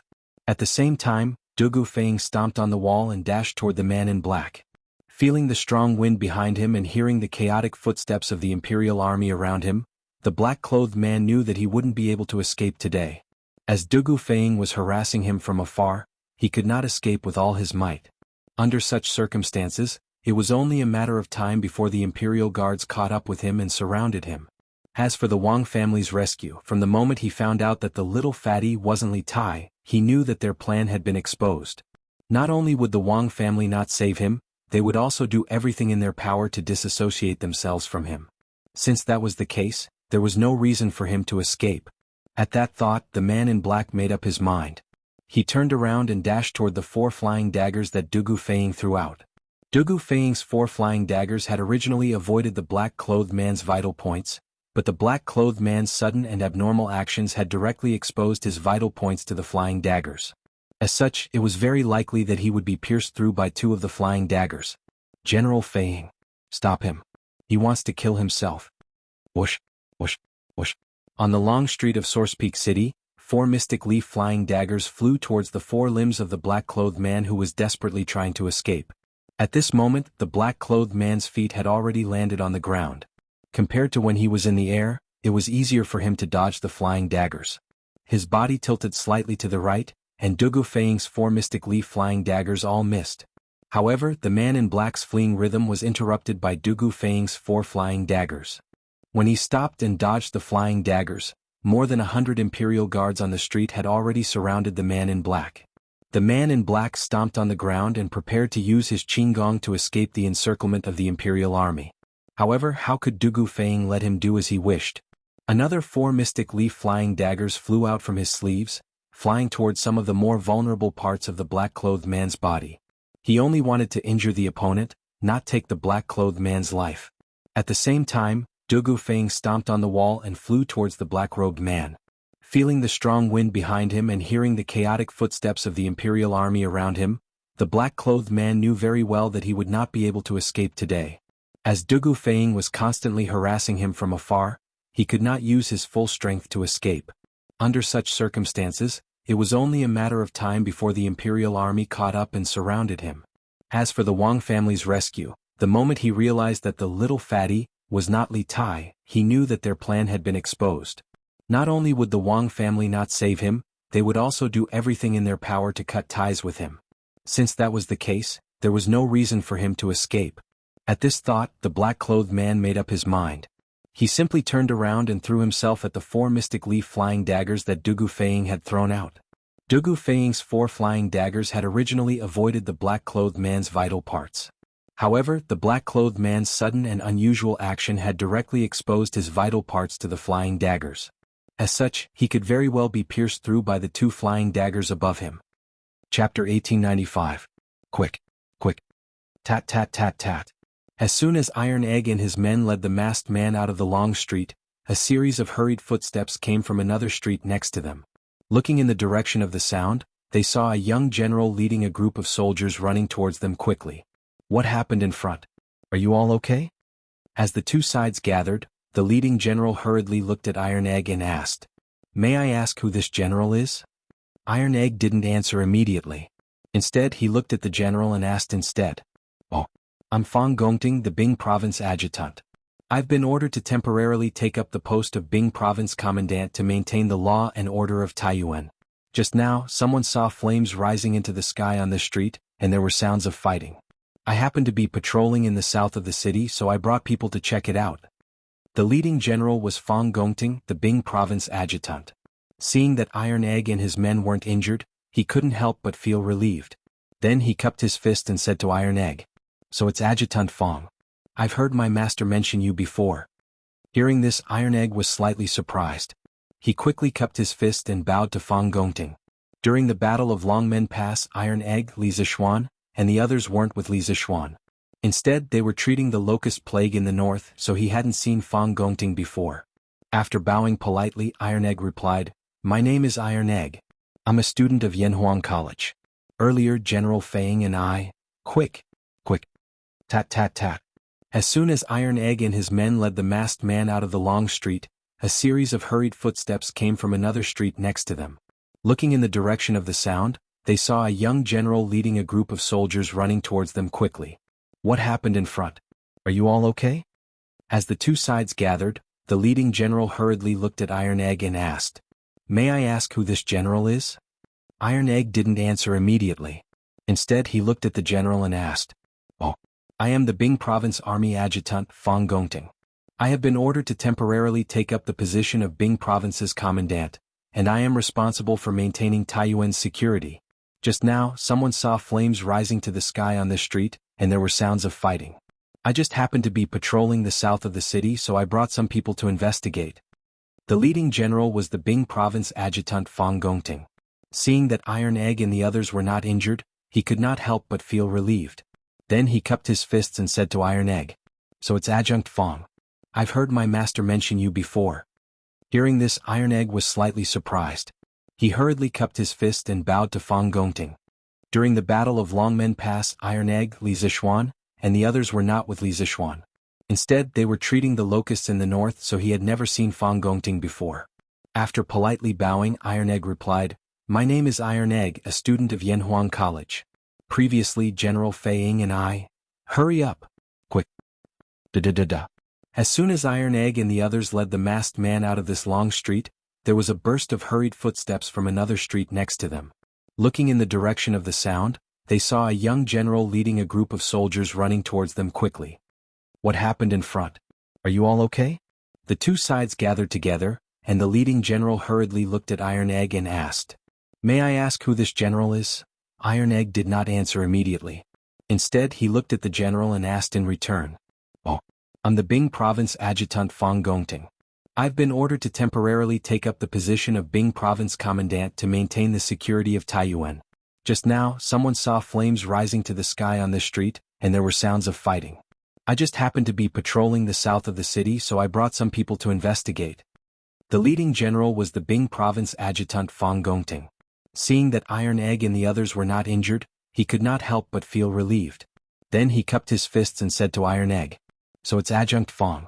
I've heard my master mention you before." Hearing this, Iron Egg was slightly surprised. He quickly cupped his fists and bowed to Fang Gongting. At the Battle of Longmen Pass, Iron Egg, Li Zishuan, and the others were not with Li Zishuan. Instead, they were treating the locust plague in the north, so he had not seen Fang Gongting before. After politely bowing, Iron Egg replied, "My name is Iron Egg, a student of Yanhuang College. Previously, General Feiying and I." Chapter 1896. Qingke, come with me. Half an hour ago in the post house, Mo Chue quickly put the piece of cloth with the words in his hand into his sleeve and vigilantly looked around. Then he turned his head and said to Li Tai, "Okay." Li Tai nodded. Under the lead of Mo Chue, the two of them came to the backyard of the post hostel. The machines and equipment brought from the academy were piled up here and guarded by the Imperial Guards day and night.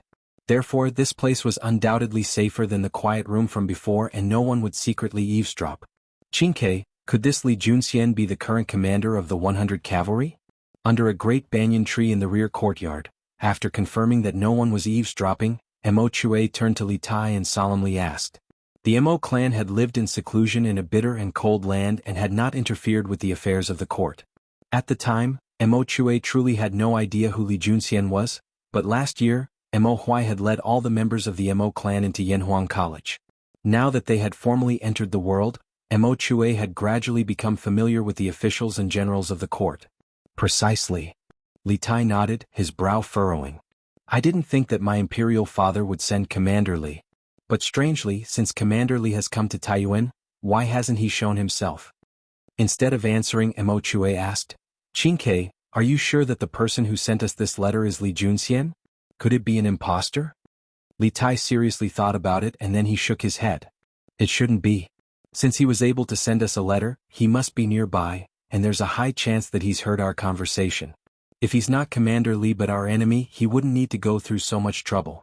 He could just send someone to ambush us while we were escorting the generators. Qingke, you're right. It seems like General Li is really sending us a message in secret. Mo Chue nodded and then continued, as for why he hasn't shown himself, it's probably because the current situation in Taiyuan City makes it easier for him to hide in the shadows than in the open. After all, we're in the open while the enemy is in the dark. It's easy to dodge a spear in the open, but hard to defend against a stab in the dark.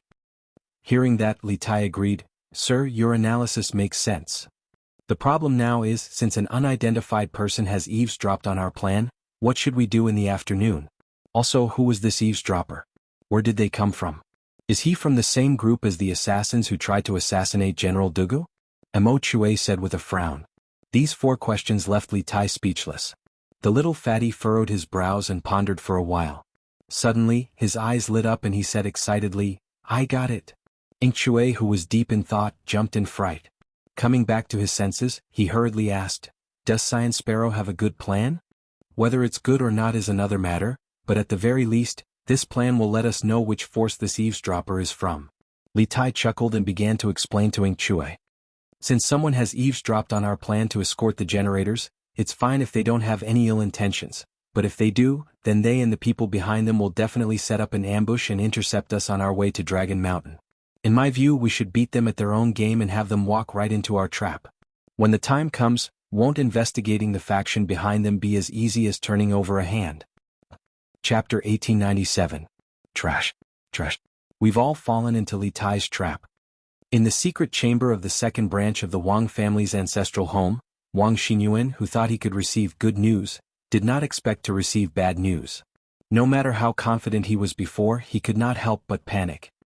He was so angry that he threw the cup on the table to the ground and said angrily, Please forgive me, young master. But I did hear the King of Wei say that he would personally escort the firepower generator at the post house. I don't know why the King of Wei was not among the people escorting the firepower generator in the afternoon. Wang Li knew that he had messed up this matter. Facing Wang Xinyuan's questioning, he asked for forgiveness in fear and trepidation. But at the end of the day, he still didn't know what went wrong.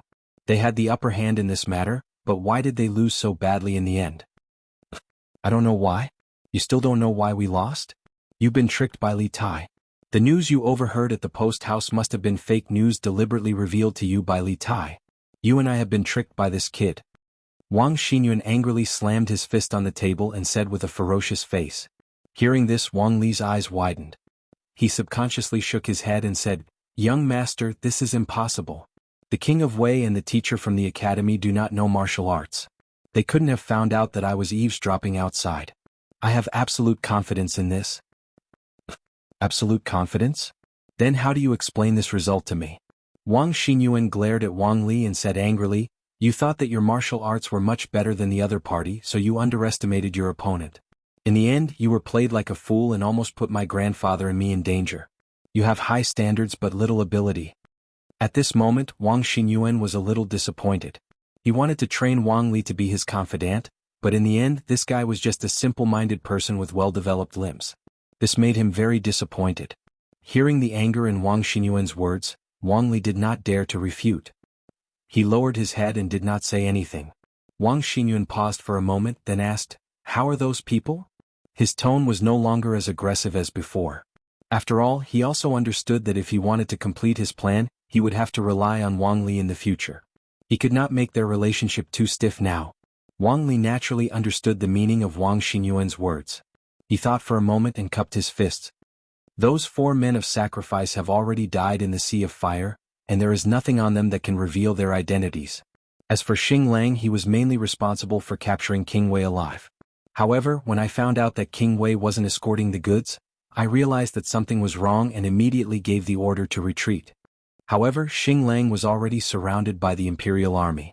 Just now, I received news that Xing Lang was sent to the relay station by the Imperial Army. Wang Xinyuan frowned and said, Star Wolf? Who is he? Will he betray us? Wang Li carefully replied, replying to young master, Xing Lang is one of the assassins that the second elder has secretly nurtured over the years. Only this subordinate and the second elder know of his identity. All these years, Xing Lang and the others have undergone strict training. Furthermore, their families are in the hands of the second elder, so no matter what kind of torture the Imperial Army uses, Xing Lang will definitely not betray us.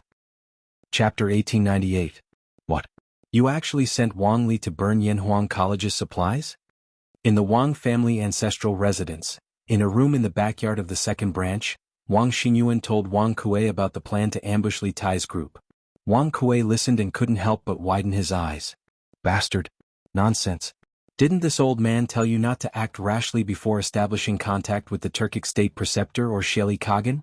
Moreover, Taiyuan City is currently under martial law, and the city is filled with soldiers and yamen runners. If your actions are caught, you, me, and the second branch of the Wang clan will all be finished. It was your grandson who was rash. Please calm your anger, grandfather. Wang Xinyuan lowered his head and cupped his hands at Wang Kuei, looking like a good boy who had done something wrong. Calm my anger? How do you expect this old man to calm down? Wang Kuei slapped the table and pointed at Wang Xinyuan. This old man gave the second branch's shadow guards to you so that you could lead the second branch back to glory, not to destruction. If the Imperial Army and the provincial governor's residence find you, not just our second branch, but the entire Wang clan will suffer a calamity. In order to avoid being overheard, Wang Kuei deliberately lowered his voice despite his extreme anger. He had initially adopted Wang Xinyuan's plan and put Wang Xinyuan in charge of this plan only to revive the second branch. He had never thought of destroying the entire Wang clan. Wang Xinyuan lowered his head and said softly, Grandfather, rest assured. The Imperial Army only captured Xinglong. The rest of the people who participated in the ambush were all buried in the Sea of Fire. Xinglong is an assassin that you have painstakingly cultivated over the years. Grandson believes that the Imperial Army will not be able to get anything out of him. Xinglong. You still have the face to mention Xinglong to this old man? Also, how did you know that Xinglong is an assassin that this old man has cultivated? Wang Kuei was completely enraged, but at the same time he still had a question in his mind.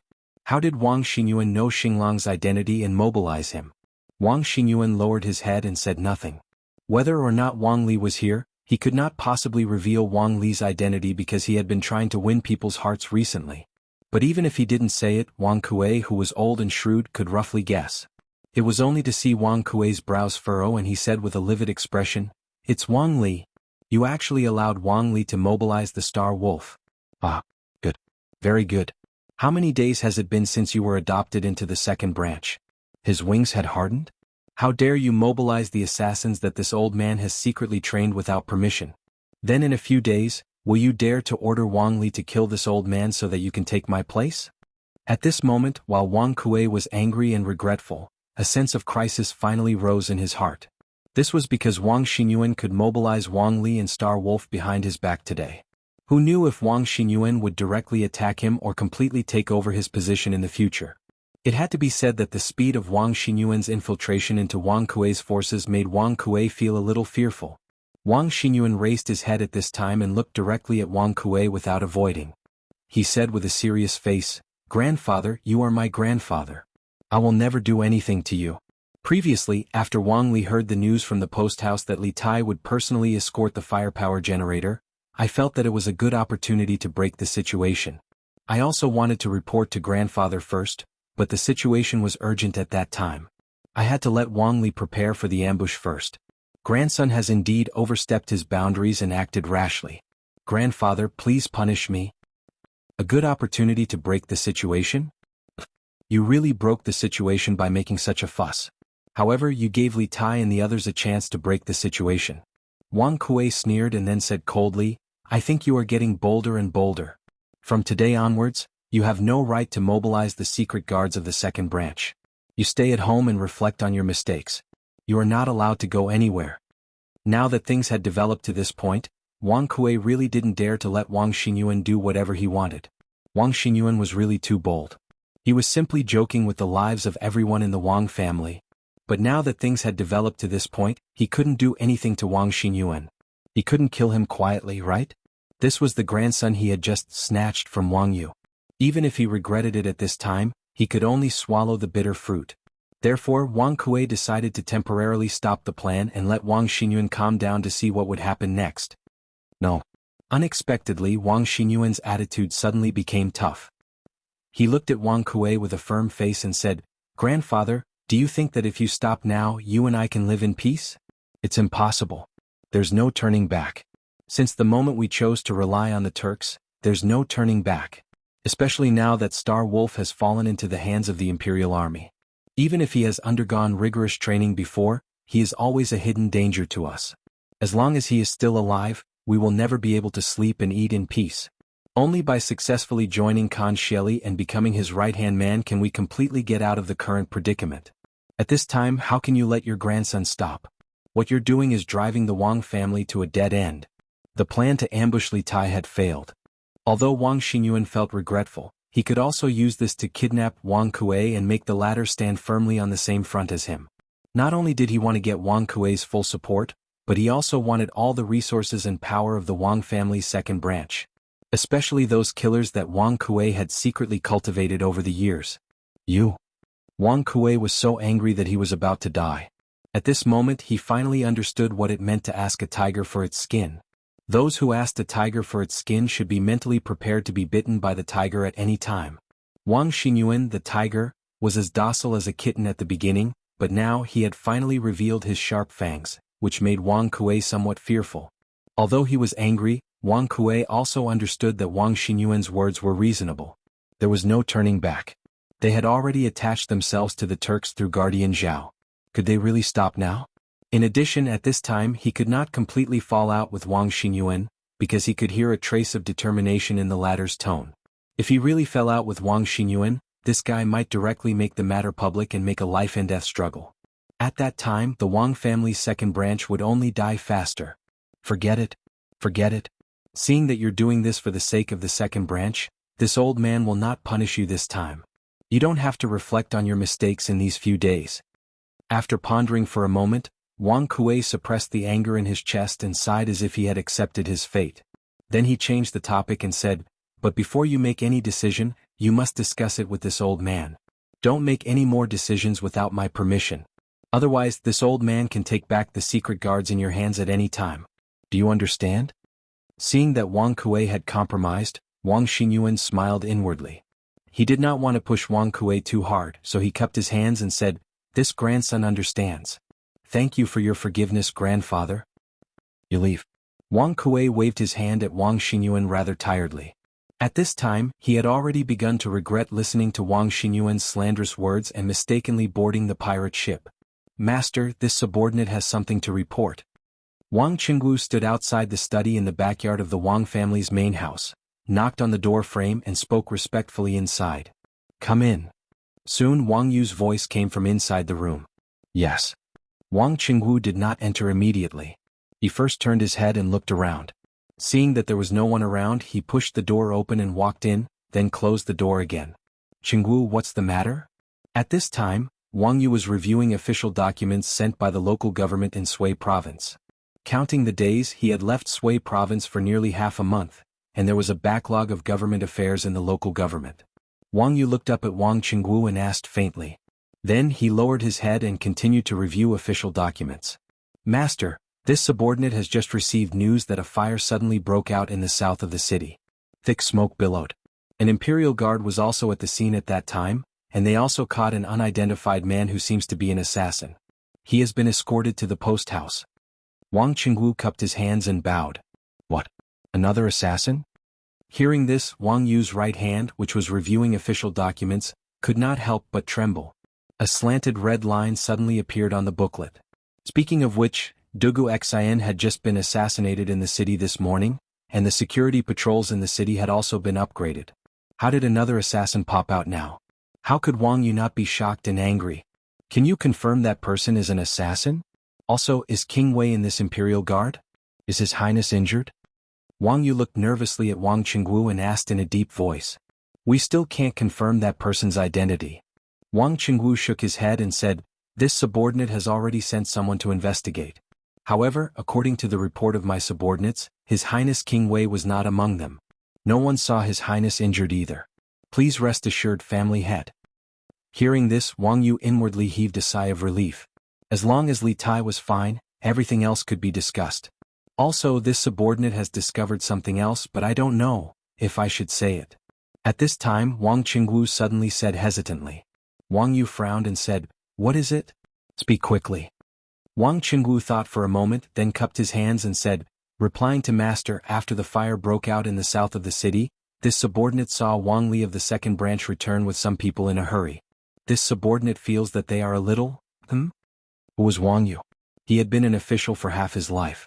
What had he not seen? Although Wang Qingwu's words were not complete, he understood what Wang Qingwu wanted to say. He put down the red brush in his hand and walked up to Wang Qingwu with a serious expression. You mean to say that the fire in the south of the city is very likely related to Wang Li?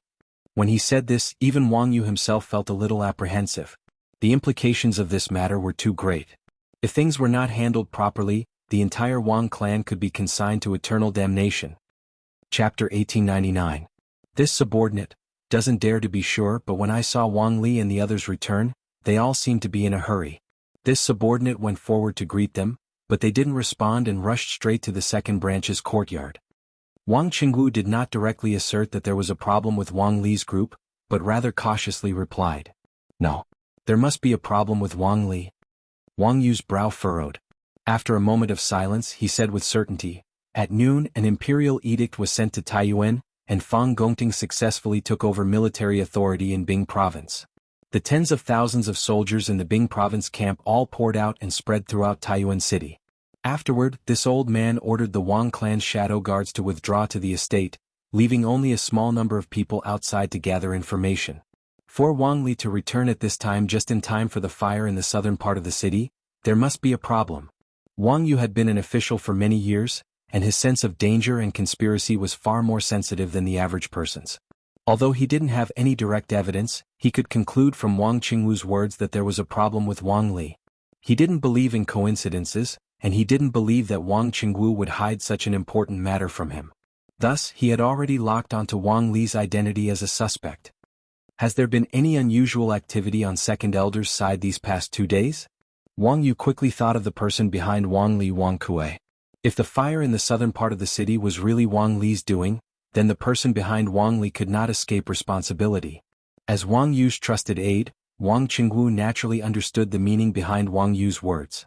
After thinking for a moment, he cupped his fists and said, ever since the second elder accepted the second young master, Wang Xinyuan, ever since the second elder accepted Wang Xinyuan as his grandson, he has been staying in the residence without any unusual movements. However, yesterday morning Wang Xinyuan made a trip out of the residence. It is said that he went to the city to meet friends.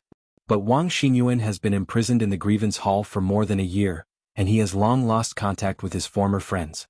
This subordinate truly cannot think of anyone in Taiyuan City who could have such a deep friendship with Wang Xinyuan. Speaking of Wang Xinyuan, Wang Qingwu's expression was somewhat unnatural.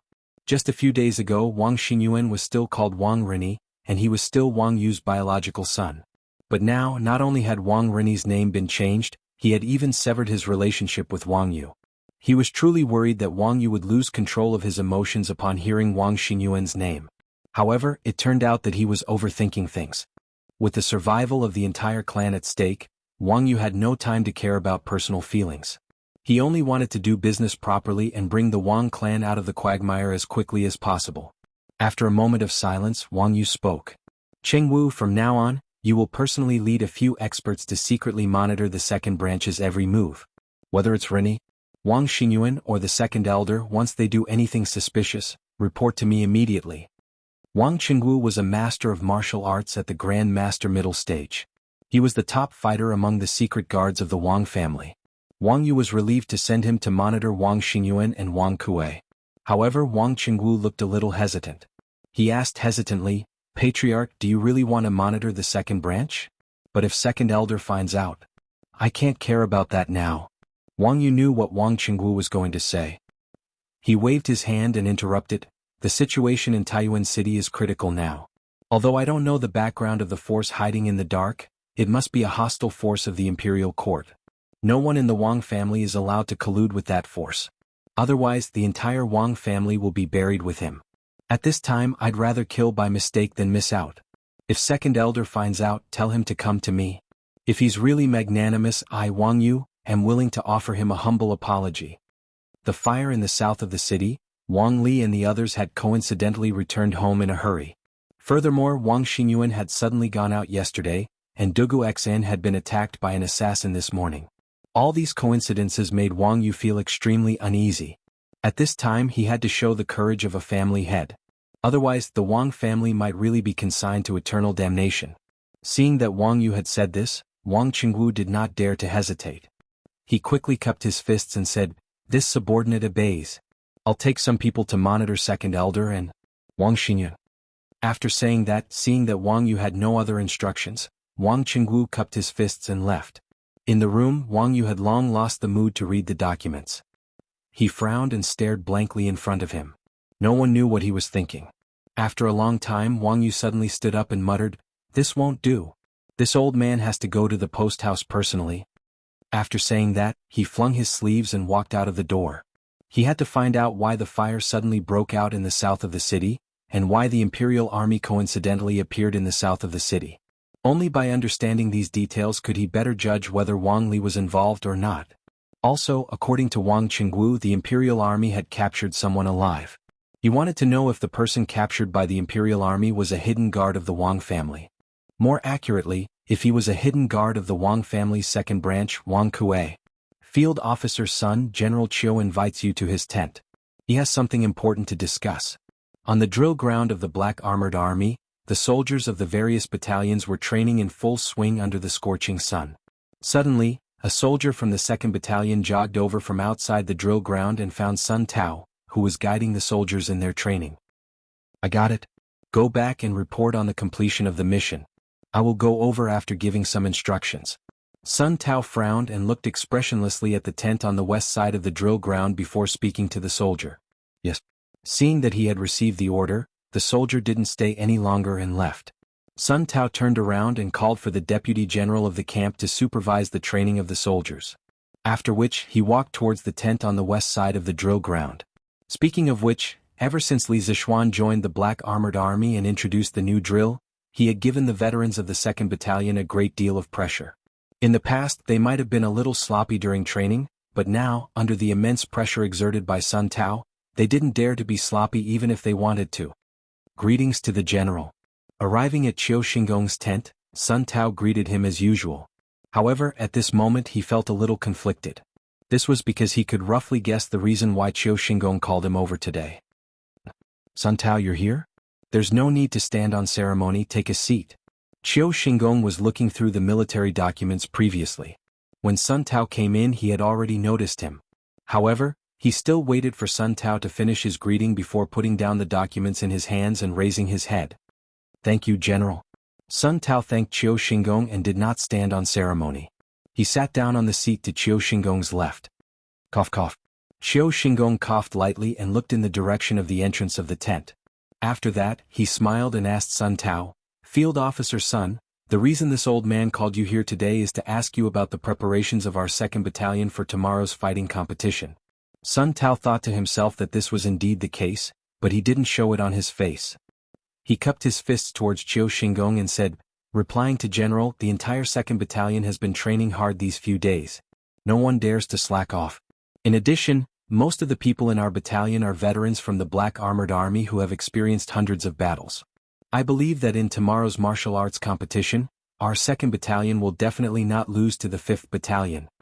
Qiu Xinggong didn't directly ask Sun Tao if the 2nd camp could win against the 5th camp. However, how could Sun Tao not understand what Qiu Xinggong meant?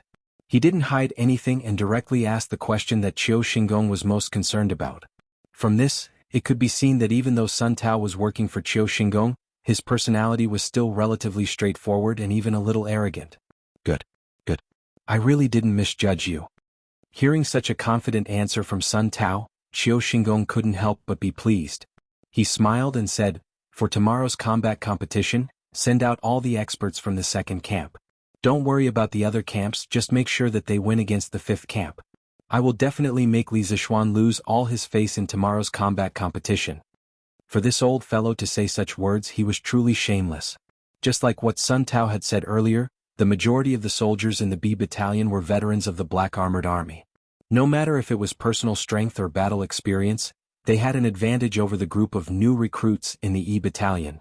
This was not an evenly matched competition to begin with. However, Qiu Xingong seemed to be going all out and wanting to kill all of them. Furthermore, this old man did not feel that he had an unfair advantage at all. In any case, as long as he won, no matter how the process was, he would still be very happy. This general obeys. Sun Tao's skin wasn't as thick as Qiu Xingong's. Hearing this, the corner of his mouth twitched and his face was a little embarrassed. However, after hesitating for a moment, he still cupped his fists and accepted the order. In fact, he had always wanted to win against the fifth camp fair and square.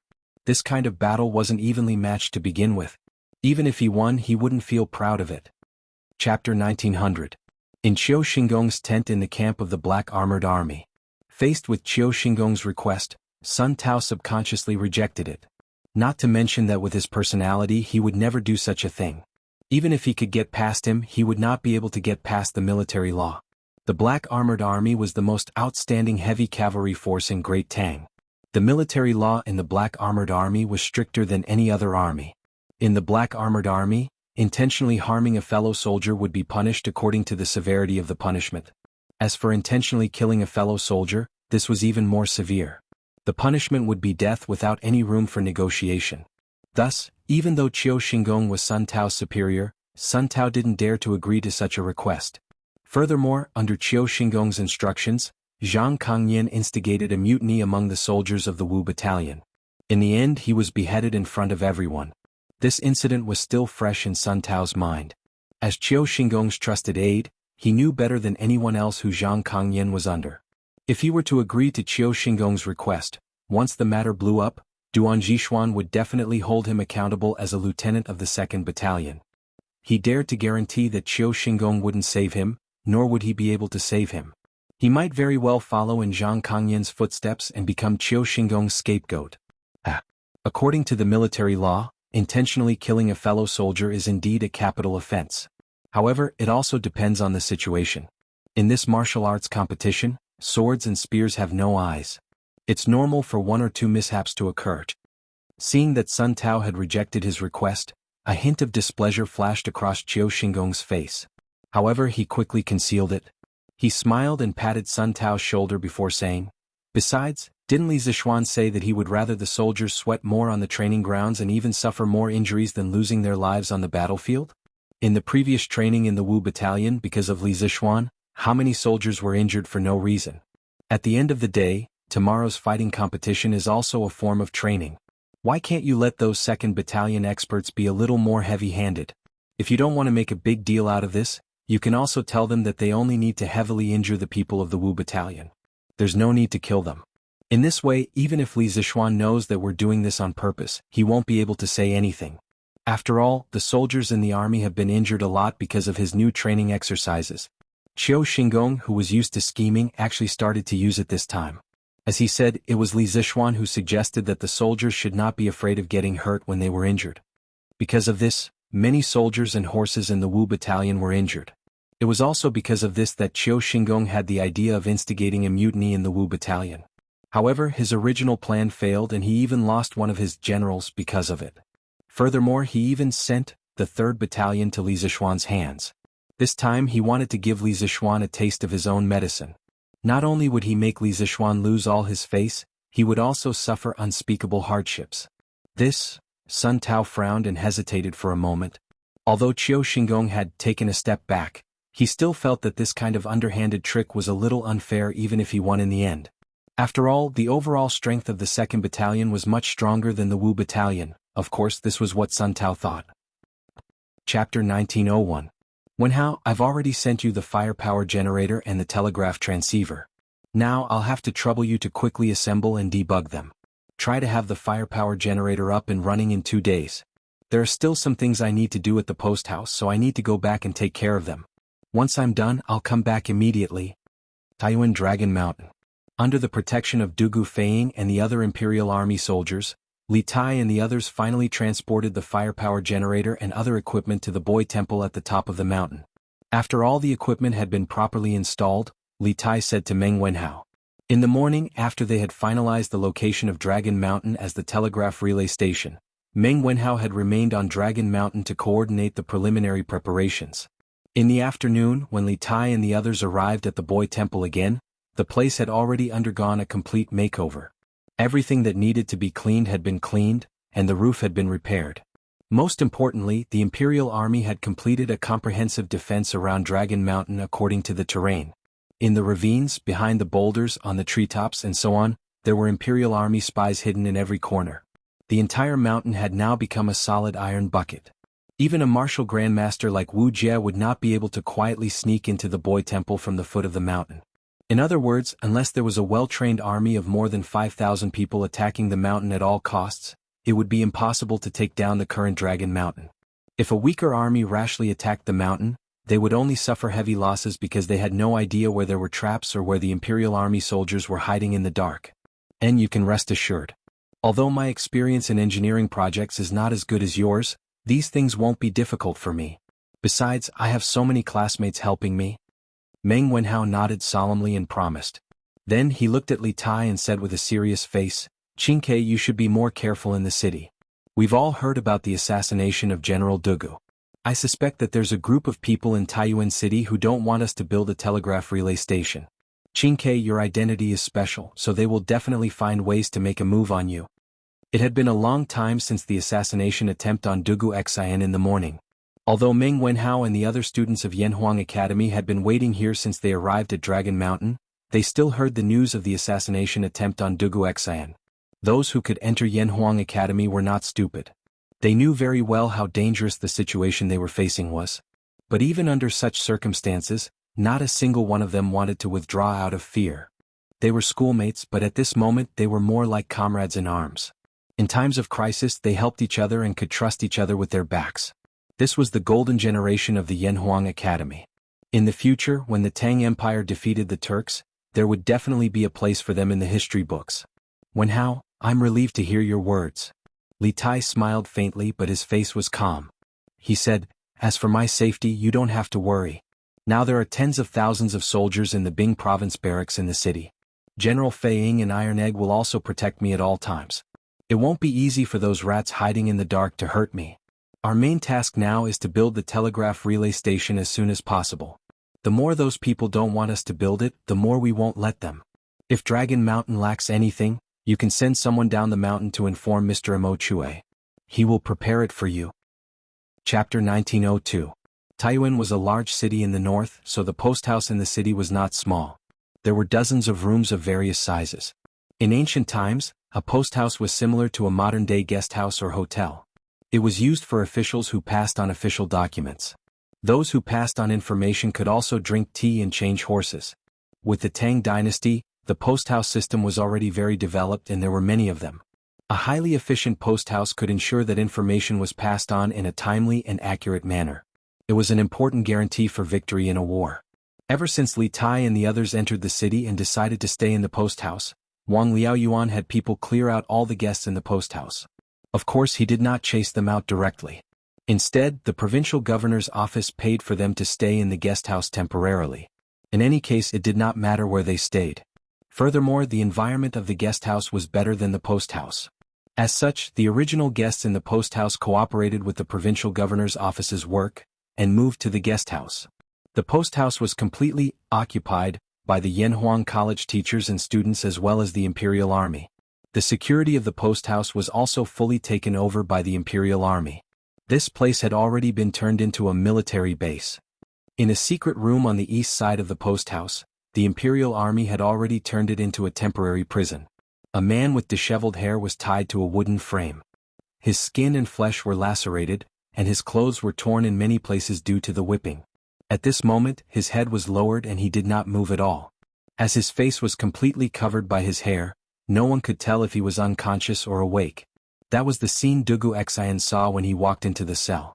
Zhang Dafu stood beside Dugu Xian. In truth, he had been supporting Dugu Xian the entire time. However, when they approached the prison, Dugu Xian told him to let go, so he did not continue to support him. At this moment, seeing the confusion in Dugu Xian's eyes as he looked at the assassin, he quickly explained in a low voice, "General, this fellow is not unconscious. However, no matter how we beat him, he did not make a sound. It was as if the punishment did not fall on him." After saying this, he quickly said to a soldier in the prison, "Go. Raise this fellow's head. Oh, and bring another chair over." Taiyuan was a big city in the north, so the posthouse in the city was naturally not small. There were dozens of big and small houses. In ancient times, posthouses were similar to modern guest houses or hotels. They were for officials to pass on official documents and travel to and fro. Those who passed on messages could also drink tea and change horses here. With the first generation of the Tang dynasty, the posthouse system was already very developed and there were many of them. The efficient operation of the posthouse could ensure the timely and accurate transmission of information. It was an important guarantee for victory in the war. Ever since Li Tai and the others entered the city and decided to stay in the inn, Wang Liaoyuan had people clear out all the guests in the inn. Of course, he didn't chase them out directly. Instead, the provincial governor's estate paid for them to stay in the inn. After all, it didn't matter where they stayed. Moreover, the environment of the inn was better than the posthouse. Therefore, the original guests in the posthouse cooperated with the provincial governor's work and moved to the inn. The posthouse was completely occupied by the teachers and students of Yanhuang College and the Imperial Army. The security of the posthouse was also fully taken over by the Imperial Army. This place had already been turned into a military base. In a secret room on the east side of the posthouse, the Imperial Army had already turned it into a temporary prison. A man with disheveled hair was tied to a wooden frame. His skin and flesh were lacerated, and his clothes were torn in many places due to the whipping. At this moment, his head was lowered and he didn't move at all. As his face was covered by his hair, no one could tell if he was unconscious or awake. That was the scene Dugu Xian saw when he walked into the cell. Zhang Dafu stood beside Dugu Xian and explained, "General, this fellow is not unconscious. However, no matter how we beat him, he did not make a sound. It was as if the punishment did not fall on him." Chapter 1903. Wang family head, "I'm truly sorry. This junior was busy interrogating the assassin and didn't want to keep you waiting outside, so I could only have you come here. Please forgive me." Wang Yu appeared at the door of the cell. Dugu Xian was about to stand up to welcome him, but Zhang Dafu quickly helped him up. Dugu Xian steadied himself and gestured for Zhang Dafu to step aside before politely cupping his fists at Wang Yu. Even though he had previously suspected that Star Wolf came from the Wang clan, it was only a suspicion without any concrete evidence. Moreover, when Dugu Feiying had been searching for Zhu Xiecheng and Kong Chang'an in Source Peak City, Wang Yu had helped him quite a bit. Thus, when facing Wang Yu, Dugu Xian was still as polite as before. "Honorable nephew, Dugu must be joking. This old man should be the one bothering you." Wang Yu did not put on airs and instead affectionately called him honorable nephew. The Wang family of Taiyuan and the Dugu clan of Luoyang could be considered old friends. As an elder, it was reasonable for Wang Yu to call Dugu Xian honorable nephew. After this polite exchange, Wang Yu looked at Dugu Xian and asked with concern, "Honorable nephew, you've just been cured of the poison. Are you all right now?" "Thanks to Uncle Wang, I'm fine now. I also have to thank Uncle Wang for inviting the divine doctor to treat me. Otherwise, this junior really might not have been able to wake up." Dugu Xian solemnly cupped his fists at Wang Yu. Since Wang Yu had addressed him as nephew, it wouldn't be too much for him to address him as uncle. Furthermore, Dugu Xian had already heard about what had happened at the posthouse this morning from the people around him. He knew that if Wang Yu hadn't invited the best, and also the most difficult to invite, physician in Taiyuan, Gongsun Liang, there was a high chance that he would have died from the poison by now. Thus, from a certain perspective, Wang Yu could be considered his savior. If he still coldly called Wang Yu Wang family head, it would be a little too unreasonable. "Ah, that's good. That's good." Dugu Xian addressing him as uncle, made Wang Yu heave a sigh of relief. In just a few words, the relationship between the two of them had become much closer. Now, he could naturally ask Dugu Xan to help him investigate the identity of the captured assassin. This old man just received news that a fire broke out in the south of the city, and the Imperial Army happened to capture someone at the scene. This old man was worried about your highness' safety, so I came to take a look. All right. Just now, my nephew said that he was interrogating the assassin. Could it be that the person the Imperial Guard caught in the southern part of the city was the assassin? Is His Highness doing well? Wang Yu remembered the purpose of his visit and the words Dugu Xan had said at the beginning. His expression was shocked, and he cupped his hands at Dugu Xan as he looked around the cell. He looked around and saw that there was another person hanging on the rack. It was Star Wolf. However, Star Wolf had lowered his head again. His messy hair easily covered his face, so Wang Yu couldn't see his face clearly. Dugu Xan followed Wang Yu's gaze, paused for a moment, then turned his head and replied, Uncle Wang is not an outsider, so this junior will tell you the truth. Earlier, His Highness and Flying Eagle brought people to escort a batch of important resources from Yanhuang College to Longshan. Unexpectedly, they were ambushed in a small alley in the south of the city. The enemy used 4 burning carriages to attack the convoy from the front and back. At the critical moment, Flying Eagle could only order the soldiers to scatter in all directions to save their lives, and the resources of the college were all burned. Amidst the chaos, an assassin flew over and tried to kidnap your highness. Look, this is the assassin. As he spoke, Dugu Xan pointed at Star Wolf on the rack. Hearing this, Wang Yu finally understood what had happened in the small alley in the south of the city 15 minutes ago. However, at this time he couldn't care less about the assassin. He only wanted to know how Li Tai was doing. Thus, he hurriedly asked with a nervous expression, How is His Highness now? This old man didn't see His Highness at the inn? Chapter 1904. Uncle is experienced and knowledgeable, yet you don't recognize this person. Could it be that this person isn't from Taiyuan? Taiyuan Courier Station in a prison cell. Hearing Wang Yu say that he had never seen Star Wolf's eyes narrowed slightly. There was no expression on his face, but he inwardly let out a sigh of relief. Dugu Xan turned his head and said to Wang Yu. Wang Yu's gaze was like lightning. His eyes had actually been fixed on Star Wolf this entire time. Although Star Wolf didn't show any particular expression after hearing his words, he still felt that it was somewhat strange. Generally speaking, a person's thoughts would often inevitably affect the expression on their face and eyes. No matter how well they controlled their expression and eyes, it was impossible for there to be no change at all. Just now, Wang Yu had clearly seen a hint of relief flash across Star Wolf's face, as well as a hint of relief in his eyes. The change was very small, but Wang Yu had come to the courier station with a goal in mind. From the moment he entered the prison cell, his eyes had been fixed on Star Wolf. Naturally, Wang Yu had caught the slight change in Star Wolf's expression and eyes. Not necessarily. After a moment of silence, Wang Yu shook his head and said to Dugu Xan, This old man isn't in Taiyuan all year round. How could I dare say that I know everyone in Taiyuan City? However, since this assassin is in our hands, nephew can use torture on him. Do you think he won't reveal his identity under torture? Dugu Xan sighed and said, Uncle may not know, but before you came, this junior had already ordered people to use all kinds of torture on this fellow.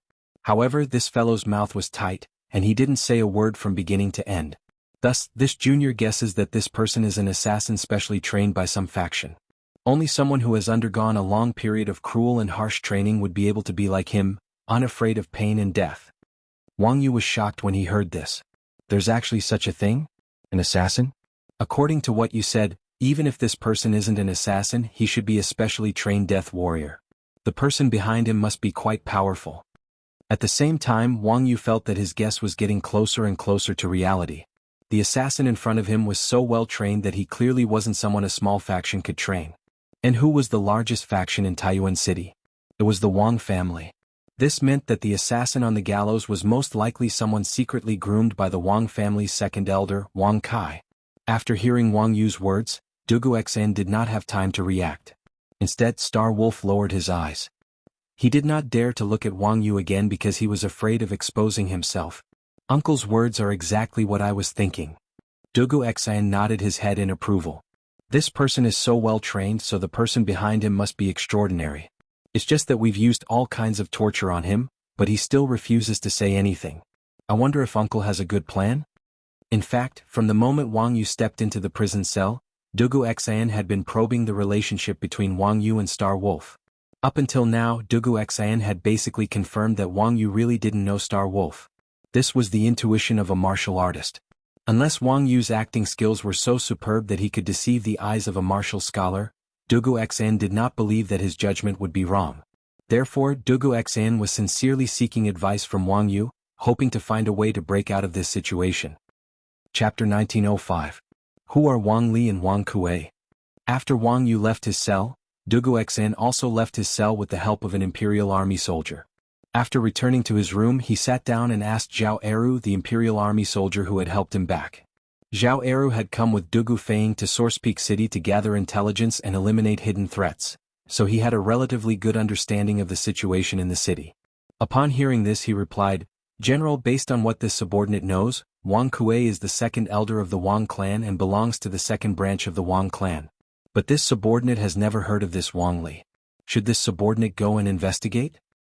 The second elder of the Wang clan?" Hearing this, Dugu Xian's heart moved. After pondering for a moment, he instructed Zhao Eru, "Go investigate this Wang Li's identity and see if he's related to this Wang clan's second elder." In the matter of investigating the identity of the assassin, Wang Yu could be said to have contributed both in terms of strategy and effort. As a result, it was basically ruled out that the assassin was related to Wang Yu. However, Dugu Xian still felt that Wang Yu seemed to know something and was hiding something from him. Especially the 2 sentences Wang Yu had asked Star Wolf before he left, which made Dugu Xian even more suspicious. Thus, it was imperative to investigate the identities of Wang Li and Wang Kuei first. Yes. Zhao Eru cupped his fists in acknowledgement. Seeing that Dugu Xian had no other orders, he turned and left. Who are Wang Li and Wang Kuei? After Wang Yu left, Dugu Xian left his cell with the help of an imperial army soldier and returned to his room. After sitting down, he asked Zhao Eru, the imperial army soldier who had helped him back. Zhao Eru had come with Dugu Feiying to Source Peak City to gather intelligence and eliminate hidden threats, so he had a relatively good understanding of the situation in the city. Upon hearing this, he replied, "General, based on what this subordinate knows, Wang Kuei is the second elder of the Wang clan and belongs to the second branch of the Wang clan. But this subordinate has never heard of this Wang Li. Should this subordinate go and investigate? The second elder of the Wang clan?" Hearing this, Dugu Xian's heart moved. After pondering for a moment, he instructed Zhao Eru, "Go investigate this Wang Li's identity and see if he's related to this Wang clan's second elder." In the matter of investigating the identity of the assassin, Wang Yu could be said to have contributed both in terms of strategy and effort. As a result, it was basically ruled out that the assassin was related to Wang Yu. However, Dugu Xian still felt that Wang Yu seemed to know something and was hiding something from him. Especially the 2 sentences Wang Yu had asked Star Wolf before he left, it made Dugu Xian even more suspicious. Therefore, it was very necessary to investigate the identities of Wang Li and Wang Kuei first. Here, Zhao Eru cupped his fists and accepted the order. Seeing that Dugu Xian had no other orders, he turned and left. Who are Wang Li and Wang Kuei? In Source Peak Courier Station, after Wang Yu left, Dugu Xian left his cell with the help of an imperial army soldier and returned to his room. After sitting down, he asked Zhao Eru, the imperial army soldier who had helped him back. Zhao Eru had come with Dugu Feiying to Source Peak City to gather intelligence and eliminate hidden threats, so he had a relatively good understanding of the situation in the city. Upon hearing this, he replied, "General, based on what this subordinate knows, this Wang Kuei is the second elder of the Wang clan and belongs to the second branch of the Wang clan. But this subordinate has never heard of this Wang Li. Should this subordinate go and investigate? The second elder of the Wang clan?" Chapter 1906. This old man? Who this old man is isn't important. What is important is that this old man has intercepted an urgent report. This matter concerns the life and death of His Highness King Wei and the several 100,000 people of Taiyuan City. General, please quickly open the gates and do not delay this important military mission. Outside the western gate of Taiyuan City, the burly man dressed in coarse brown robes looked up at the captain of the Bing province barracks and loudly shouted. This matter concerns the life and death of His Highness King Wei and the several 100,000 people of Taiyuan City? What bold words. The captain had originally believed that this old man had important information to report, but after hearing the old man's words, he snorted derisively. Taiyuan City was the largest city in the north of the Great Tang. Its walls were tall and thick, and the city had tens of thousands of elite soldiers. Most importantly, Taiyuan City was not on the border and was surrounded by other provinces and counties. If Taiyuan City encountered an emergency, the soldiers of the other provinces and counties would rush to the rescue. In these circumstances, the captain truly did not believe that anyone could threaten the lives of the several 100,000 people of Taiyuan City. You should go back. In consideration of your age, this general will not lower himself to your level. If you continue to shout and pester endlessly, don't blame this general for having you arrested and charged with the crime of colluding with the enemy. The lieutenant on the city gate tower had a cold expression as he pointed at the old man below the city and shouted, "Colluding with the enemy? When did this old man collude with the enemy? Let this old man into the city and take this old man to see His Highness King Wei. At that time, His Highness will judge whether or not this old man has colluded with the enemy." Being accused of colluding with the enemy for no reason, the old man was instantly enraged. However, he also understood what was the most important thing at this time, so he resisted the urge to scold and shouted at the lieutenant. "Is His Highness someone you can see just because you want to? Don't make so much noise. Do you believe that this general won't have you arrested?" The captain coldly said. Although his words were somewhat impolite, there was actually nothing wrong with them. Not to mention that the situation in the city was urgent. Even if it was during normal times, he couldn't just casually bring someone to see Li Tai just because they said that they had important matters to discuss, right? If the other party wanted to harm Li Tai, he wouldn't be able to bear the responsibility.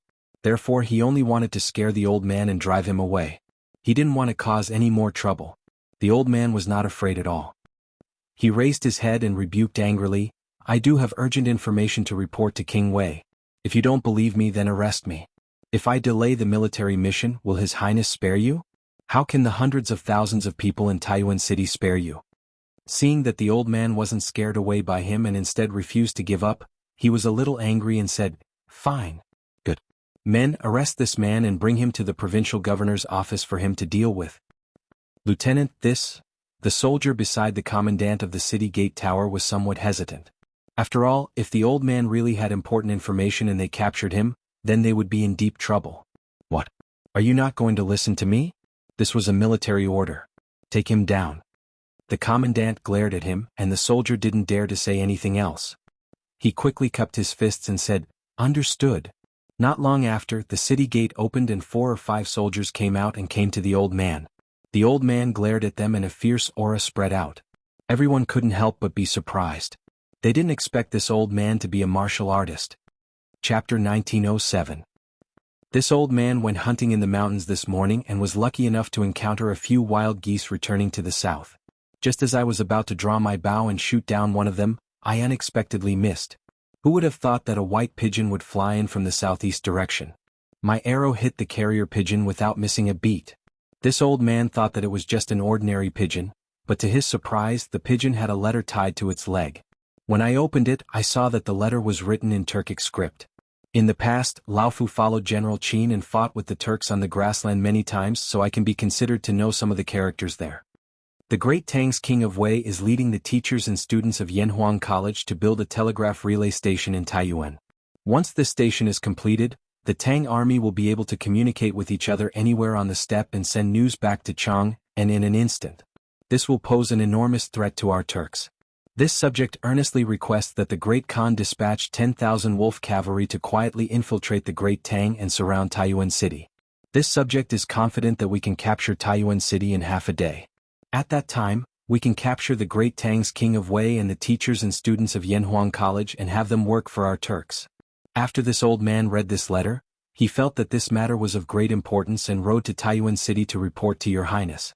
To his surprise, Taiyuan City was already under martial law, making it difficult for this old man to enter without revealing his identity. I could only have the city guards bring this old man into the city. I didn't think that I would run into Your Highness the moment I entered the city. Taiyuan Courier Station. In a quiet room, Li Tai, Dugu Xian, Dugu Fang, Iron Egg, Ing Chue and Han Tianhu were seated. Once everyone was seated, Han Tianhu got straight to the point, explaining his purpose in coming to Taiyuan City. Everyone couldn't help but grimace. It was clear that they had all realized the gravity of the situation. Dugu Xian was the first to speak. "Lord Han, might I ask where this secret letter is?" Although they had all learned of Han Tianhu's identity from Li Tai's introduction and knew that with Han Tianhu's identity, it was impossible for him to lie about something like this. However, it was precisely because of how important this matter was that they needed to see for themselves. Han Qianhu reached into his inner pocket and took out a small piece of paper. He then stood up and handed it to Li Tai. This is the secret letter from the carrier pigeon. Please take a look. Li Tai received it with both hands. He opened it and saw a few lines of small characters. However, he did not understand the Turkic language, so he could not tell what it was. Thus, he turned to Dugu Xan and asked, "Does General Dugu know the Turkic language?" As the commander of the imperial army, Dugu Xan had to maintain the safety of the palace. He had to deal with foreign spies on a daily basis, so he naturally understood the Turkic language. Hearing this, he nodded and said, "This general understands a little." Li Tai handed the piece of paper over to Dugu Xan. "General Dugu, please take a look." Here. Dugu Xan did not waste any time on pleasantries. He took the paper and began to carefully read it.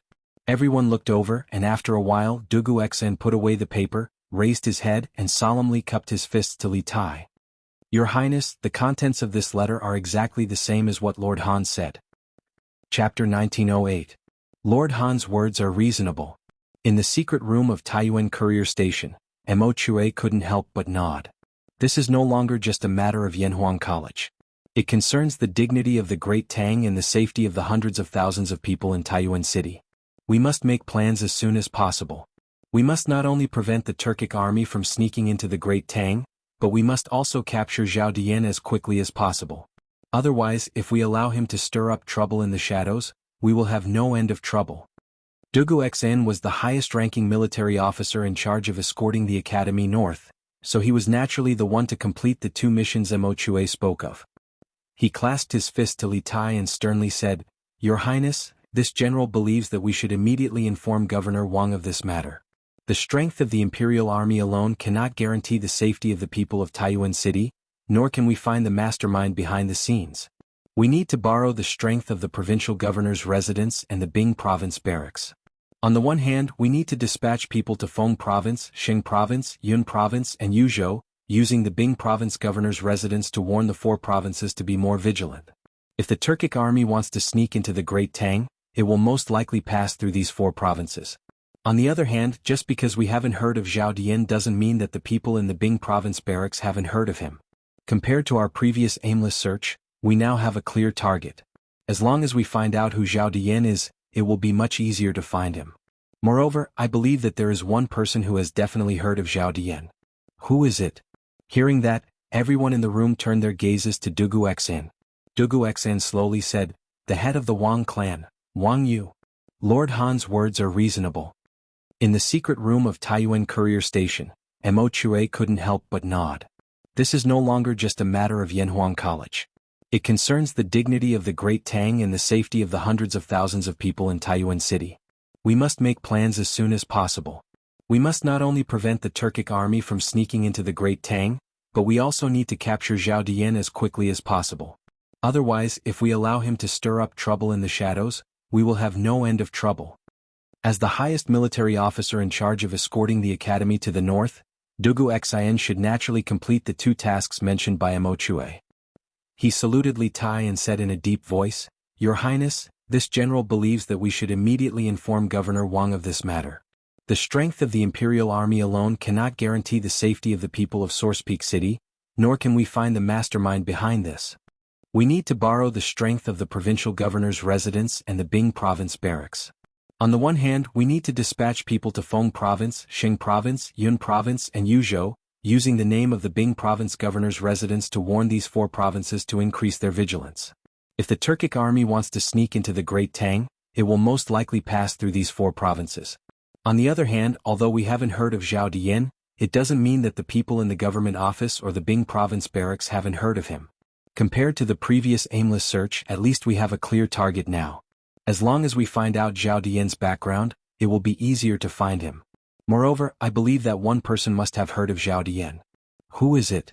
Hearing that, everyone in the room turned their gazes to Dugu Xan. Dugu Xan slowly said, "The head of the Wang clan, Wang Yu." Lord Han's words are reasonable. In the secret room of Source Peak Courier Station, Mo Chue couldn't help but nod. This is no longer a matter of Yanhuang College. It concerns the dignity of the Great Tang and the safety of the hundreds of thousands of people in Source Peak City. We must make plans as soon as possible. We must not only prevent the Turkic army from sneaking into the Great Tang, but we also need to capture Zhao Dian in the city as quickly as possible. Otherwise, if we allow this person to stir up trouble in the shadows, we will have no end of trouble. As the highest military officer in charge of escorting the Academy North, Dugu Xian should naturally complete the two tasks mentioned by Mo Chue. He cupped his fists to Li Tai and sternly said, "Your Highness, this general believes that we should immediately notify Governor Wang. Your Highness, this general believes that we should immediately inform Governor Wang of this matter. The strength of the Imperial Army alone cannot guarantee the safety of the people of Source Peak City, nor can we find the mastermind behind this. We need to borrow the strength of the provincial governor's residence and the Bing Province barracks. On the one hand, we need to dispatch people to Feng Province, Xing Province, Yun Province and Yuzhou, using the Bing Province barracks name to warn the four provinces to be more vigilant. This is because if the Turkic army wants to sneak into the Great Tang, it will most likely pass through these four provinces. On the other hand, just because we haven't heard of Zhao Dian doesn't mean that the people in the Bing Province barracks haven't heard of him. Compared to our previous aimless search, we now have a clear target. As long as we investigate Zhao Dian's background, it will be much easier to find him. Moreover, I believe that there is someone who has definitely heard of Zhao Dian. Who is it? Hearing that, everyone in the room turned their gazes to Dugu Xian. Dugu Xian slowly said, "The head of the Wang clan, Wang Yu." Lord Han's words are reasonable. In the secret room of Source Peak Courier Station, Mo Chue couldn't help but nod. This is no longer just a matter of Yanhuang College. It concerns the dignity of the Great Tang and the safety of the hundreds of thousands of people in Source Peak City. We must make plans as soon as possible. We must not only prevent the Turkic army from sneaking into the Great Tang, but we also need to capture Zhao Dian as quickly as possible. Otherwise, if we allow him to stir up trouble in the shadows, we will have no end of trouble. Dugu Xian was the highest-ranking military officer in charge of escorting the Academy North, so he naturally had to complete the two missions Mo Chue had spoken of. He clasped his fist to Li Tai and sternly said, "Your Highness, this general believes that we should immediately inform Governor Wang of this matter. The strength of the Imperial Army alone cannot guarantee the safety of the people of Source Peak City, nor can we find the mastermind behind the scenes. We need to borrow the strength of the provincial governor's residence and the Bing Province barracks. On the one hand, we need to dispatch people to Feng Province, Xing Province, Yun Province and Yuzhou, using the name of the provincial governor's residence to warn these four provinces to be more vigilant. This is because if the Turkic army wants to sneak into the Great Tang, it will most likely pass through these four provinces. On the other hand, just because we haven't heard of Zhao Dian doesn't mean that the people in the Bing Province barracks haven't heard of him. Compared to our previous aimless search, at least we now have a clear target. As long as we find out Zhao Dian's background, it will be much easier to find him. Moreover, I believe that there is one person who has definitely heard of Zhao Dian. Who is it? Hearing that, everyone in the room turned their gazes to Dugu Xian. Dugu Xian slowly said, "The head of the Wang clan, Wang Yu." Lord Han's words are reasonable. In the secret room of Taiyuan Courier Station, Mo Chue couldn't help but nod. This is no longer just a matter of Yanhuang College. It concerns the dignity of the Great Tang and the safety of the hundreds of thousands of people in Taiyuan City. We must make plans as soon as possible. We must not only prevent the Turkic army from sneaking into the Great Tang, but we also need to capture Zhao Dian in the city as quickly as possible. Otherwise, if we allow this person to stir up trouble in the shadows, there will be no end of trouble. Dugu Xian was the highest-ranking military officer in charge of escorting the Academy North, so he naturally had to complete the two missions Mo Chue had spoken of. He clasped his fist to Li Tai and sternly said, "Your Highness, this general believes that we should immediately inform Provincial Governor Wang of this matter. The strength of the Imperial Army alone cannot guarantee the safety of the people of Taiyuan City, nor can we find the mastermind behind the scenes. We need to borrow the strength of the provincial governor's residence and the Bing Province barracks. On the one hand, we need to dispatch people to Feng Province, Xing Province, Yun Province and Yuzhou, using the name of the provincial governor's residence to warn these four provinces to be more vigilant. This is because if the Turkic army wants to sneak into the Great Tang, it will most likely pass through these four provinces. On the other hand, just because we haven't heard of Zhao Dian doesn't mean that the people in the Bing Province barracks haven't heard of him. Compared to our previous aimless search, we now have a clear target.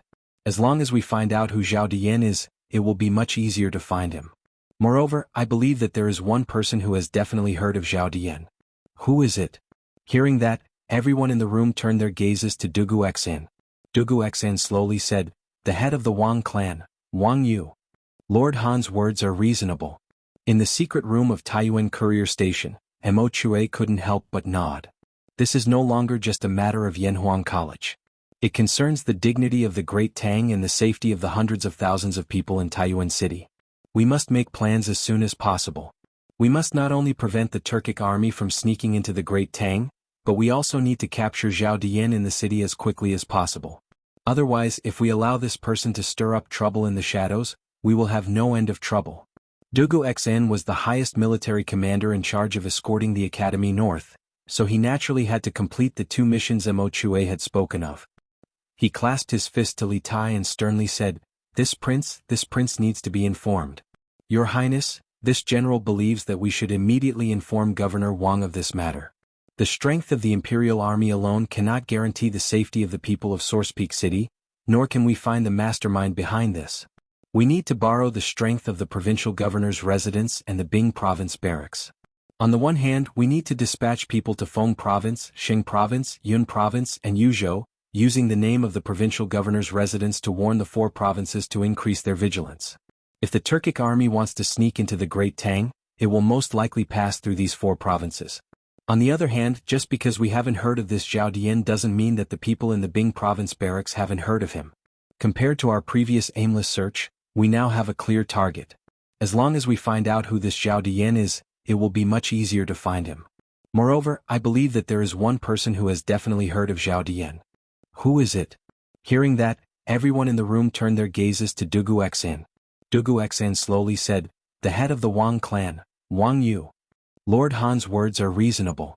In the secret room of Taiyuan Courier Station, Mo Chue couldn't help but nod. This is no longer just a matter of Yanhuang College. It concerns the dignity of the Great Tang and the safety of the hundreds of thousands of people in Taiyuan City. We must make plans as soon as possible. We must not only prevent the Turkic army from sneaking into the Great Tang, but we also need to capture this Zhao Dian as quickly as possible. Otherwise, if we allow this person to stir up trouble in the shadows, we will have no end of trouble. Dugu Xn was the highest military commander in charge of escorting the Academy north, so he naturally had to complete the 2 missions Mo Chue had mentioned. He clasped his fist to Li Tai and sternly said, Your Highness, this general believes that we should immediately inform Governor Wang of this matter. The strength of the Imperial Army alone cannot guarantee the safety of the people of Taiyuan City, nor can we find the mastermind behind the scenes. We need to borrow the strength of the provincial governor's residence and the Bing province barracks. On the one hand, we need to dispatch people to Feng province, Xing province, Yun province, and Yuzhou, using the name of the provincial governor's residence to warn these 4 provinces to be more vigilant. This is because if the Turkic army wants to sneak into the Great Tang, it will most likely pass through these 4 provinces. On the other hand, just because we haven't heard of this Zhao Dian doesn't mean that the people in the Bing province barracks haven't heard of him. Compared to our previous aimless search, at least we now have a clear target. As long as we find out who this Zhao Dian is, it will be much easier to find him. Moreover, I believe that there is one person who has definitely heard of Zhao Dian. Who is it? Hearing that, everyone in the room turned their gazes to Dugu Xn. Dugu Xn slowly said, the head of the Wang clan, Wang Yu. Lord Han's words are reasonable. In the secret room of Taiyuan Courier Station, Mo Chue couldn't help but nod. This is no longer just a matter of Yanhuang College. It concerns the dignity of the Great Tang and the safety of the hundreds of thousands of people in Taiyuan City. We must make plans as soon as possible. We must not only prevent the Turkic army from sneaking into the Great Tang, but we also need to capture this Zhao Dian in the city as quickly as possible. Otherwise, if we allow this person to stir up trouble in the shadows, there will be no end of trouble. Dugu Xn was the highest military commander in charge of escorting the Academy north, so he naturally had to complete the 2 missions Mo Chue had mentioned. He clasped his fist to Li Tai and sternly said, Your Highness, this general believes that we should immediately inform Provincial Governor Wang of this matter. The strength of the Imperial Army alone cannot guarantee the safety of the people of Taiyuan City, nor can we find the mastermind behind the scenes. We need to borrow the strength of the provincial governor's residence and the Bing province barracks. On the one hand, we need to dispatch people to Feng province, Xing province, Yun province, and Yuzhou, using the name of the provincial governor's residence to warn these 4 provinces to be more vigilant. This is because if the Turkic army wants to sneak into the Great Tang, it will most likely pass through these 4 provinces. On the other hand, just because we haven't heard of this Zhao Dian doesn't mean that the people in the Bing province barracks haven't heard of him. Compared to our previous aimless search, at least we now have a clear target. As long as we find out who this Zhao Dian is, it will be much easier to find him. Moreover, I believe that there is one person who has definitely heard of Zhao Dian. Who is it? Hearing that, everyone in the room turned their gazes to Dugu Xan. Dugu Xan slowly said, "The head of the Wang clan, Wang Yu." Chapter 1909. Father, since you've come to Taiyuan City, why don't you stay here for a while? After a short discussion, Li Tai went to his room to send a message. Dugu Xan took a carriage and a group of guards to the Wang family's ancestral home. Mo Chue followed the original plan and bought supplies for the students on Dragon Mountain with the academy's teachers. Iron Egg had nothing to do for the time being. In other words, everyone deliberately left space for the father and son to reunite. When Iron Egg saw Han Lijing come to the courier station, he was naturally very happy. However, when Han Lijing arrived at the courier station, everyone began to discuss. Until now, the father and son had not had time to say a word. Now that they finally had a moment of leisure, Iron Egg followed Han Lijing to a large ginkgo tree in the courtyard. Then he opened his mouth and asked casually. Speaking of which, it had not been long since the father and son last met. More than a month ago, Li Zishuan led the Sky Rooster Brigade to the north to exterminate the locusts. They passed by Yifeng County where Han Lijing lived. At that time the father and son were reunited for a few days. Although they had just reunited more than a month ago, Iron Egg was still somewhat dissatisfied. This was because the father and son of other families could reunite almost every day. He really did not understand why his father did not stay at home and had to go to Yifeng County, which was so far away, to buy a manor and become a landlord. This child's thoughts could not be blamed. After all, he had lost his mother when he was young. His father was often away at war, and he relied on his sister's efforts to raise him. Later, when Han Lijing returned to the Han family manor, their family's life gradually improved. Although they could not be said to be rich, at least the family was reunited. Later, Han Yushi married into the Li family, and Han Lijing went to Yifeng County to buy a manor and become a landlord. For Iron Egg, the two people he relied on the most in his life gradually distanced from him. This made him feel as if he had suddenly become a loner. This kind of separation was too cruel for a youth who had not yet reached the age of 20. Yes. Hearing his son's question, Han Lijing nodded. Then he sighed and said, "Your father originally planned to return after delivering the secret letter to His Highness. However, from what you said just now, Taiyuan City is now extremely dangerous. You and King Wei both came to Taiyuan with important tasks. Those enemies are all watching you covetously from the shadows. If your father did not know this, then it would be fine. But now that I know, how can I leave with peace of mind? Before you find the power behind the scenes or you can safely leave Taiyuan City, this old man will stay with you in this courier station." Before receiving the secret letter, Han Lijing had never imagined that Iron Egg would be in Taiyuan with Li Tai and the others on important matters, nor would he have imagined that they would be facing a crisis of life and death. At this moment, Han Lijing only rejoiced that he had unexpectedly obtained the secret letter to the steppe. Otherwise, he might not have received any news of Iron Egg's death. In addition, Han Lijing had accompanied Qin Xiong to the north to attack the Turks. As a veteran of hundreds of battles, he naturally knew martial arts. Although his martial arts were not as freakish as Li Zishuan's, he was still stronger than the majority of the estate soldiers. Otherwise, he would not have become Qin Xiong's personal guard. Now that he knew that his son was in danger, Han Lijing naturally had to stay behind to protect Iron Egg. Hearing that, Bruiser could not hide his excitement and said, "Great, great. I will go and help you tidy up a room." After saying that, Iron Egg immediately turned around and prepared to tidy up the room. However, he was stopped by Han Lijing. Han Lijing said, "This is not urgent. We have to prepare first. When your highness goes to the provincial governor's mansion, we will follow you." Tai Dan recovered from his excitement and quickly nodded his head in agreement.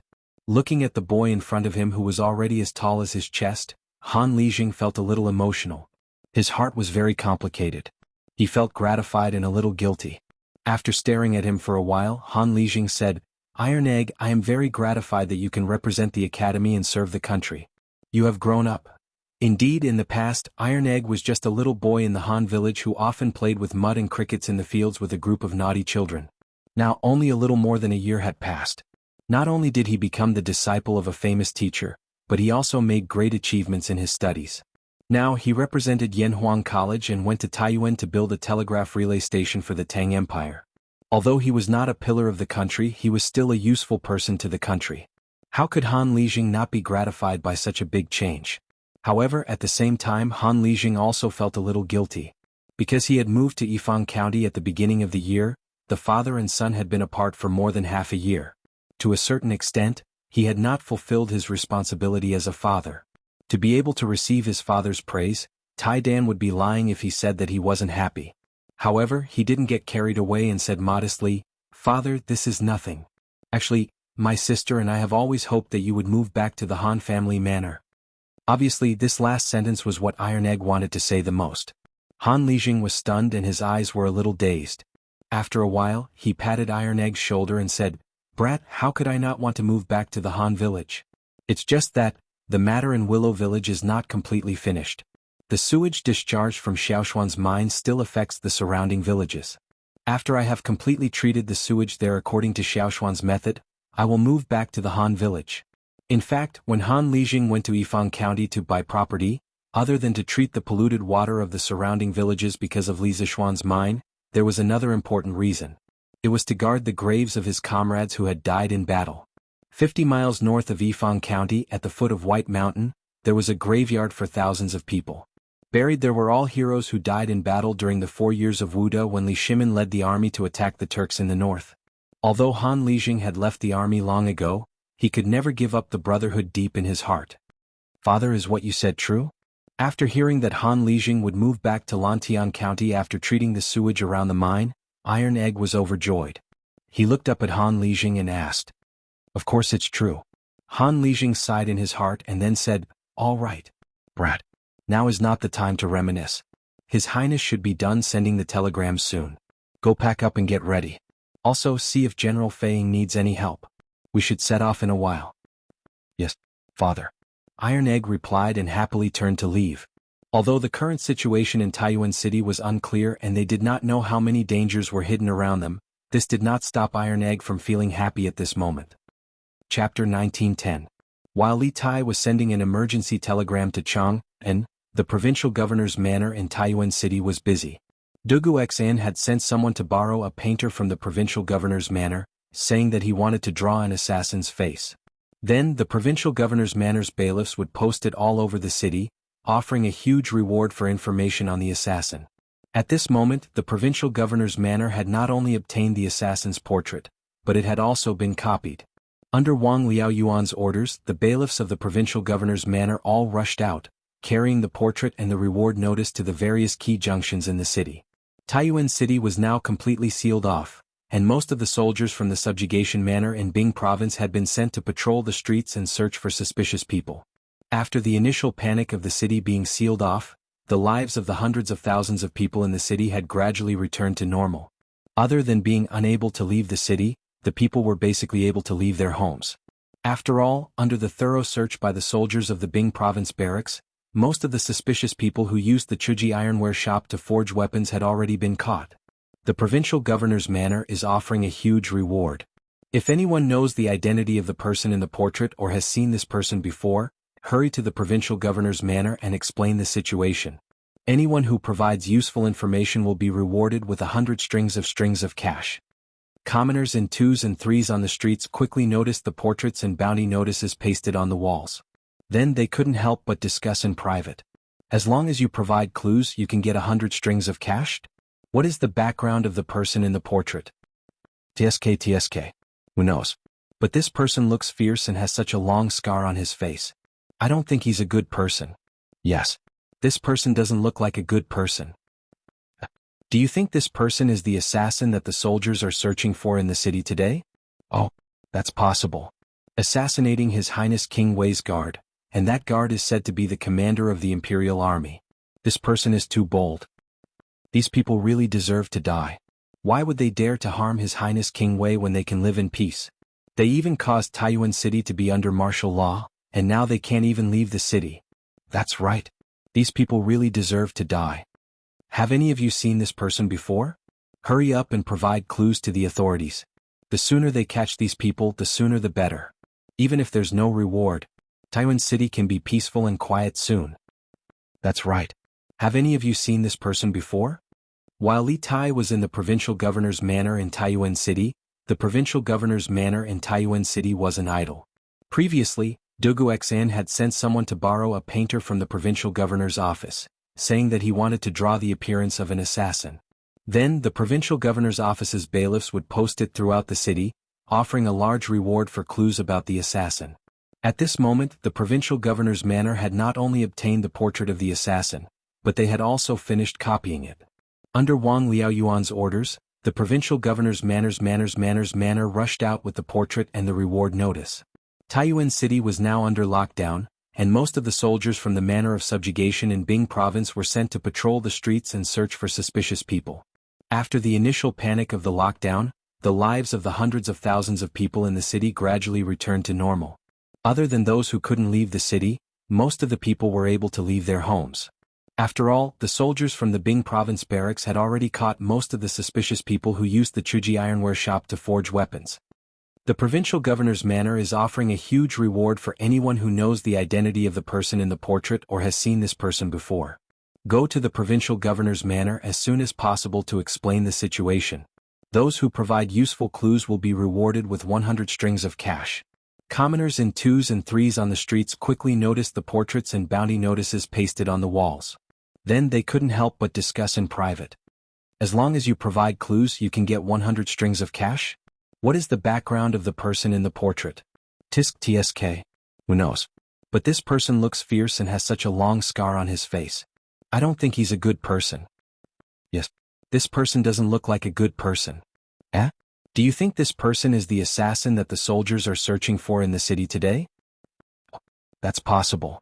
Assassinating His Highness Prince of Wei's bodyguard, and that bodyguard is said to be the commander of the Imperial Army. This guy is too bold. These people deserve to die. Why would they dare to harm His Highness Prince of Wei if they don't want to live a peaceful life? They even caused Taiyuan City to be under martial law. Now we can't even leave the city. Yes, these people deserve to die. Have any of you seen this person before? Go and provide clues to the authorities. The sooner we catch these people, the sooner we can. Even if there's no reward, it's fine. Taiyuan City can also be peaceful as soon as possible. Yes. Have any of you seen this person before? While Li Tai was sending an emergency telegram to Chang'an City, the provincial governor's mansion in Taiyuan City was not idle either.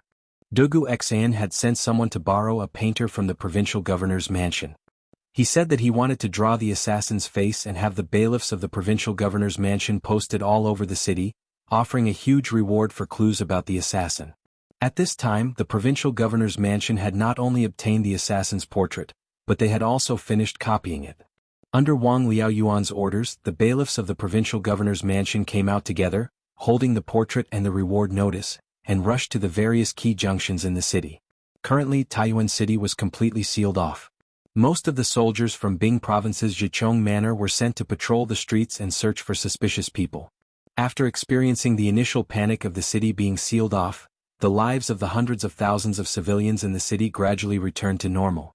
Except for those who couldn't leave the city, the civilians were basically able to leave their homes. After all, under the thorough search of the soldiers from Bing province's barracks, most of the suspicious people who owned Chuji ironware shop had been caught. The provincial governor's mansion is offering a huge reward. If anyone knows the identity of the person in the portrait or has seen this person before, go to the provincial governor's mansion as soon as possible to explain the situation. For those who provide useful clues, the provincial governor's mansion will reward them with 100 strings of cash.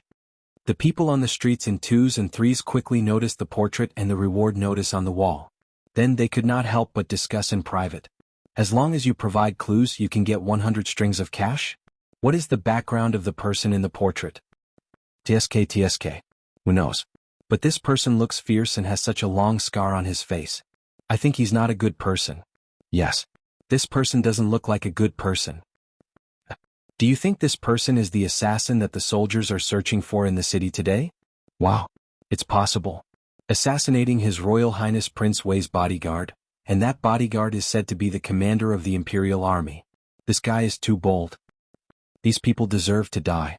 How could he dare to harm His Highness Prince of Wei, if he did not want to live a peaceful life?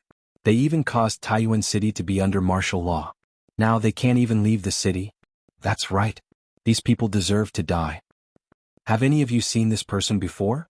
Quickly go and provide clues to the authorities. The sooner they catch these people, the sooner they'll be rewarded. Taiyuan City will be able to enjoy peace and quiet as soon as possible. That's right. Have any of you seen this person before?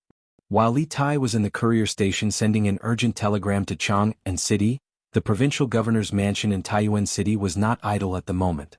Previously, Dugu Xan had sent someone to borrow a painter from the provincial governor's mansion, saying that he wanted to draw the appearance of an assassin. Then, the provincial governor's mansion's bailiffs would post it throughout the city, offering a large reward for clues to the assassin. At this moment, the provincial governor's mansion had not only obtained the assassin's portrait, but also finished copying it. Under Wang Liaoyuan's orders, the bailiffs of the provincial governor's mansion all rushed out, carrying the portrait and the reward notice to the various key junctions in the city. Currently, Taiyuan City was completely sealed off. Most of the soldiers from Bing Province's Jichong Manor were sent to patrol the streets and search for suspicious people. After experiencing the initial panic of the city being sealed off, the lives of the hundreds of thousands of civilians in the city gradually returned to normal. Except for those who couldn't leave the city, the civilians were basically able to leave their homes. After all, under the thorough search of the soldiers from Bing Province's barracks, most of the suspicious people who owned Chuji Ironware Shop had been caught. The provincial governor's mansion is offering a large reward for anyone who knows the identity of the person in the portrait or has seen this person before. Hurry to the provincial governor's mansion and explain the situation. For those who provide useful clues, the provincial governor's mansion will reward them with 100 strings of cash. Commoners in 2s and 3s on the streets quickly noticed the portraits and bounty notices pasted on the walls. Then they couldn't help but discuss in private. As long as you provide clues, you can get 100 strings of cash? What is the background of the person in the portrait? TSK. Who knows? But this person looks fierce and has such a long scar on his face. I don't think he's a good person. Yes. This person doesn't look like a good person at first glance. Eh? Do you think this person is the assassin that the soldiers are searching for in the city today? Oh, that's possible. Assassinating His Highness King Wei's guard, and that guard is said to be the commander of the Imperial Army. This person is too bold. These people really deserve to die. Why would they dare to harm His Highness King Wei when they have such peaceful days? They even caused Taiyuan City to be under martial law. Now they can't even leave the city? That's right. These people really deserve to die. Have any of you seen this person before? Hurry up and provide clues to the authorities. The sooner they catch these people, the sooner they'll be rewarded. Taiyuan City will be able to enjoy peace and quiet as soon as possible. That's right. Have any of you seen this person before? While Li Tai was sending an urgent telegram to Chang'an City, the provincial governor's mansion in Taiyuan City was not idle. Previously, Dugu Xan had sent someone to borrow an artist from the provincial governor's mansion. He said that he wanted to draw the appearance of an assassin, and then the provincial governor's mansion's bailiffs would post it all over the city, offering a large reward for clues to the assassin. At this moment, the provincial governor's mansion had not only obtained the assassin's portrait, but had also finished copying it. Under Wang Liaoyuan's orders, the bailiffs of the provincial governor's mansion rushed out, carrying the portrait and the reward notice to the various key junctions in the city. Currently, Taiyuan City was completely sealed off. Most of the soldiers from Bing Province's Jichong Manor were sent to patrol the streets and search for suspicious people. After experiencing the initial panic of the city being sealed off, the lives of the hundreds of thousands of civilians in the city gradually returned to normal. Except for those who couldn't leave the city, the civilians were basically able to leave their homes. After all, under the thorough search of the soldiers from Bing Province's barracks, most of the suspicious people who owned Chuji Ironware Shop had been caught. The provincial governor's mansion is offering a large reward for anyone who knows the identity of the person in the portrait or has seen this person before. Hurry up and report the situation to the provincial governor's mansion. Anyone who provides useful clues will be rewarded with 100 strings of cash. Commoners in 2s and 3s on the streets quickly noticed the portraits and bounty notices pasted on the walls. Then they couldn't help but discuss in private. As long as you provide clues, you can get 100 strings of cash? What is the background of the person in the portrait? TSK. Who knows? But this person looks fierce and has such a long scar on his face. I don't think he's a good person. Yes. This person doesn't look like a good person at first glance. Eh?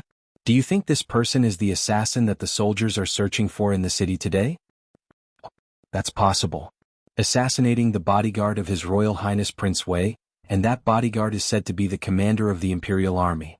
This guy is too bold. These people deserve to die. How could he dare to harm His Highness Prince of Wei, if he did not want to live a peaceful life? They even caused Taiyuan City to be under martial law. Now they can't even leave the city? That's right. These people deserve to die. Have any of you seen this person before? Hurry up and provide clues to the authorities. The sooner they catch these people, the sooner they'll be rewarded. Taiyuan City can also be peaceful as soon as possible. That's right. Have any of you seen this person before? While Li Tai was sending an emergency telegram to Chang'an City, the provincial governor's mansion in Taiyuan City was not idle. Dugu Xan had sent someone to borrow a painter from the provincial governor's mansion. He said that he wanted to draw the face of an assassin, and then the provincial governor's mansion's bailiffs would post it all over the city, offering a large reward for clues to the assassin. At this time, the provincial governor's mansion had not only obtained the assassin's portrait, but it had also been copied. Under Wang Liaoyuan's orders, the bailiffs of the provincial governor's mansion came out together, holding the portrait and the reward notice, and rushed to every key intersection in the city. Currently, Taiyuan City was completely sealed off. Most of the soldiers from Bing Province's Jichong Manor were sent to patrol the streets and search for suspicious people. After experiencing the initial panic of the city being sealed off, the lives of the hundreds of thousands of civilians in the city gradually returned to normal. Except for those who couldn't leave the city, the civilians were basically able to leave their homes. After all, under the thorough search of the soldiers from Bing Province's barracks, most of the suspicious people who owned Chuji Ironware Shop had been caught. The provincial governor's mansion is offering a large reward. If anyone knows the identity of the person in the portrait or has seen this person before, go to the provincial governor's mansion as soon as possible to explain the situation. For those who provide useful clues, the provincial governor's mansion will reward them with 100 strings of cash. The people on the streets in 2s and 3s quickly noticed the portrait and the reward notice pasted on the wall. Then they could not help but discuss in private. As long as you provide clues, you can get 100 strings of cash? What is the background of the person in the portrait? Tisk tsk. Who knows? But this person looks fierce and has such a long scar on his face. I don't think he's a good person. That's right. This person doesn't look like a good person. Eh? Do you think this person is the assassin that the soldiers are searching for in the city today? Oh, that's possible. Assassinating His Highness King Wei's guard, and that guard is said to be the commander of the Imperial Army. This person is too bold. These people really deserve to die. Why would they dare to harm His Highness King Wei when they can live in peace? They even caused Taiyuan City to be under martial law. Now we can't even leave the city. That's right. These people really deserve to die. Have any of you seen this person before? Quickly go and provide clues to the authorities. The sooner we catch these people, the sooner we can do it even if there's no reward. Our Taiyuan City can also be peaceful and quiet soon. That's right. Have any of you seen this person before? Chapter 1911. If grandfather is still worried, I can send someone to secretly hire some people in the marketplace and have them provide false information about Xinglong to the magistrate. I guarantee that the people in the provincial governor's office will be so busy that they won't have time to care about anything else. In the wing room in the backyard of the second branch of the Wang family, Wang Xingyuan saw that Wang Kuei was still worried, so he suggested. When Wang Kuei heard this, he shook his head and refused without thinking, "No. At this time we can't cause any more trouble. The more we do, the more likely it is that we will be discovered by the magistrate. You'd better behave yourself. Without my permission you're not allowed to act on your own." Wang Kuei was actually very afraid that Wang Xingyuan would do something like he did in the afternoon and cause trouble without saying a word. This would put him in a very passive position. Unlike Wang Xingyuan's radicalism, Wang Kuei was quite cautious and conservative. Before he had absolute confidence, he would not expose himself in front of others. Before Wang Xingyuan came, Wang Li had already been here. Furthermore, he had been severely reprimanded by Wang Yu. He had also warned Wang Li not to cooperate with Wang Xingyuan's unauthorized actions. In this way he had also taken away Wang Xingyuan's military power, in disguise. Yes. Grandson will follow grandfather's instructions. Wang Xingyuan knew that it was not the right time to fall out with Wang Kuei, so he pretended to be obedient and cupped his hands.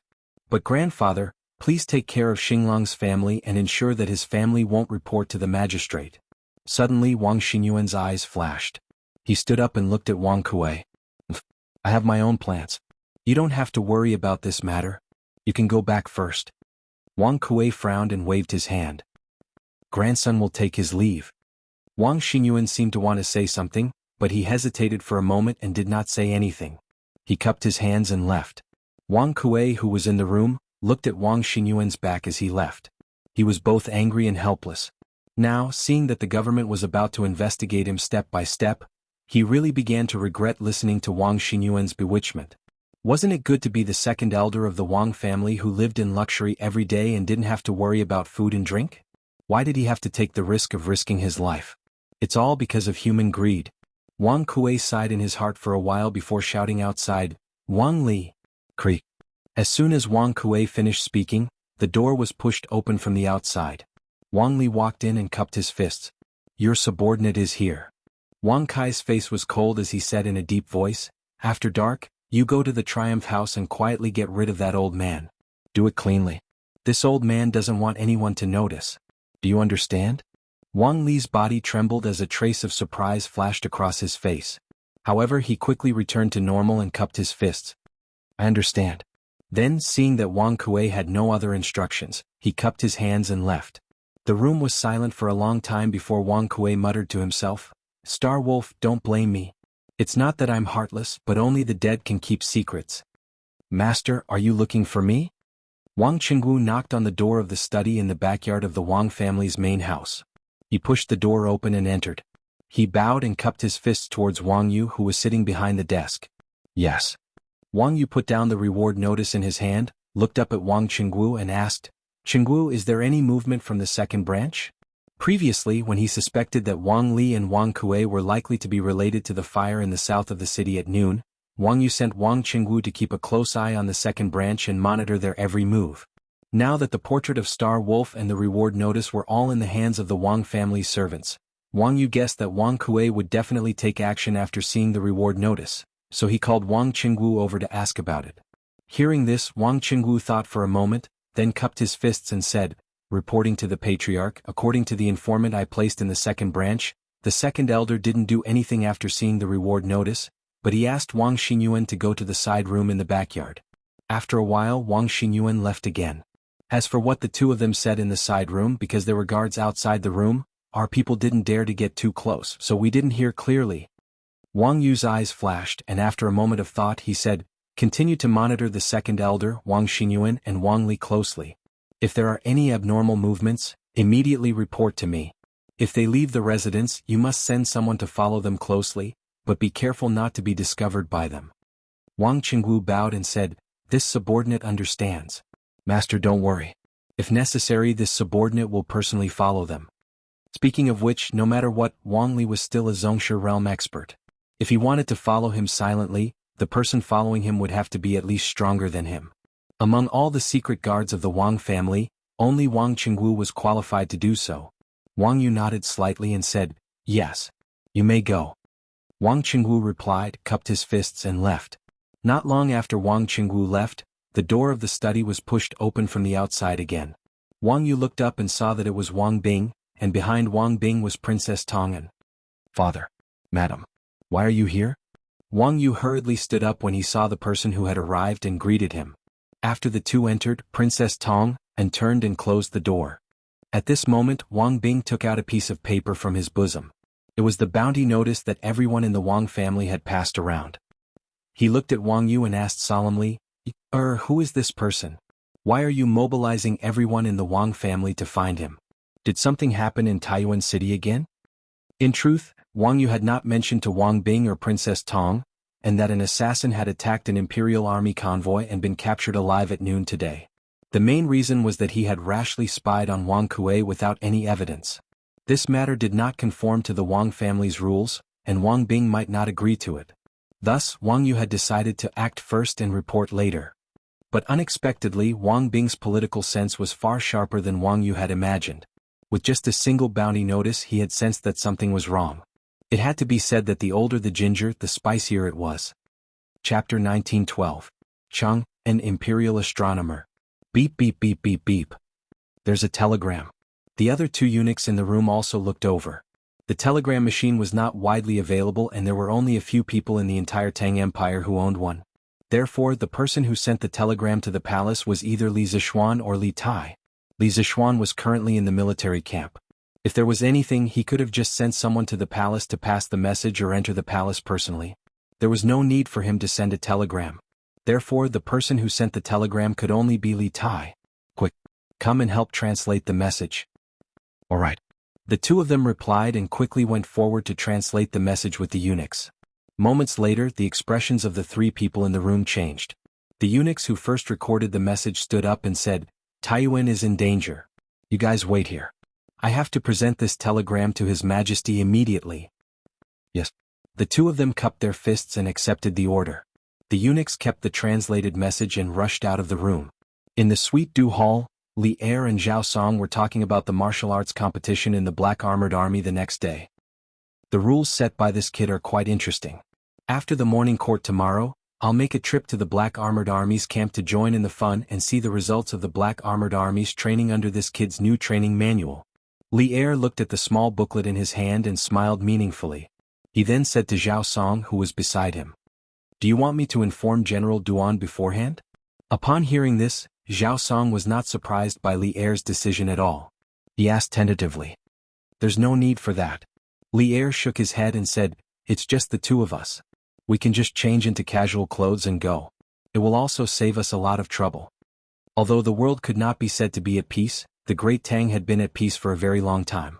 At the end of the 4th month, after Shuafang City was breached by the Tang army and Liang Shi was beheaded, Li Er had eliminated all the rebel forces in the Tang Empire.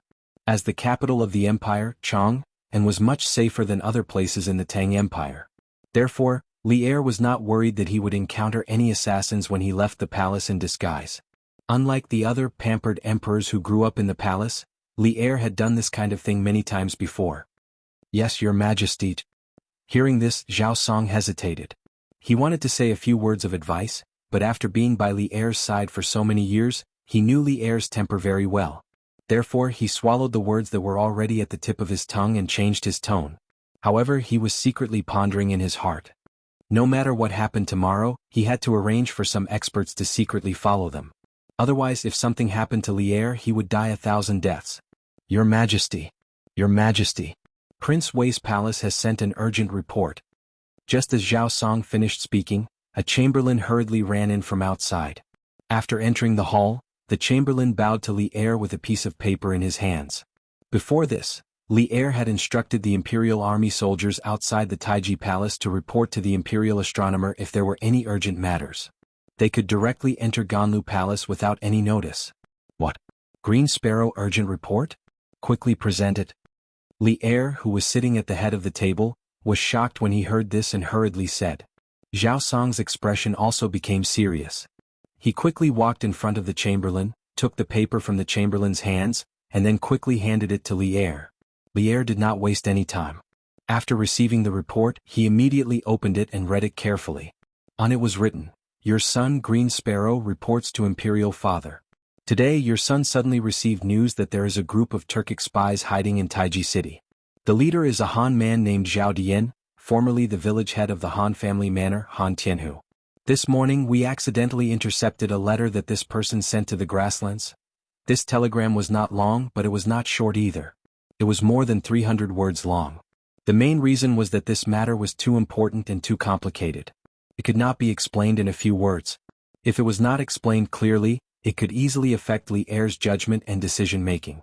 When the time came, it was very likely that one careless move would cause the entire game to be lost. Therefore, Li Tai used as concise words as he could to tell Li Er everything that had happened that afternoon, including how Tai Dan had disguised himself as him to escort a batch of fake goods to Longshan and how he had been ambushed in the south of the city. Li Tai also told him about how Tai Dan had disguised himself as him and escorted a batch of fake goods to Longshan. However, Li Tai did not mention Dugu Xian's conjectures about the Wang clan in this telegram. The main reason was that they had no proof at the moment. It would be rather inappropriate to rashly mention them. The telegram of more than 300 words took a very long time to translate, but it seemed that he could finish reading it in a few moments. After reading the telegram, Li Er's brow was tightly furrowed, his face dark. When he received the news that Dugu Xian had been assassinated in Taiji City this morning, he had suspected that it might be the work of a Turkic spy. But he had never imagined that the assassin hiding in Taiji City would be so bold as to have Shelly lead his troops into the Great Tang and then work together to take down Taiji and capture Li Tai alive. The other party's ambition was simply too great. And just where did this Zhao Dian come from? As a Han, not only was he working for the Turks, he was also in contact with the Great Khan of the Turks? And why was this person so familiar with the mission that Li Tai's party had taken north to Taiji? And why was he so familiar with the functions of the telegram relay station? These were top secrets of Yanhuang College. Let alone a Turkic spy, even many officials in the imperial court did not know about the mission of the college and the specific functions of the telegram relay station. How did this Zhao Dian know? At this moment, many thoughts flashed through Li Er's mind, but most of them were shock and fear. Just think, if Han Lijing had not been able to intercept Zhao Dian's messenger pigeon, Li Tai, Dugu Xan, and the others in Taiji City would not have known who their opponents were until the Turkic wolf cavalry arrived at the city gates. How could they have prepared in advance? Quickly send a message to Qingke and order Bingzhou Governor Wang Liaoyuan to send a warning document to Feng Province, Sheng Province, Yunzhou, and Yuzhou at the speed of 800 li. Remind the governors of these 4 provinces to strengthen the defense of the border passes and not allow a single Turk to enter the Great Tang. Violators will be punished by military law. Forcefully suppressing the questions in his mind, Li Er put down the message in his hand and looked up at the chamberlain as he sternly ordered. As the chamberlain quickly recorded Li Er's words, he bowed and said, "This servant obeys the decree. In addition, order Bingzhou's Jinchong Prefecture to protect Qingke and the teachers and students of Yanhuang College at all costs. In addition, for the safety of Taiji City, order Bingzhou Governor Wang Liaoyuan to find out Zhao Dian's identity within 3 days and arrest him." Li Er thought for a moment and added, "This servant obeys the decree." The chamberlain's pen flew through the air as he quickly recorded Li Er's words on the book in his hand. He bowed and replied, "Go." Li Er thought for a moment and had no other orders, so he waved his hand for the chamberlain to leave. The chamberlain bowed and then left Sweet Dew Palace. Zhao Song stood to the left of Li Er. From start to finish, he did not ask what was written on the telegram. Even though he was extremely curious, he understood that if Li Er wanted him to know, there was no need for him to ask. Li Er would tell him directly. On the contrary, if Li Er did not want him to know, even if he asked, Li Er would not tell him. On the contrary, he might even punish him. At this moment, Li Er picked up the telegram and passed it to Zhao Song. "Zhao Song, go and check if there is a Han high-ranking official named Zhao Dian under Shelly's tent. This is a telegram from Qingke. Take a look." Zhao Song received the telegram with both hands and bowed. "This old servant obeys the decree." Before he could flip through the telegram, Li Er spoke again. "Has Li Junxian and the rest arrived at Taiyuan City?" Zhao Song clasped his hands and said, "Your Majesty, half an hour ago, this old servant received a message from Commander Li. He said that he had arrived at Taiyuan City in the morning and discovered that there was a hidden faction in Taiyuan City secretly monitoring Your Highness and the rest. He is currently hiding in the dark to make it easier to find out the background of this faction. Thus, he did not appear to meet Your Highness. Instead, he has been hiding in the dark to protect Your Highness." Hearing this, Li Er felt much more at ease. He nodded and said, Li Junshan's work is truly reassuring. It is easy to dodge a spear in the open but difficult to defend against a hidden arrow. Let him hide in the dark." At this point, Li Er suddenly frowned. He suddenly remembered that Li Junshan's method of communication was actually through a messenger pigeon. After experiencing the convenience of the telegraph, the messenger pigeon was already a backward method of communication in Li Er's eyes. After all, how could a messenger pigeon be faster than a telegram, electromagnetic wave? It was a pity that none of the 100 horsemen knew how to use a telegraph. Otherwise, he could have given the 100 horsemen a few telegraph machines so that Li Junxian could report the situation in Taiyuan City to him at any time. "Your Majesty is right," Zhao Song replied. After a moment of silence, Li Er suddenly said, "Don't let the Empress know about this for now. Otherwise, she'll be so worried that she'll have nightmares all night." Speaking of nightmares, Li Er couldn't help but recall the dream that Empress Zhang Sun had described to him. Reality seemed to be reflecting that dream. There was a group of Han people in Taiyuan City who had sided with the Turks, and they were planning to harm Li Tai and the rest. Then, would Li Tai and the rest be captured by that group of people? They won't. We will never let those rascals succeed, Li Er said firmly in his mind. This old servant understands. Zhao Song responded. Li Er waved his hand at him and said, "Go ahead. Help us find out Zhao Dian's identity as quickly as possible." "Yes." Zhao Song bowed and accepted the order. Hugging the report from Li Tai, he walked out of the hall. Chapter 1913. General, your subordinate has already found the identity of the owner of Tongfu Inn. In a residence near Tongfu Inn in Taiyuan City, a muscular man dressed in casual clothes clasped his fist and bowed to Li Junxian. This man was none other than the 100 horsemen Li Junxian had sent to investigate Tongfu Inn Lin Jiang. Li Junxian's eyes flashed. Oh, tell me. Lin Jiang straightened his body and said, General, the owner of Tongfu Inn is called Sun Dafu, a native of Taiyuan with no significant background. However, the owner behind the scenes of this Tongfu Inn had some background. Their owner's name was Gao Yong, and Gao Yong's sister had married the eldest son of the Wang family's second elder, Wang Hong. It could be said that he had a close relationship with the Wang family's second branch. It was precisely because of his relationship with the Wang family that Gao Yong had been able to thrive in Source Peak City these past few years. Apart from the Tongfu Inn, he also owned 2 silk shops and a jewelry and jade shop. His family's wealth was quite high. But it's rumored that Gao Yong has done quite a bit of bullying in Taiyuan City in the past few years, but he has quieted down a little in recent years. The owner of Tongfu Inn is actually related to the Wang clan's second branch?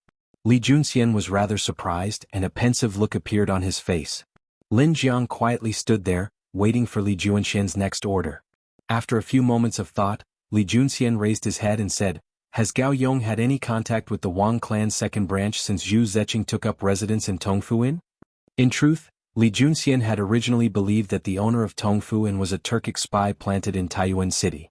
This was why Zhu Zeqing had known in advance that Li Tai's group would be staying at Tongfu Inn and had set up an ambush there. This was also why he had sent people to investigate Tongfu Inn. Now that he had learned that the owner of Tongfu Inn was inextricably linked to the Wang clan's second branch, the situation became rather complicated. Reporting to the general, this subordinate has already found out the identity of the owner behind this Tongfu Inn. In a residence near Tongfu Inn in Taiyuan City, a muscular man dressed in casual clothes clasped his fist and bowed to Li Junxian. This was the 100 horsemen Li Junxian had sent to investigate Tongfu Inn. His name was Lin Jiang. Li Junxian's eyes flashed. Tell me about it. Lin Jiang straightened up and said, replying to the general, the innkeeper of this Tongfu Inn is called Sun Dafu. He's a native of Taiyuan and doesn't have much of a background. However, the owner behind the scenes of this Tongfu Inn had some background. Their owner's name was Gao Yong, and Gao Yong's sister had married the eldest son of the Wang family's second elder, Wang Hong. It could be said that he had a close relationship with the Wang family's second branch. It was precisely because of the Wang family's relationship that Gao Yong had been able to thrive in Source Peak City these past few years. Apart from the Tongfu Inn, he also had 2 silk shops and a jade shop in the city. His family was quite wealthy. However, according to the rumors, this Gao Yong has done a lot of things to bully men and seize women in Taiyuan City in the past few years. However, he has quieted down a little in recent years. The owner behind Tongfu Inn is actually related to the Wang family's second branch. Li Junxian was rather surprised, and a pensive look appeared on his face. Lin Jiang quietly stood there, waiting for Li Junxian's next order. After a few moments of thought, Li Junxian raised his head and said, Ever since Zhu Zeqing took up residence at Tongfu Inn, has Gao Yong had any contact with the Wang family's second branch? In truth, Li Junxian had originally believed that the owner of Tongfu Inn was a Turkic spy planted in Source Peak City. This was why Zhu Zeqing had known in advance that Li Tai's group would be staying at Tongfu Inn and had set up an ambush there. Chapter 1914. It was 4:45, dusk. According to the weather of the past few days, the sky should be filled with red clouds, but today's weather was a little strange. At noon the sun was still shining brightly, but at dusk not only was there no sunset glow in the sky, it was also a little gloomy. Thick clouds covered the sky, giving people a very oppressive feeling. However, it did not seem like it was going to rain because the clouds in the sky were not dark clouds. Generally speaking, the sky would only turn dark at around 7 in this season. But today's abnormal weather caused Taiyuan City to become a little gloomy. At this moment, a group of people took advantage of the fact that the sky wasn't completely dark. They rode their horses from the post house towards the direction of the city. The people in the lead were a young man and a middle-aged man. Behind them was a group of powerful soldiers. In addition, there were 2 young men who were walking in the middle of the group. At this time, most of the people in the city had returned to their homes, so there were not many people on the streets. Therefore, this group of people traveled very quickly. In about 15 minutes, they arrived at the provincial governor's mansion in the city. The group of people dismounted, and the slightly plump youth in the middle of the group walked to the front. After seeing this, the guards at the entrance of the provincial governor's mansion did not dare to stop them. Instead, they respectfully bowed and said, "Your Highness." That's right, this group was Li Tai, Dugu Feiying, Han Tianhu, and Iron Egg. In the past few days, Li Tai had had many dealings with the provincial governor's mansion, so it was not strange that the guards at the entrance knew Li Tai. Is Provincial Governor Wang in the government office? Li Tai did not beat around the bush and went straight to the point. Your Highness, Provincial Governor Wang is in the back hall discussing matters with Adjunct Fang. I will go and report to you now. The guards at the entrance quickly cupped their fists and replied. Oh, Adjunct Fang is also there? That's great. Hearing this, Li Tai muttered softly. Then he flicked his sleeves and said, No need to report. We will go in ourselves. With that, he directly walked past the two guards at the entrance and into the courtyard. When Dugu Feiying, Han Tianhu, and Iron Egg saw this, they quickly followed. As for the two bailiffs, they could only watch as Li Tai and the others entered. Naturally, they did not dare to stop them. This general's men have already searched through all the houses in the city. Those who have weapons from the Chu Ironware shop have all been brought to the magistrate's office. However, this general heard that the weapons in these people's hands were all made by the Chu Ironware shop a long time ago. They are not the latest batch. Indeed. In the afternoon, this official ordered the blacksmiths of Chuji Ironware shop to carefully identify the weapons that were confiscated. Unexpectedly, not a single one of them came from the batch of weapons that the mysterious person behind the scenes ordered. Now, it seems that it's impossible to use those weapons to track down the mysterious person behind the scenes. Then what should we do? Today we have searched the city wantonly. That mysterious person will definitely be alerted.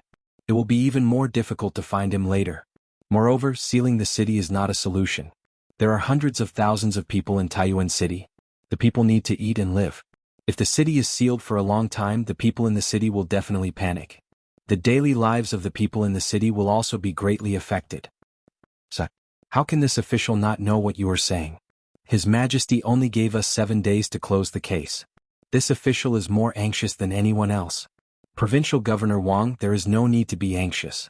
This prince has come to give you a clue. When Li Tai walked near the back hall, he happened to hear Fang Gongting and Wang Liaoyuan discussing today's large-scale search. Hearing this and seeing that the door was not closed, he directly lifted his feet and walked into the room. Your Highness? As there was no report, Wang Liaoyuan and Fang Gongting did not know that Li Tai had come to the provincial governor's mansion. When they saw Li Tai suddenly appear at the door, the two were shocked. Then they hurriedly greeted him and said, This official, this general, pays his respects to your Highness.